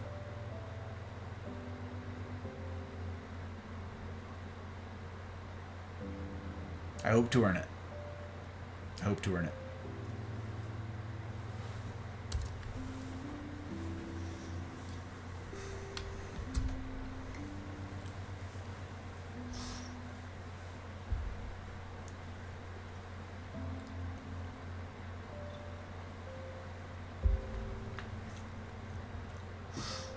No, Lou, it doesn't. And here's how I know. I'm not feeling that way now. Corey has done everything he has done, everything I've blamed him for, all the ways I've felt about it. But I don't feel the same now. Which means that he hasn't caused me to feel how I've felt. I've always had the choice.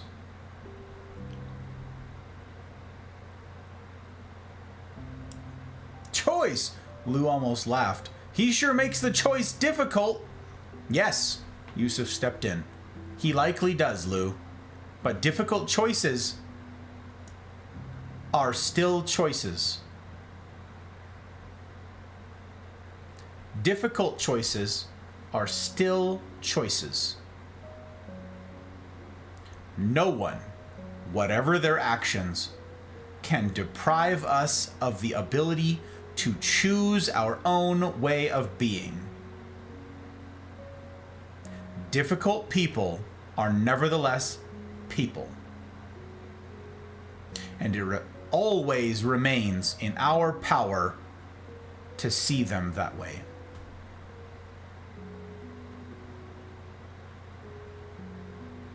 Some of you, like me, tend to keep your books pristine. If you've got a copy of the book and you're loath to like highlight stuff and whatever. But if you highlight nothing else in this book, or if you don't snip anything else and add it to the various crew chats to remind yourself of something perhaps to grapple with between now and Wednesday and for our discussions then,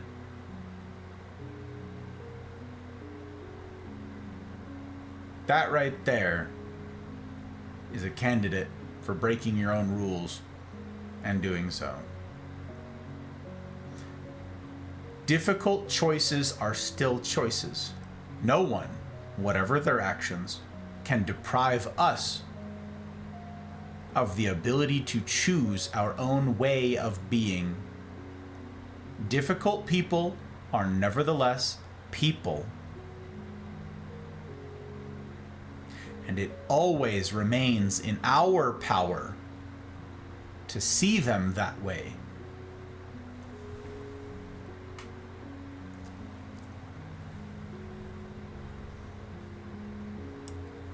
And then get eaten up by them, Lou said. That's not what he's saying, Lou. Carol seemed surprised by her own voice. Seeing someone as a person doesn't mean you have to be soft. The Saladin story showed us that. Even war is possible with a heart at peace. But you know that, Lou. You've been here the whole time I have, and you're a smart man.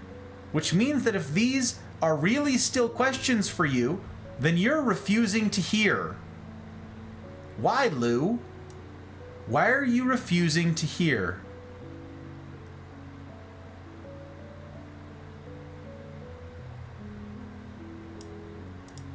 For the second time that day, Carol knocked Lou completely off balance.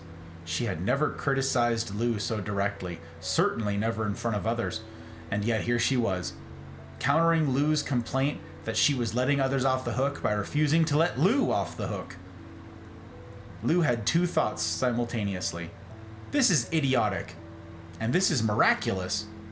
Here I am learning lessons on outward toughness from a pacifist. He had worried that this course would invite people to be weak and soft, but Carol seemed to be metamorphosing in the other direction right before his eyes. All this heart at peace stuff was making her more direct, not more soft. Lou, came Yusuf's voice. Are you okay? We all need to take our own time with these concepts. Yes, fine. I'm fine. He leaned over to Carol. I think I may be recovering a bit of my hearing, he whispered. Carol's smile relaxed the tightness in his chest.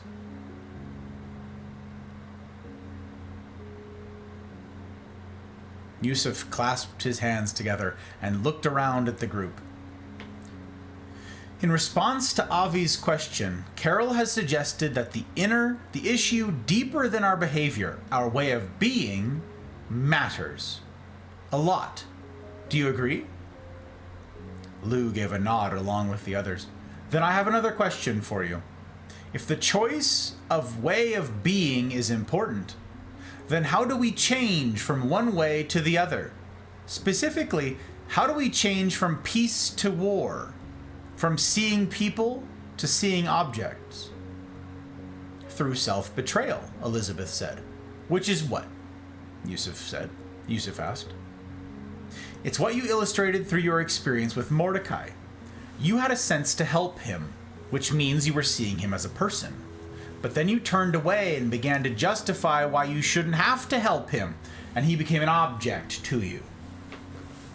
Yes, excellent, Elizabeth, Yusuf said. So, self-betrayal, this act of violating my own sensibilities toward another person, causes me to see that person differently, and not only them, but myself, and the world also.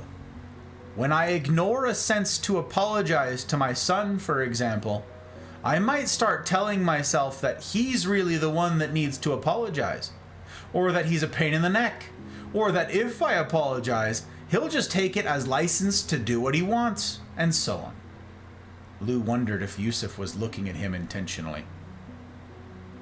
Which is to say, Yusuf continued, that when I violate the sensibility I have about others and how I should be toward them, I immediately begin to see the world in ways that justify my self-betrayal. In those moments, I am beginning to see and live crookedly, which creates the need within me to be justified. But what if I don't have those impressions to help to begin with? Lou asked. I actually don't think I have them very often, to tell you the truth. Does that mean I'm not betraying myself?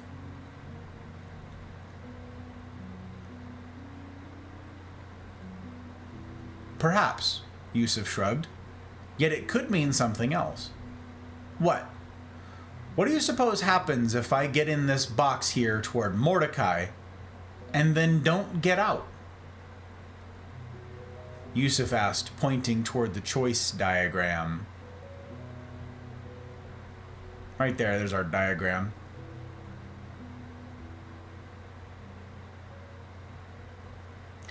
What do you suppose happens?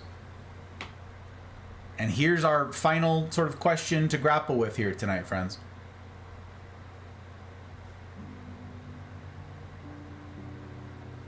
What do you suppose happens if I get in this box here toward Mordecai and then don't get out?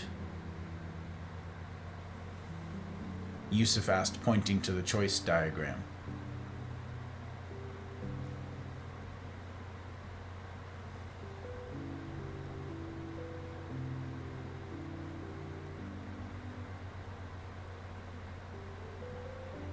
The group was quiet.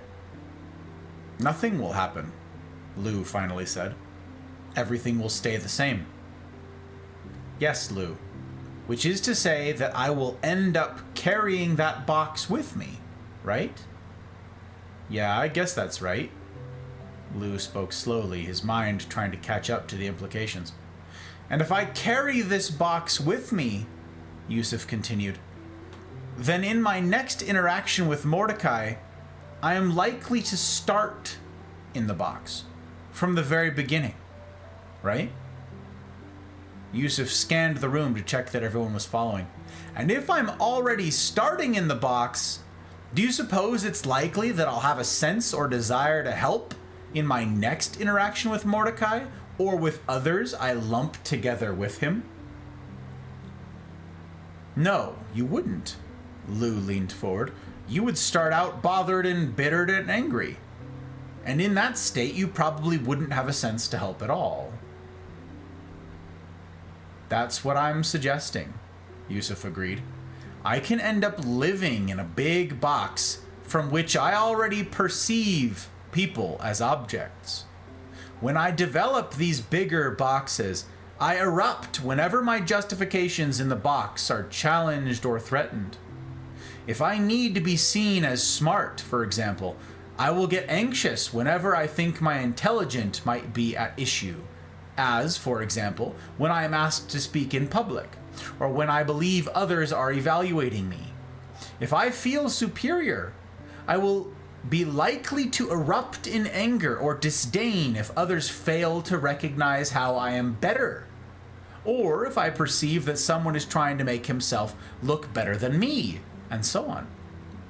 I no longer need to betray my sense regarding another in order to be in the box toward him, because I am already in the box. I'm always on the lookout for offense when I'm in the box. And I will erupt whenever my justification claims are threatened.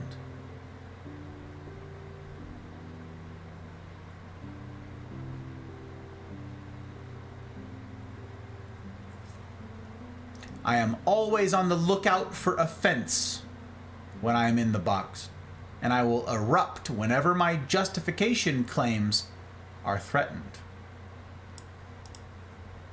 So you're saying that if I don't have many senses toward others, it may be an indication that I'm already in a box, that I'm carrying my boxes with me, so to speak. I'm suggesting that possibility, yes. Lou leaned back and crossed his arms. I have a different question from Lou's, said Carol. Sure, go ahead. My problem isn't that I have too few of these senses to help. I'm worried that I have too many. And this will be some of you. And frankly, as I think about this, I'm a bit overwhelmed that I have to do everything I feel I should do in order not to betray myself. I have the same question, Ria said. Yusuf smiled. It's a good thing, then, that that's not what this means. It's not? Carol sounded relieved. No. And to see why not, let's look at the choice diagram again. Notice two elements of the diagram. First, notice that we use the words honor and betray rather than do or not do. Don't miss this, friends. This will be key to any discussion we have heretofore.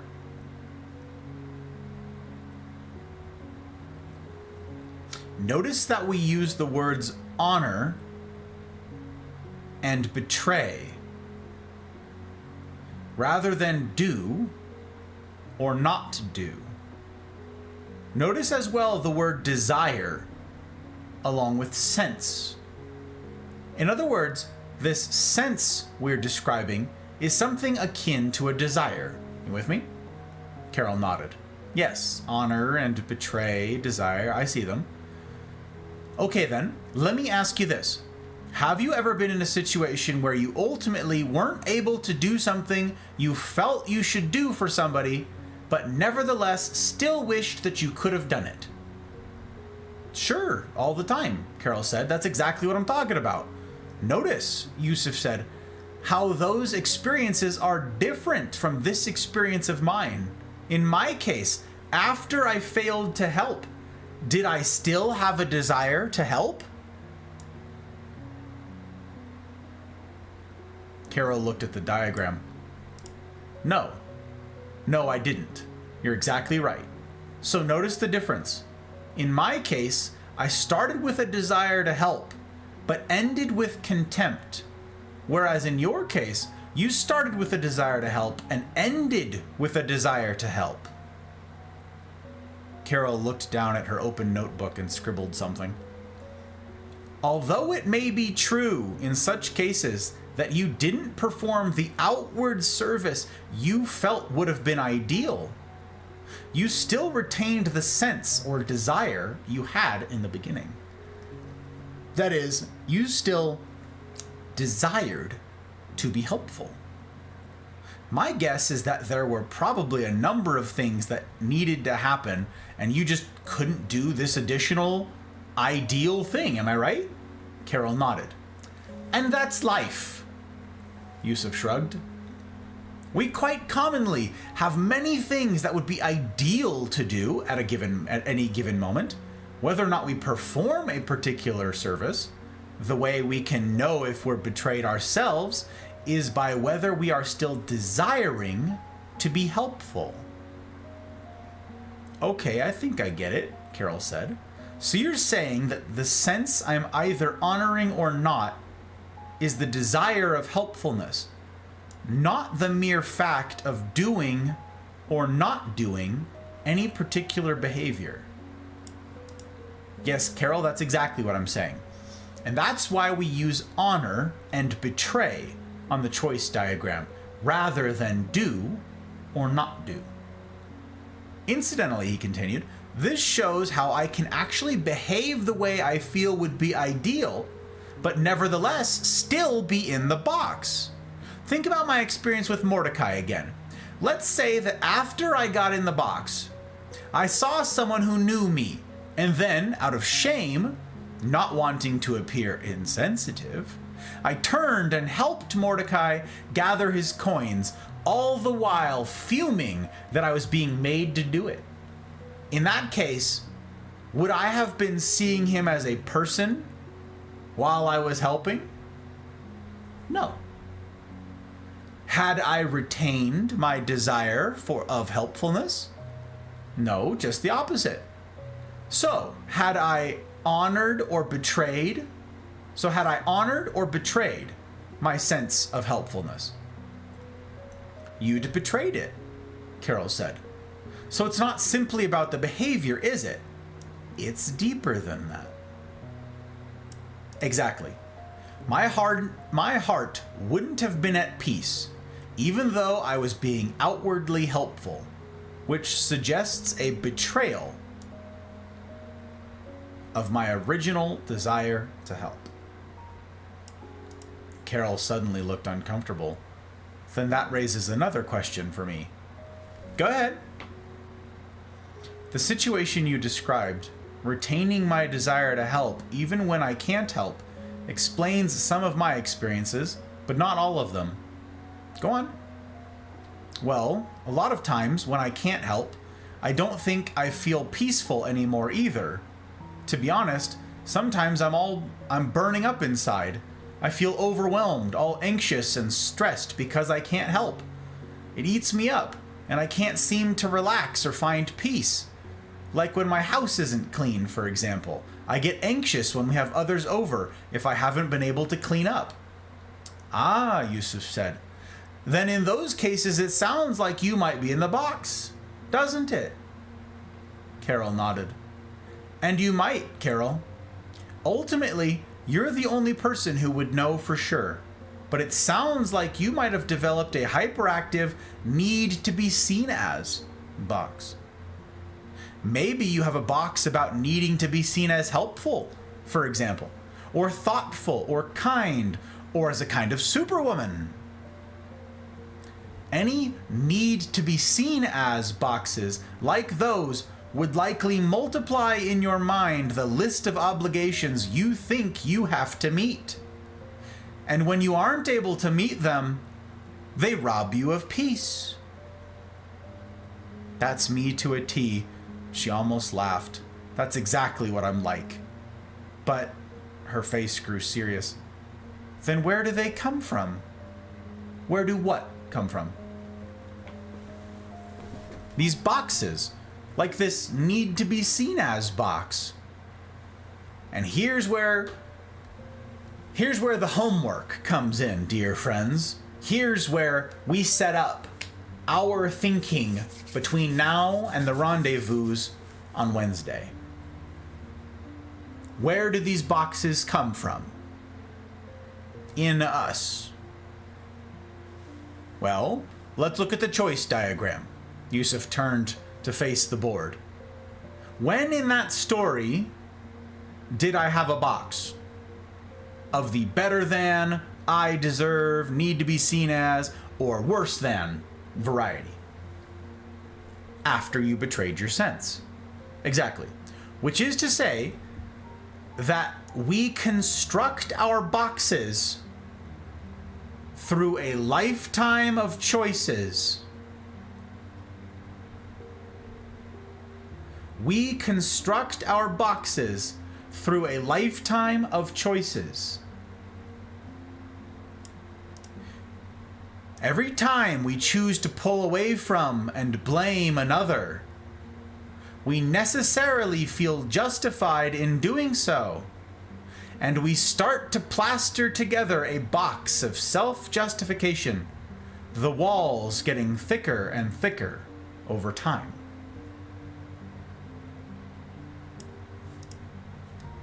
But why have I developed a need to be seen as box as opposed to some of the others? Good question, Carol, Yusuf said.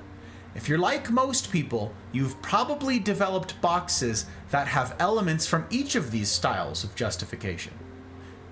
I think I'm usually in the worse than or need to be seen as categories, Carol said. Not me, said Lou. Better than and I deserve all the way.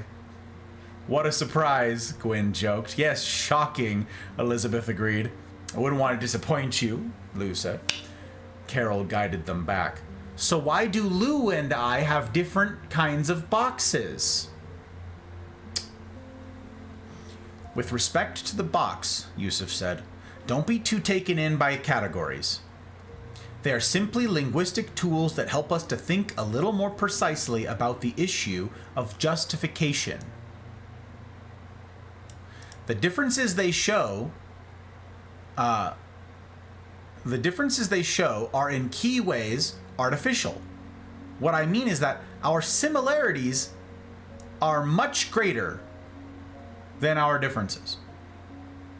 What you and Lou share with everyone else on the planet is a need to be justified that has arisen through a lifetime of self-betrayals. What you and Lou share with everyone else on the planet is a need to be justified that has arisen through a lifetime of self-betrayals.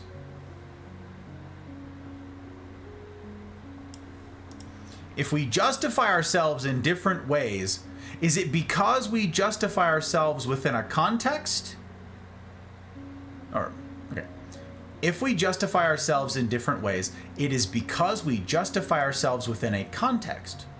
And we will reach for the easiest justification we can find. So, for example, if I had been raised in a critical or demanding environment, It might have been easier for me, relatively speaking, to find refuge in worse than or need to be seen as justifications. Those who were raised in affluent or sanctimonious environments, on the other hand, may naturally gravitate to better than and I deserve justifications, and so on. Need to be seen as boxes might easily arise in such circumstances as well. Carol listened intently. But the key point, and the point that is the same for all of us, is that we all grab for justification however we can get it. Because grabbing for justification is something we do, we can undo it. Whether we find justification in how we are worse or in how we are better, we can each find our way to a place where we have no need for justification at all. We can find our way to peace. Deep, lasting, authentic peace. Even when war is breaking out around us. And this, my friends, is the deepest desire of my heart for each of you. For each of you that I have come to call friends. For each of you with whom I have wrestled in life, in philosophizing.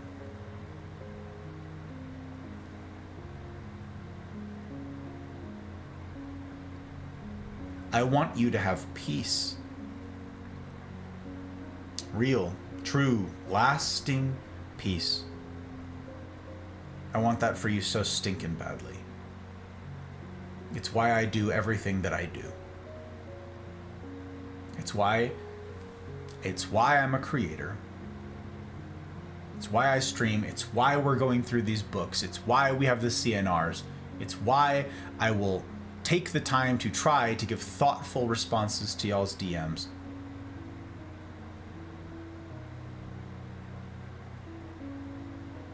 I want you to have peace.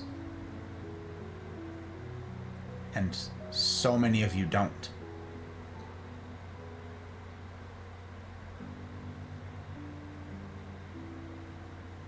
So many of you lack peace. And I don't mean that as a pejorative. I hope, having gone through what we all just have here, you see that. I so desperately want for each of you to be well.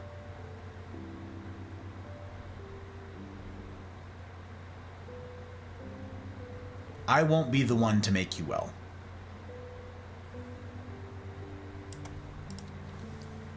That's not something I get to do. I don't get to snap my fingers. I'm not a doctor. I'm not a shrink. I can't. I can do my best.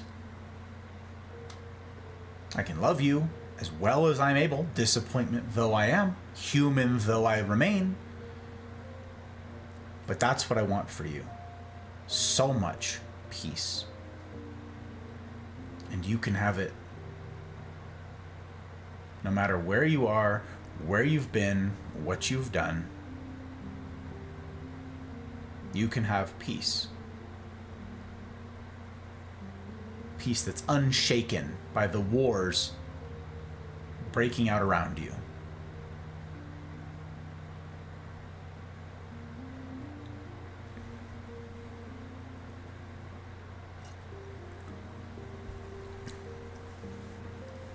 But how? Carol asked.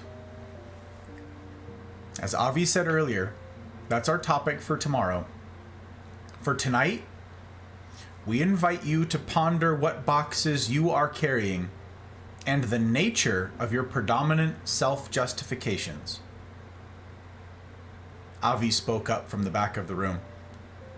We also invite you to consider how your box, this warring heart that you carry within, has invited outward war between you and those in your life. He moved toward the board and pointed at the picture of his conflict with Hannah about the edging. You guys remember the lawn from week 1? Remember this collusion diagram? Look for that pattern in your own lives tonight, he said. See where you might be inviting in others the very behavior you're complaining about. Ponder what boxes might be behind your reactions in those situations. Try to figure out what self-justifications you are defending. Yusuf looked around at the group. In short, our invitation to you for tonight is to notice your battles and ponder your wars. Using the conflict in the Middle East metaphorically, we are, all of us, Palestinian and Israeli, in some areas of our lives.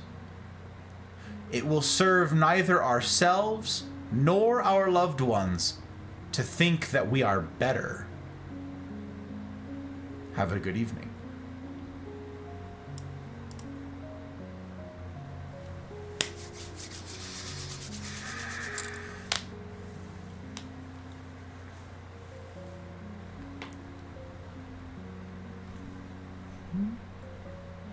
And that concludes part 2, dear friends, and our stream with it. That concludes the stuff we're going through. Court, are you raiding me? Sort of, unofficially? Hi, Court. I'm grateful for the raid. Yes, raids are disabled on Friday nights. Raids are disabled on Friday nights. I very much appreciate the sentiment, though. Your timing is impeccable. We've just concluded. And the reason for that, and for anybody else listening, is because I believe that real relationships ought to span the spectrum from silly to serious. We certainly get up to plenty of silliness around here. That's chiefly on Tuesdays and Saturday nights. Tomorrow night there will be much silliness, no doubt. But Friday nights is often for the serious. Friday nights is where we get to delve into the deep things and philosophize about truth and relationships and so on. And that's what we're doing here tonight. And so, when we're often in the depths of difficulty, it's very incongruous to have the hype of a raid come along. Because of course, I'm grateful for raids. I take raids incredibly seriously. You've heard me say this before, Court. And I obviously want to match that energy of an incoming raid, right? But the two are very jarring, typically. The seriousness and the silliness. And so, yes, I disable raids, typically, on Friday nights. If there's a banner running along the bottom of the screen like this on here, typically this means that, yeah, there's a lecture in progress. And so raids are disabled. They'll be re-enabled once the stream is concluded, which is, happening now because I'm long past our concluding time. But it's also follower-only chat enabled on Friday nights, and that is not the case normally. Not even a little bit. That is not the case, but same thing. Want folks to be able to hear what's going on before they just start blurting out things. So, I am super grateful for the raid. It's super good to see you guys, Tiff, Court, and I hope I've not offended anybody with the disabling of the thing, with the strictures that are in place here on Friday nights, yes.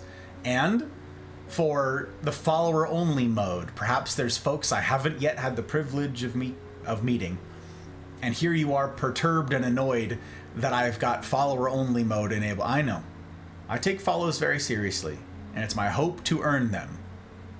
My hope to earn them with all that I get up to. Thank you, Joke, for dropping the links. Yes, my schedule is to be found there. Tomorrow night I'll be resuming at 8 p.m. Pacific, my usual time, and we will resume the silliness.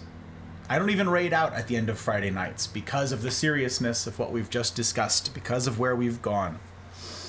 And I have my closing thoughts as we all part ways here this evening, because we have homework. homework for Wednesday. Homework for doing life on hard mode with the remarkable men and women of the Mafia who've agreed to do life in that way with one another as well as they're able. It's a remarkable thing, and it's not lost on me. Not lost on me in the least.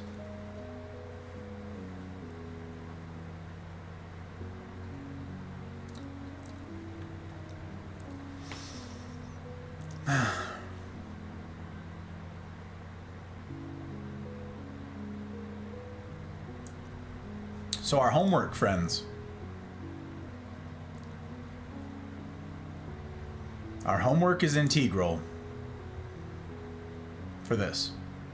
I want you to have peace. Lasting peace. Let's chase that together. Let's achieve that together. Get plugged into a Wednesday group if you're not yet a part of one, and commit to that group. Find a time that works for you. Yes, follow here on Twitch, subscribe on YouTube. We're in both places. There's all the stuff to come. But if you can manage the rules of hard mode to join the Mafia Community Discord, you could do far worse. And again, it says a great deal about the caliber of human who would take the charge of Friday nights seriously, who would engage with them seriously, who would aim themselves at something like hard mode and strive to do it well. And it's a privilege to do life alongside you guys as we strive in this way.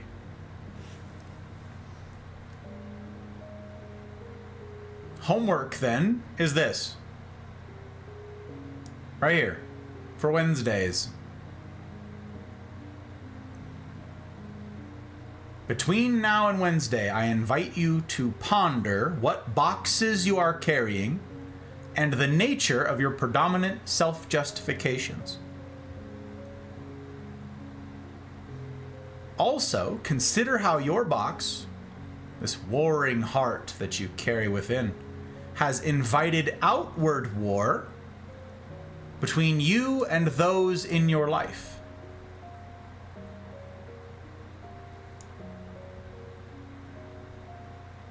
Ponder what boxes might be behind your reactions in those situations. Try to figure out what self-justifications you're defending. Notice your battles and ponder your wars.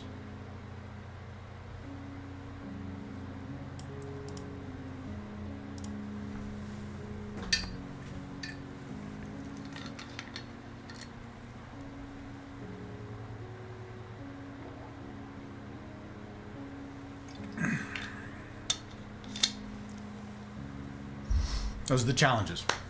Those are the challenges. Again, no rating out tonight. We'll end it there.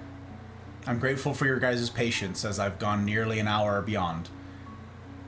Glad that we got through part 2 of this thing. We're going through at a big fat, hurry, I know it. In a big fat hurry. We're moving at a pretty good clip, and I know we covered a lot of ground. So whatever questions you guys have, again, my encouragement to you is to use your crew chat. If you are plugged into the rendezvous for Wednesdays, use your crew chat to jot down any notes, any questions, stuff that you are now thinking of. You can just write in a brevity code to yourself. Note to self for Wednesday. This is what I was thinking about this. You could make a bullet point, a bullet list of names that come to mind that won't mean anything to the rest of us until we walk through it together on Wednesday. Use those spaces as what they're for. And besides, it's just you and your small group that are seeing them, so, they're good for note-taking for this purpose. Again, I'm grateful to each of you for your time and your consideration and your attention, and for y'all's being considerate to one another in chat. For those of you who have fielded questions, who have answered queries, who have dropped links, who have welcomed the newcomers, I'm grateful, as I am clearly distracted on Friday nights as I work, and I've not got to keep up on, well, any of chat.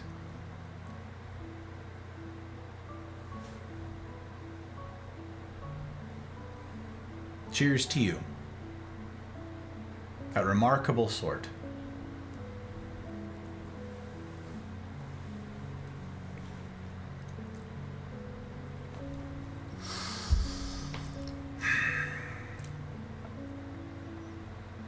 Never be perfect. Always find yourself in the box. It's true. But be encouraged. This is something that you can get better at. Much better. Much better.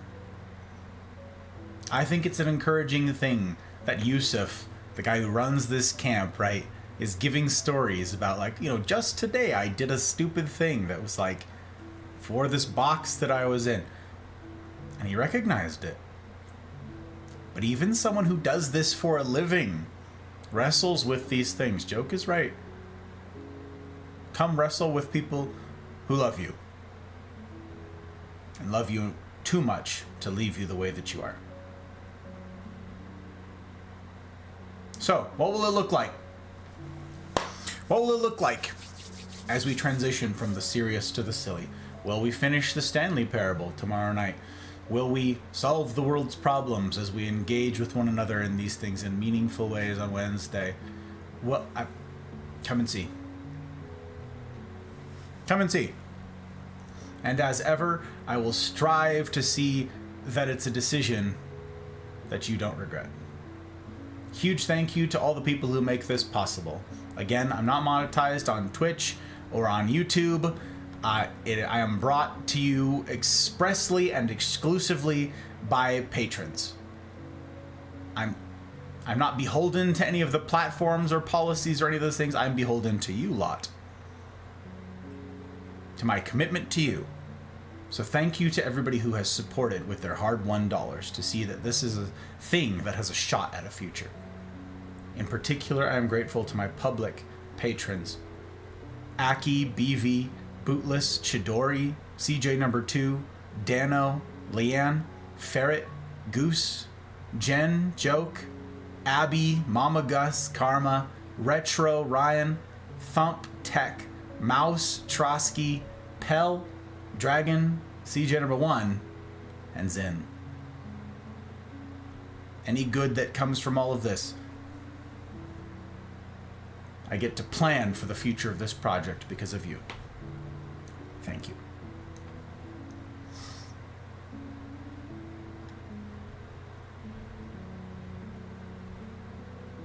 Come and see what the future holds, dear friends. Come and see. And again, I will strive to see that it's a decision, your coming back, that is, that you don't regret. In the meantime, I wish for you each marvelous evenings, mornings, wherever ye be. And I will see you on the other side.